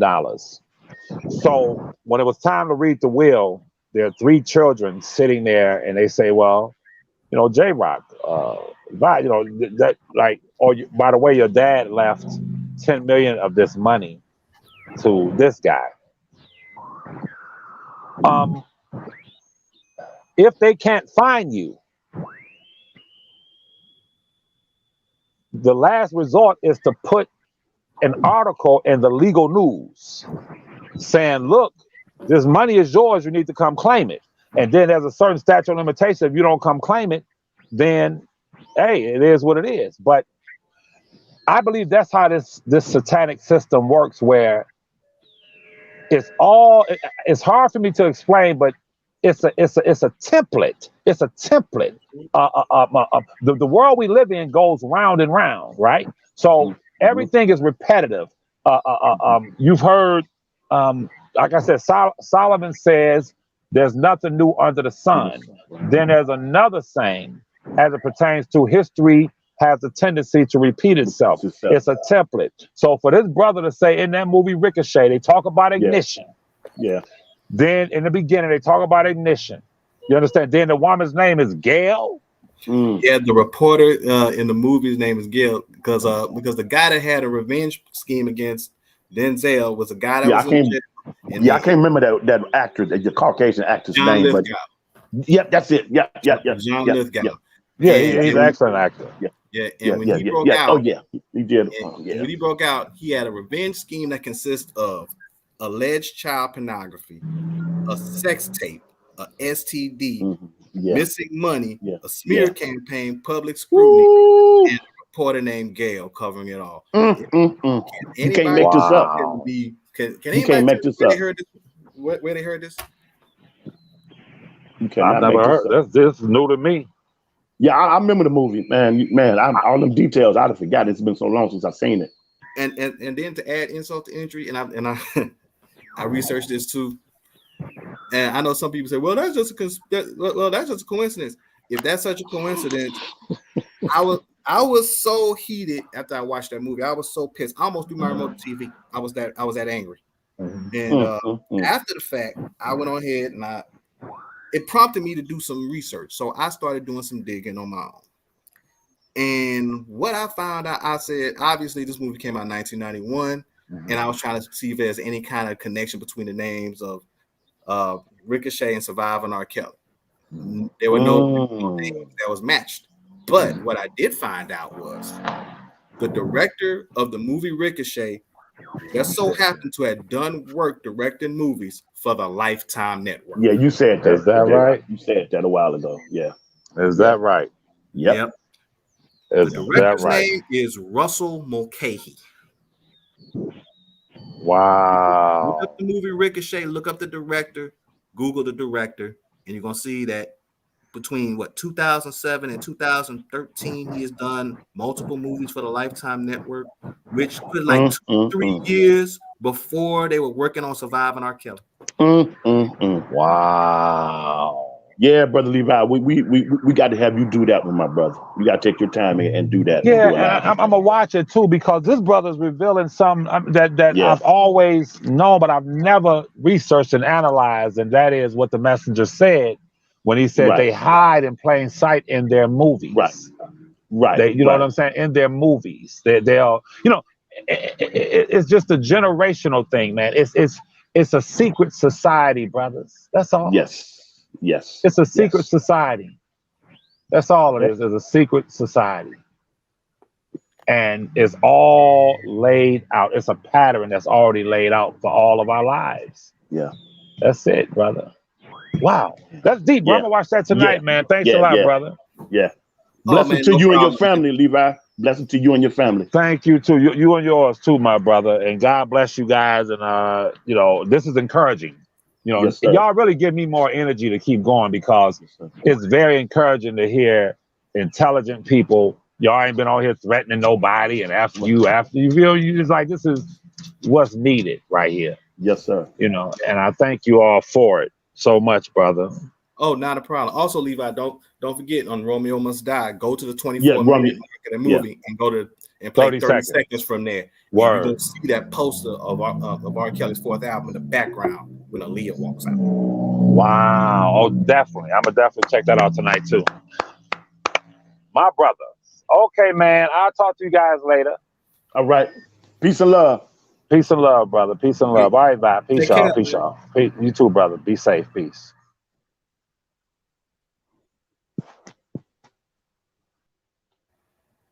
Nephew, you there, nephew?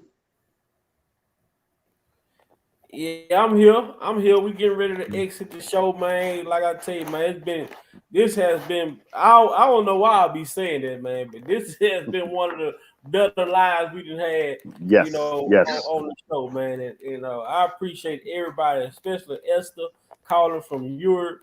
Yes, sir. Salute to her. Salute to Esther. Yeah. Esther, Esther don't be playing. She Yes, come sir. up with information, and guess what?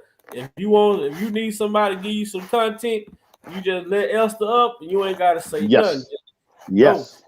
She gonna tell you detail by detail by detail, and and you just stop up when you need to input certain things, into play. But it says a lot. Like Levi say, the biggest thing is, she living in a country where the media isn't a part of the Right. takedown, so they are speaking on from a biased standpoint, other than like narrative controlled media that we have over here in this country. Right. Brother J Rock, always a pleasure, man. That come up when I see you, man. We can go back and forth. We ain't gonna not back and forth, but we can elaborate all day long on everybody on the stuff that I do. Fine, man. I'll tell people I was up till 6 a.m. this morning reading articles, finding these articles and everything because this stuff had got snatched down and put under seal.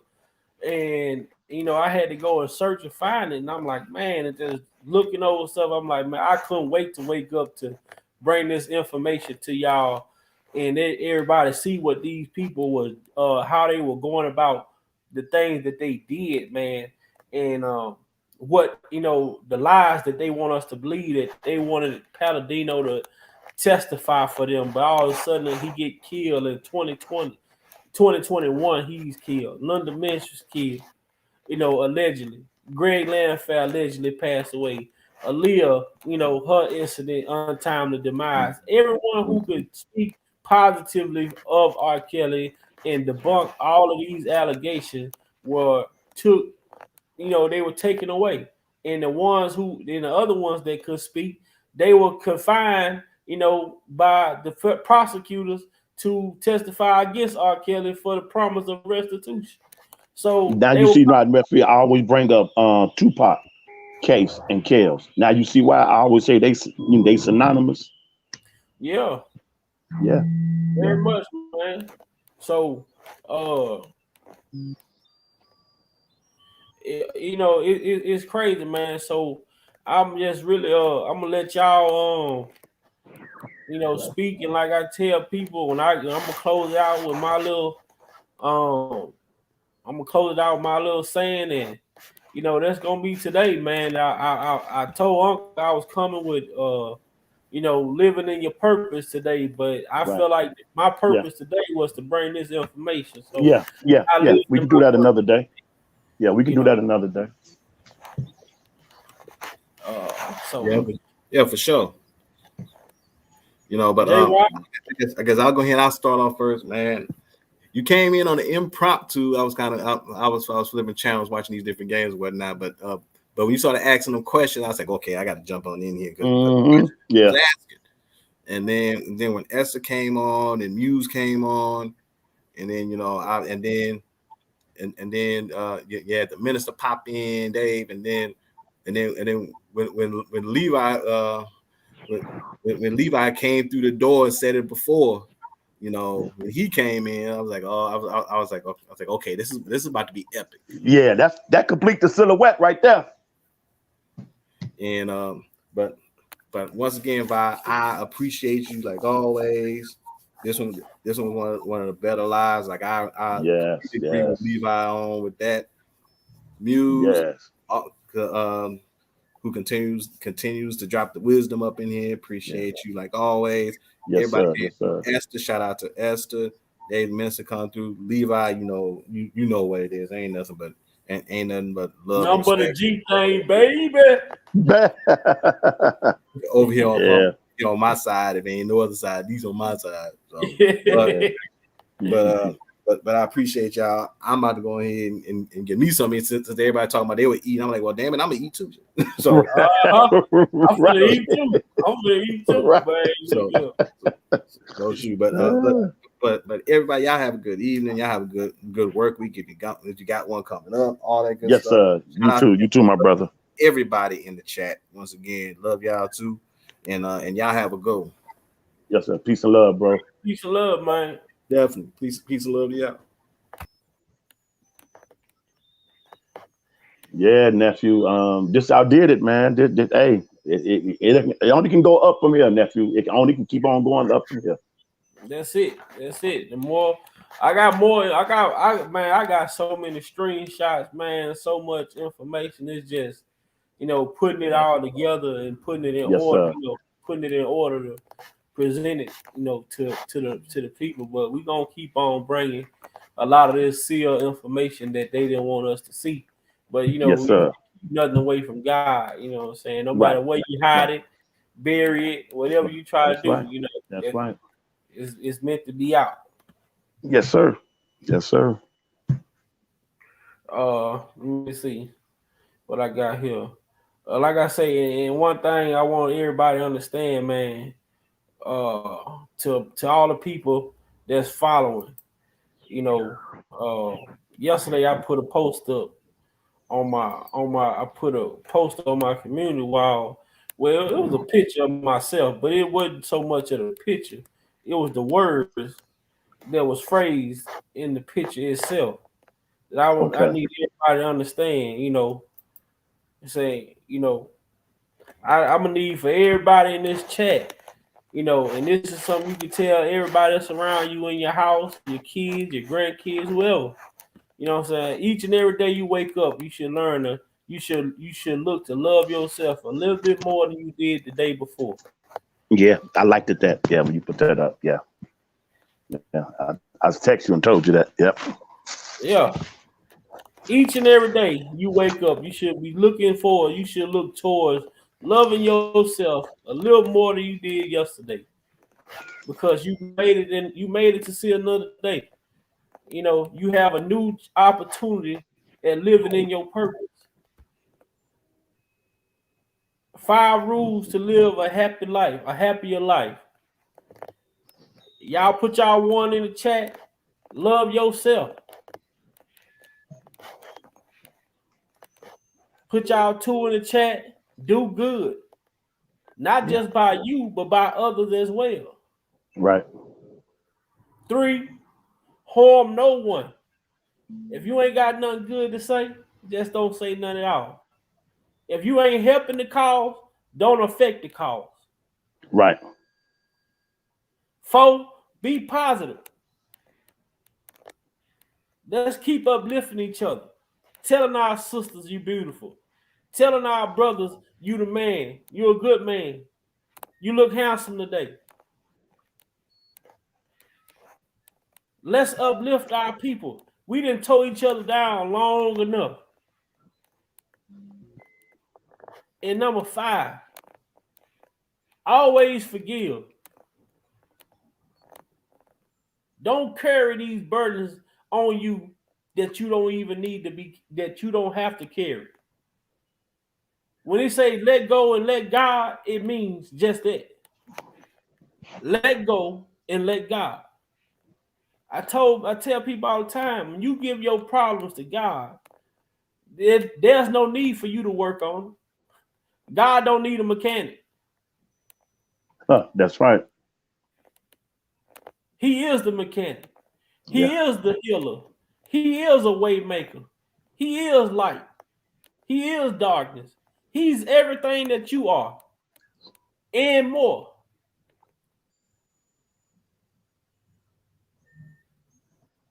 So let's think about that. Let's get some of this weight off of our shoulders. Let's get some of this weight out of our heart, some of this stress off our heart. Forgive. That don't mean forget now. But let's forgive for the betterment of ourselves. Self-preservation.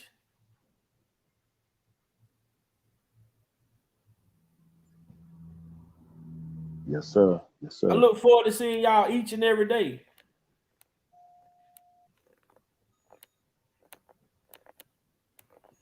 Each and every day. Each and every day, y'all. I look forward. When I come on this live, I look forward to seeing y'all people. I know who I don't see, and I know who I always see.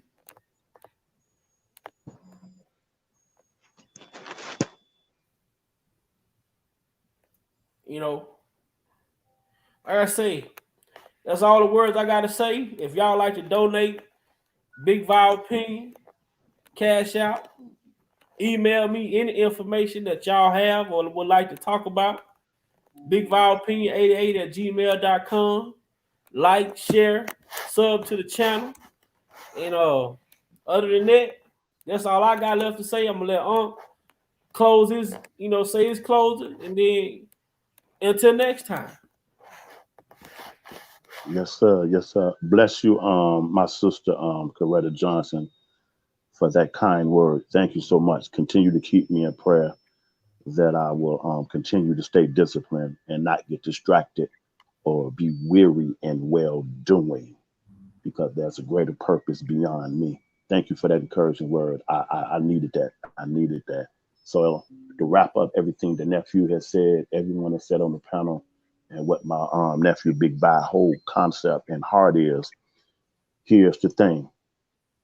If you don't like what you're getting out of this thing called life, no matter what has happened to you, no matter what you might be presently in, no matter what you might be going through, no matter what you might be facing ahead, if you, the individual, can take self-responsibility, self-accountability, and change what you have been doing in this thing called life that keep you coming up short or missing the mark or dropping the ball, then obviously it's not been working. Because if you don't make that change and that shift, you will keep getting what you got. And there's so much in every one of us that the world around us needs. Forgive yourself, forgive others. Like nephew said, let's do it better today than we did yesterday. So let's focus on, in our closing, let's get to the root of it. Let's get to the root of it. Then after you get to the root of it, you must have the ability to self-assess. You must evaluate. Mm-hmm. After you do that, then you must implement a plan, a system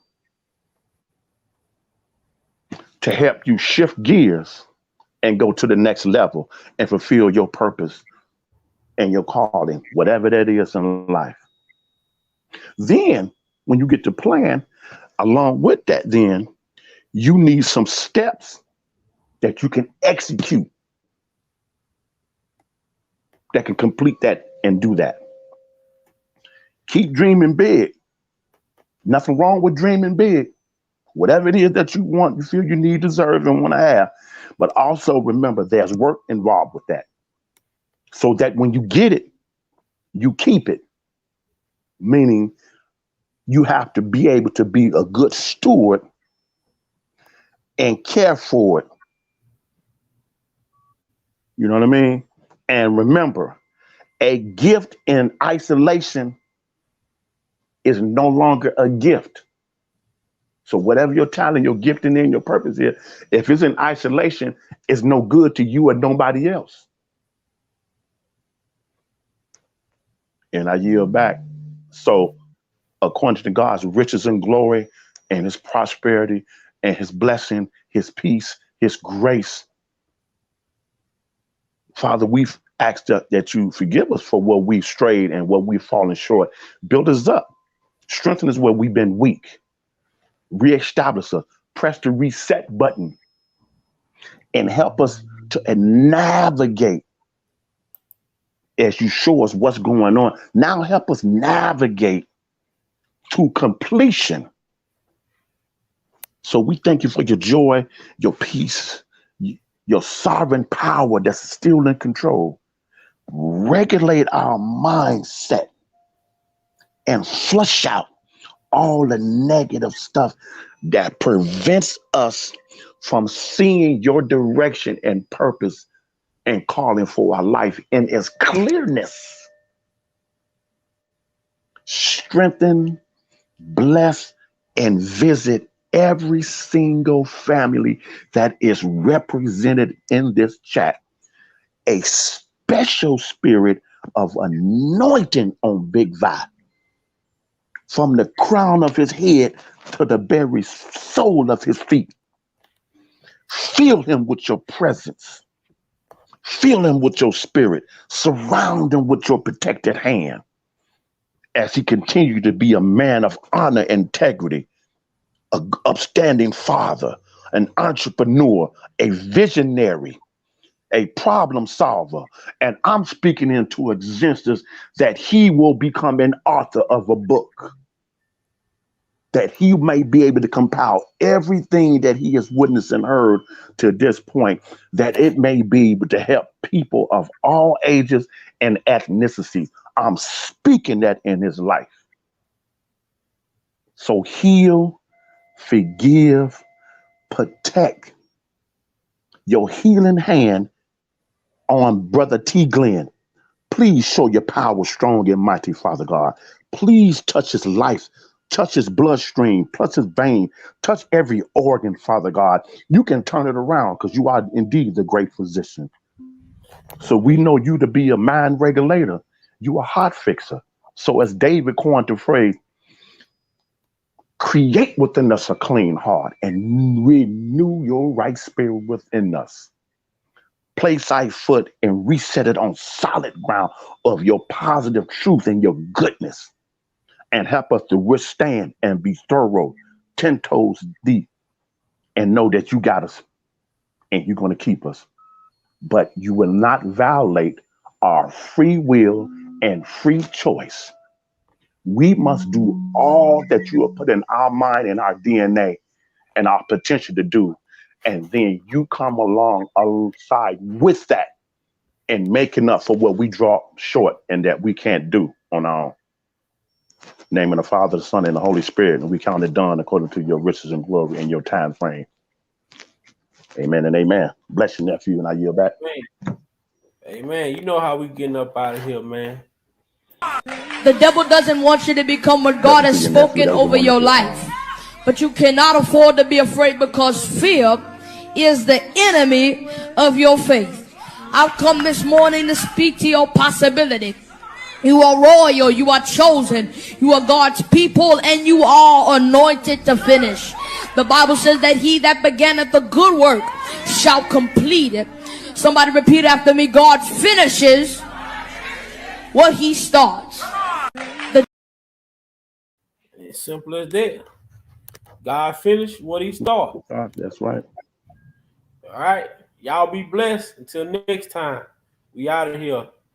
We out of here. Big Vi opinion. Like that.